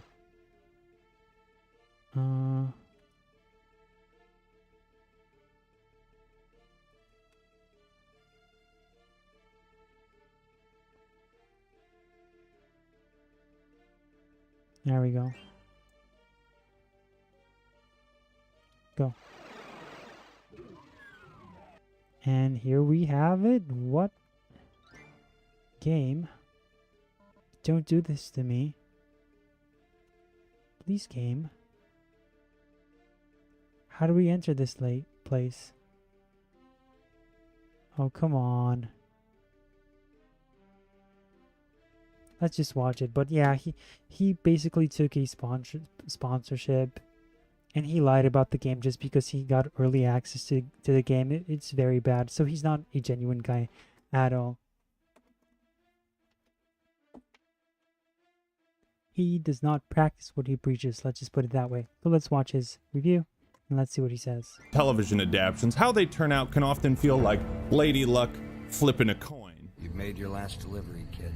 Arcane, Edge Runners, The Last of Us, all landed on heads. All bad. Then you have... Oh my goodness! And of course there's the fiasco with Henry Cavill leaving The Witcher show. So when I heard that there was a Fallout TV series in production, well, I was a little skeptical. But those skepticisms were...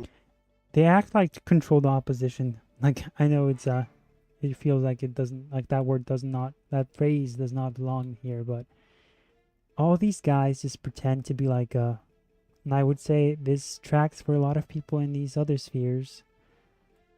where they say stuff where it's like, okay, I'm against this one thing, but then when it comes to something else, they'll defend it.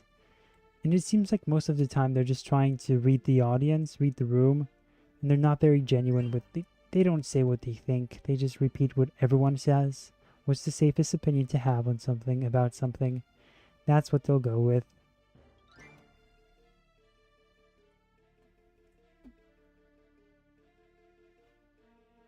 Now, how do we get to the other place? That's what I want to know. Laid to rest, and the only thing I could say was, what in the goddamn? I expected the Fallout TV series to be average at best, but it is unbelievably good. You want to make my cock explode now? What? The Fallout show That was produced by oh goodness, that part was what was unbelievably good. Probably like the peak example of like what's wrong, what's so cringy about this series. Oh yeah, we did it. Nice. Did that get us anywhere? Not really. That's not where we want to go. Okay, let's try this. No, we're not going to make it. Okay, let's follow this path. So now we know who we're dealing with here. Ackman has been going downhill after the Quantum TV drama. Ego just went to his head. I have no idea what that is in reference to. You can let me know. Jonathan Nolan, brother of Christopher Nolan, and if you know these guys, you know that they rarely miss. The TV show has renewed interest in the other Fallout games as well, causing a recent surge in their player counts. Likely because the show reminds people what they love about Fallout. I have an idea. What if I were to do like a thumbs up? Oh look, So he this did the video is going to be thing. mostly That's literally his argument. He did the thing, therefore it works. Oh gosh, I don't think we saved. Gonna have to do all that again? I guess so. I guess so. Let's see where we saved.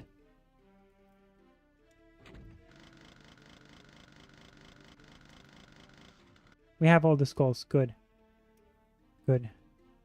They're free. We But saved. if there is something I want you to experience in the show yourself, then I'll put something up on screen. This video has no sponsor because it's sponsored by me. Cringe! And my public Discord server, the Act Clan, which you should join right now. It's a great place to talk about games, shoot the shit, and just have a good time. We also have a channel where you can post fan edits, and you know what? This place is cursed. I'm actually going to delete it. The show follows a trio of main characters. Lucy, a member of Vault 33 who goes into the wasteland to rescue her dad. The Ghoul, aka Cooper, a former movie star turned bounty hunter.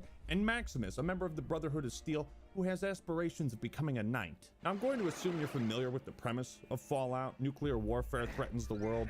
A company named Vault-Tec is contracted by the government to create fallout shelters, aka vaults. Nuclear war does break out in 2077. Hundreds of years pass. Well, let's open the vaults and see what the world is like. What the fuck is that? The Fallout universe is expansive indeed. I mean, these are RPGs you can play for thousands of hours. There's 27 years worth of lore and backstory to tap into. So translating that to the big screen was probably the hardest thing about making this show, but they've managed to capture the essence of what makes Fallout Fallout. But just like the games, it's not solely about I'm not gonna go over this again, but come on. The Brotherhood of Steel. Okay, we have to... Oh, what is this? Okay. Send us back.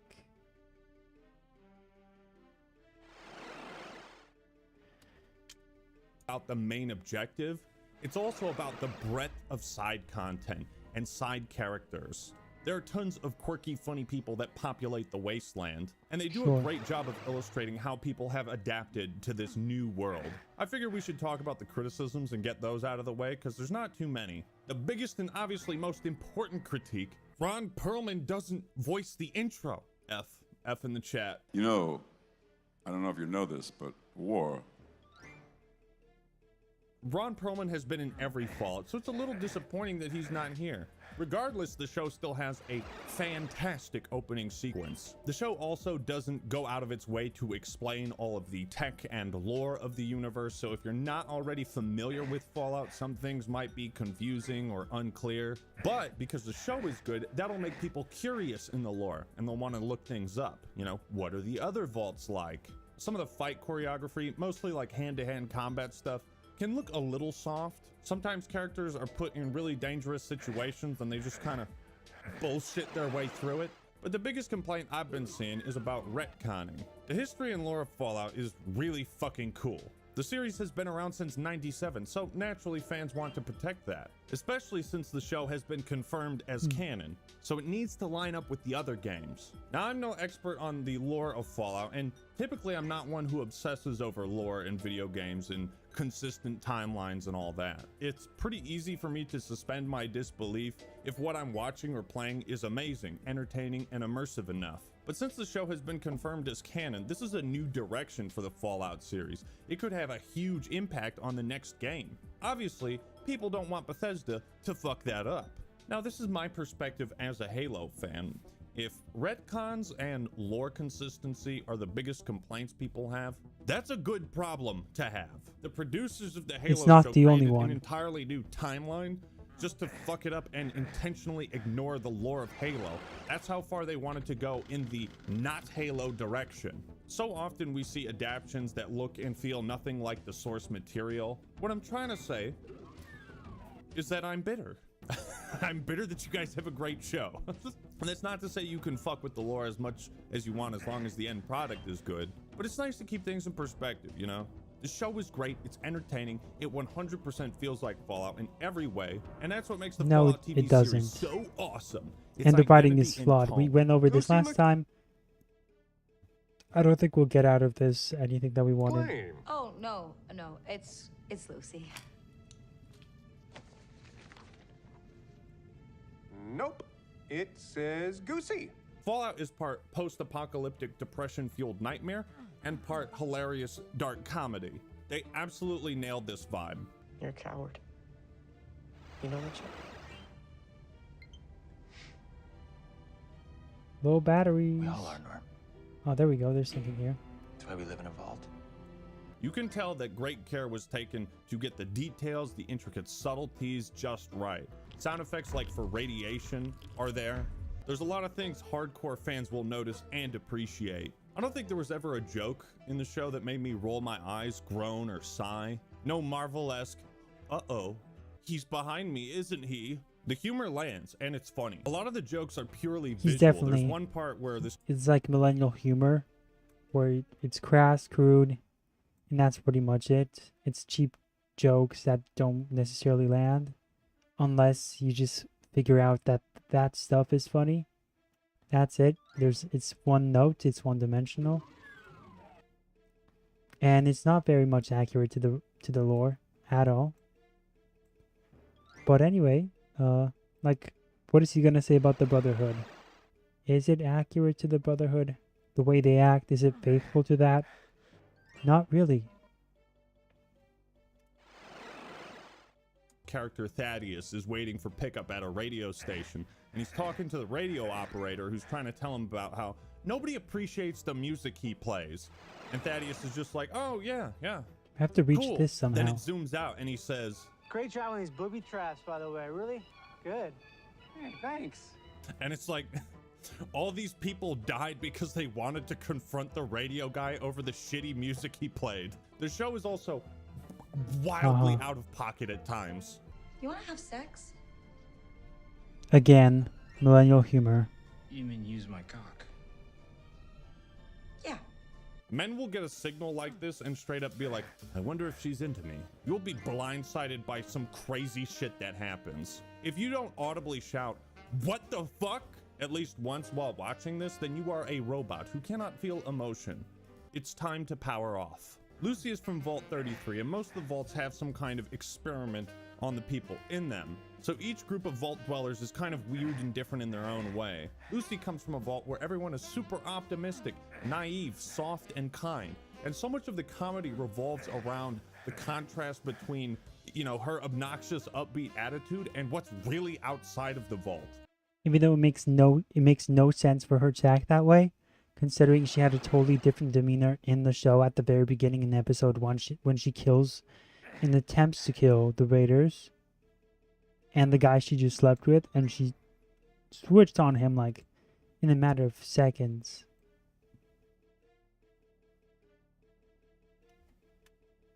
They do a fantastic job of showing what life and culture is like in this vault. At one point, they hold an election for new overseer, and one of the candidates says, You ran a great campaign. I know. Must have put 10 posters up. What you gotta do when you put a few posters up and let democracy run its course. So cringe. Ella Purnell, the actress for Lucy, said she wanted to approach the role like Ned Flanders in the apocalypse. This is the most accurate description of her character. She's fucking awesome. Throughout the show, she almost reflects like the player's experience playing Fallout she was for the okay. first time. You know, initially liked you her. start off naive, like, well, how bad could it be? And by the end, you're like, this place is fucking awful. Lucy's character arc, going from naive vault dweller to woman of the wasteland, is a really interesting one. Now, it wouldn't be Fallout if there wasn't some extreme violence and gore. And to be honest, the show kind of drops the ball here. It's really tame. We do a little trolling.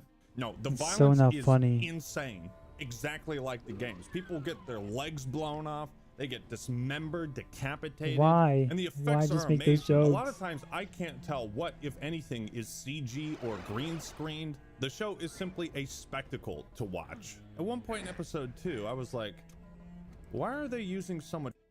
I guess Fallout is gory, but they're being very overt in the show with the goriness, you know? To the point where it's like, okay, did I need to see that?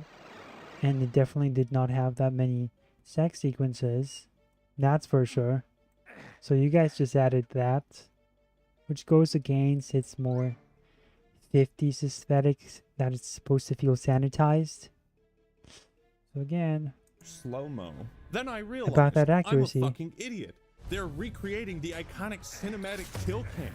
It's amazing.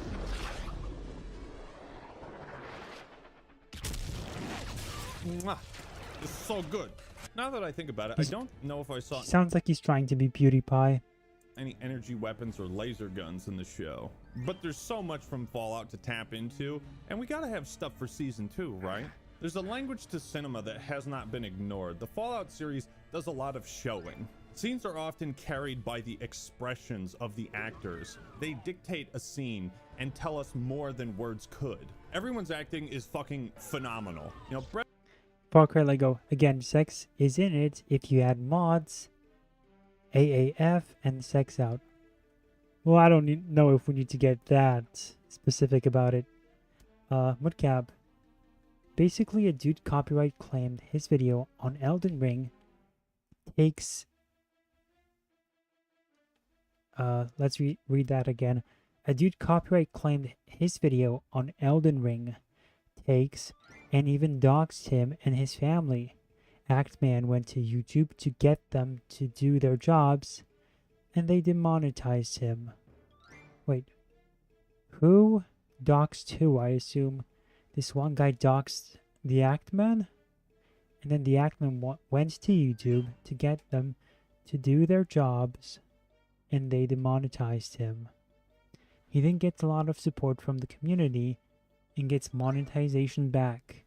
After that, he's just been giving out bad takes because he thought the support would follow him elsewhere. Basically, Rick and Morty writing. Thanks, Mudcap, for that catch up. Seems, yeah, thanks.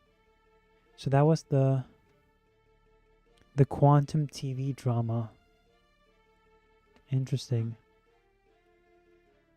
Brevity is the soul of wit. They go for a less is more approach with dialogue. And this works really well in scenes where Norm is uncovering the dark secrets of the vault and what's really going on. And one of my pet peeves in storytelling is when I notice that I'm being fed exposition.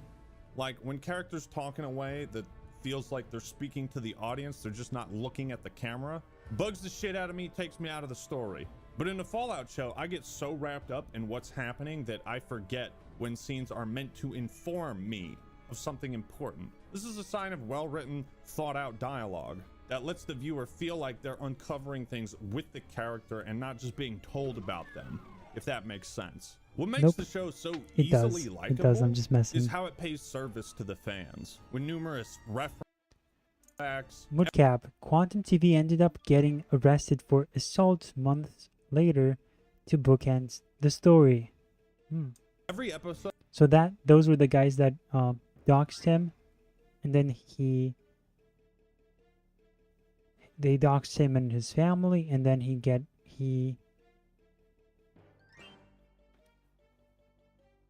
and then the Actman went to YouTube to take down the Quantum TV guys, and YouTube did that, and now he, presents himself as a hero, and now apparently that's given him, people think he's, he has the goodwill of everyone else.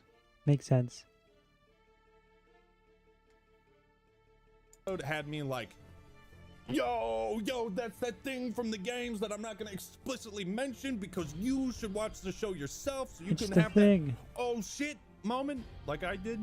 Now, I've been bringing up a lot of things that the Fallout show doesn't do, mistakes it doesn't make. Here we and go. I think that's equally important to what it does well when making a show like this. Because if the fan service is too on the nose, too blatant, it can feel like a Bad writing. Fallout's pretty cool, huh? Yeah, you like that? You like that shit? And there's never a moment like that. Everything feels natural. It's just the right amount. Spoilers for anyone who hasn't watched the entire show.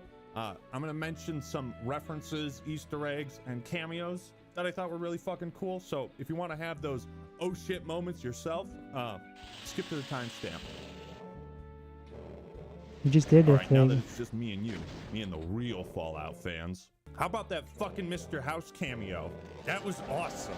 And all those scenes where Norman's like, on computer terminals, I was just waiting for the hacking screen to pop up. And when it did, I don't know why I got so hyped on that. I was like, there's no way Norm's gonna fucking crack this password. And then of course he did. But Norm has obviously spec'd into science and intelligence. Little stuff like that, it gets people excited. One of my favorite lines of dialogue that summarizes Fallout and Elder Scrolls better than any sentence ever has. What about the head? I need the head to get my dad back. Yeah, well, the Wasteland's got its own golden receiver.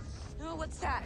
Now, Shao gets sidetracked by bullshit every goddamn time. Bruh, it's exactly like the games. I also thought it was hilarious when Knight Titus is fighting the Yao guy, and he just starts running away like, fuck, shit.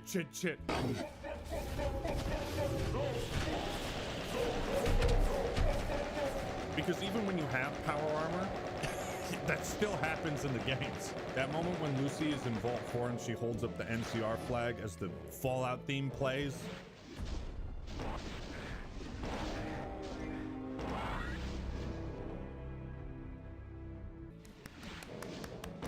So it's just fan service? Right. Spoilers over. Another way they pay fan service. Did he is say through the stuff he didn't like? ripping some of the most iconic tracks from the games. They got the list of best bops from the series in here. They have music that was featured in the games, but also entirely new tracks. And they fit so well within the scenes that I'm like, did they come up with this song for this scene? Because it always seems to match the lyrics with what's happening on screen. It's uncanny. When Maximus and Lucy are walking along some railroads, it plays a version of I've Been Working on the Railroad. There's a ton of examples. Watch the show yourself and see how many you can find. Also, you might notice that the outro for each episode has that slow moving zoom out that you see at the start of Fallout 3, New Vegas, and the first game. It's such a nice detail. The show does a really great job of exploring But it's the just fan themes of Fallout service, in new and interesting which ways. is okay. It's a very deep We don't mind narrative that you'll that. feel rewarded for paying attention. There's a lot of foreshadowing that can probably go over your head, and watching it a second time, you'll be like, oh. Now, I haven't played all the games, but I believe that a lot of the pre-war stuff that happened is rarely covered in Fallout or shown. The show does a fantastic job of swapping between past and present and seeing how things led to nuclear war, who was responsible, why. The way backstory is woven into what's happening in the present is phenomenal. You slowly understand what's happening in the present and how what happened in the past caused the bombs to drop. The Fallout show may have some flaws, and people who, really care about the lore may not care for it, but it's extremely faithful to the source material. For me, it's everything and more I could have hoped to see from a Fallout show. At least a Fallout show that runs for 8 hours. Can't fit everything into a single season. And can I just say, the ending, the final shot, New Vegas. The show does so much right that what it does again, wrong he's just kind can of easily be overlooked. He's just kind of talking about the fan service of it all. Yeah, I think I'm gonna end the stream here. I'm kind of running around and I'm still kind of lost in terms of what I'm supposed to do. Yeah, Far Cry Lego, that ending was a total disaster. And we wasted a lot of time on that stupid mistake during the stream, but I'm glad we kind of got it back and we didn't have to cancel the stream. So, man. So yeah, no stream on Saturdays. Keep that in mind.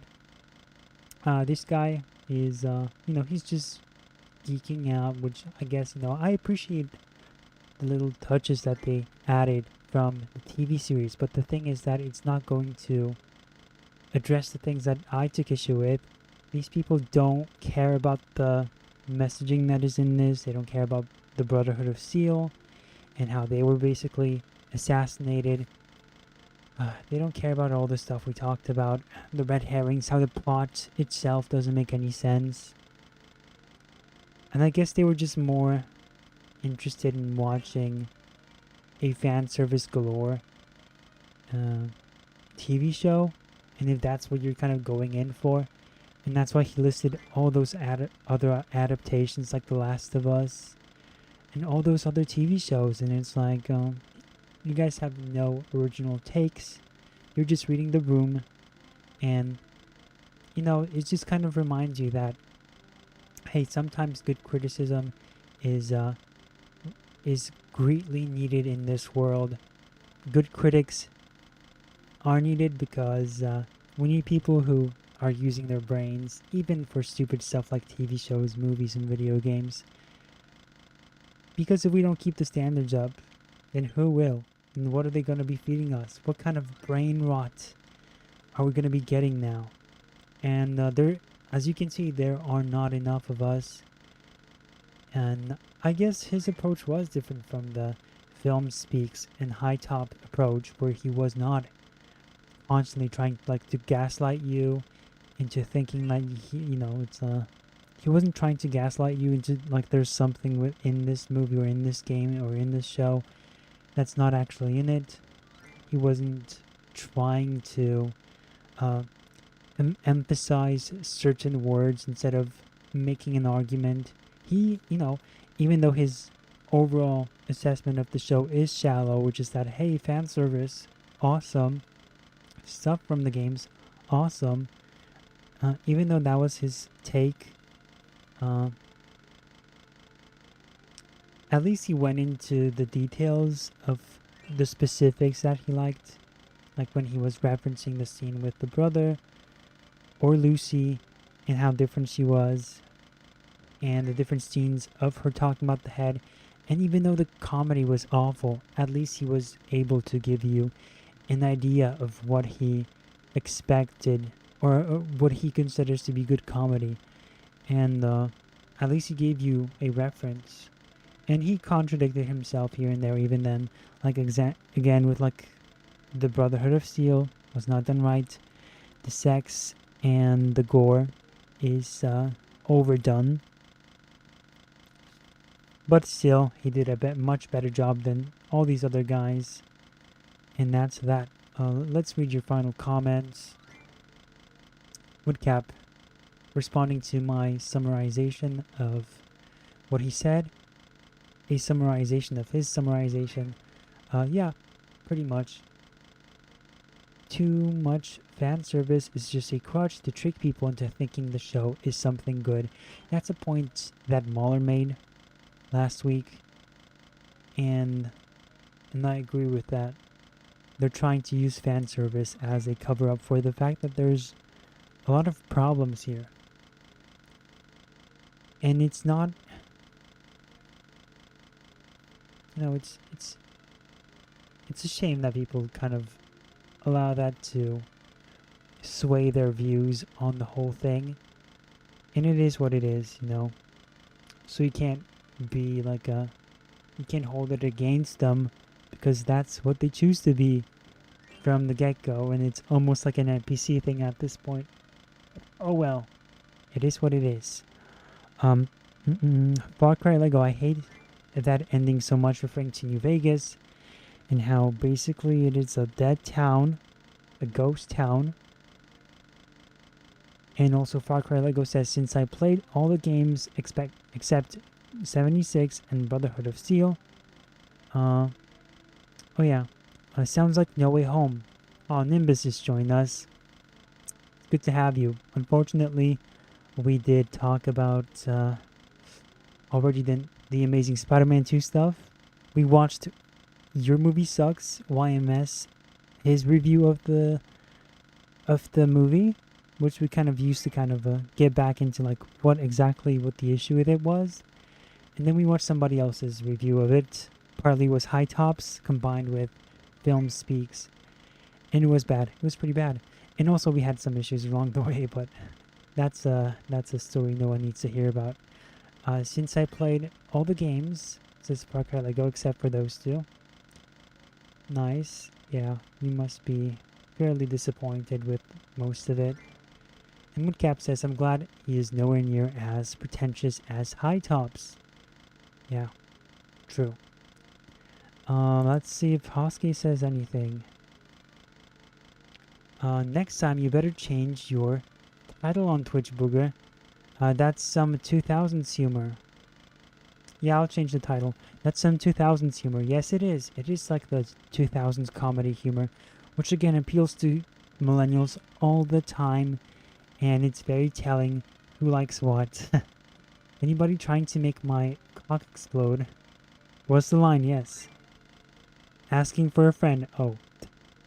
Hey, that's the guy from Hannah Montana. Yes, it's Rico. His name. That's what his name was. He's in this show. He's playing the brother of Lucy, who is a mega wimp, a loser. He hides away while the raiders attack the vault, while his sister goes out and kills them or stuns them.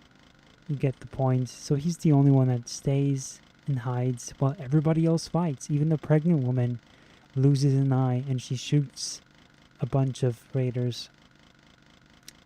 Yeah, so as for the game, I'm getting kind of stuck and lost.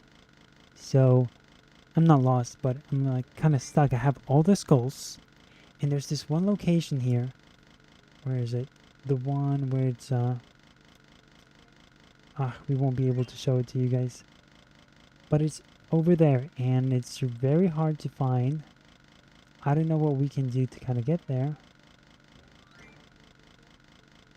It's you see where the red door is, but you guys saw, you know, it's like we saw the exit sign and we couldn't reach it, so that was the problem, that was the issue, and I'm gonna try to find a way on my own. We'll see how that goes. But yes, no stream on Saturday, I mean, which means see you next week, and we'll be playing Doom some more.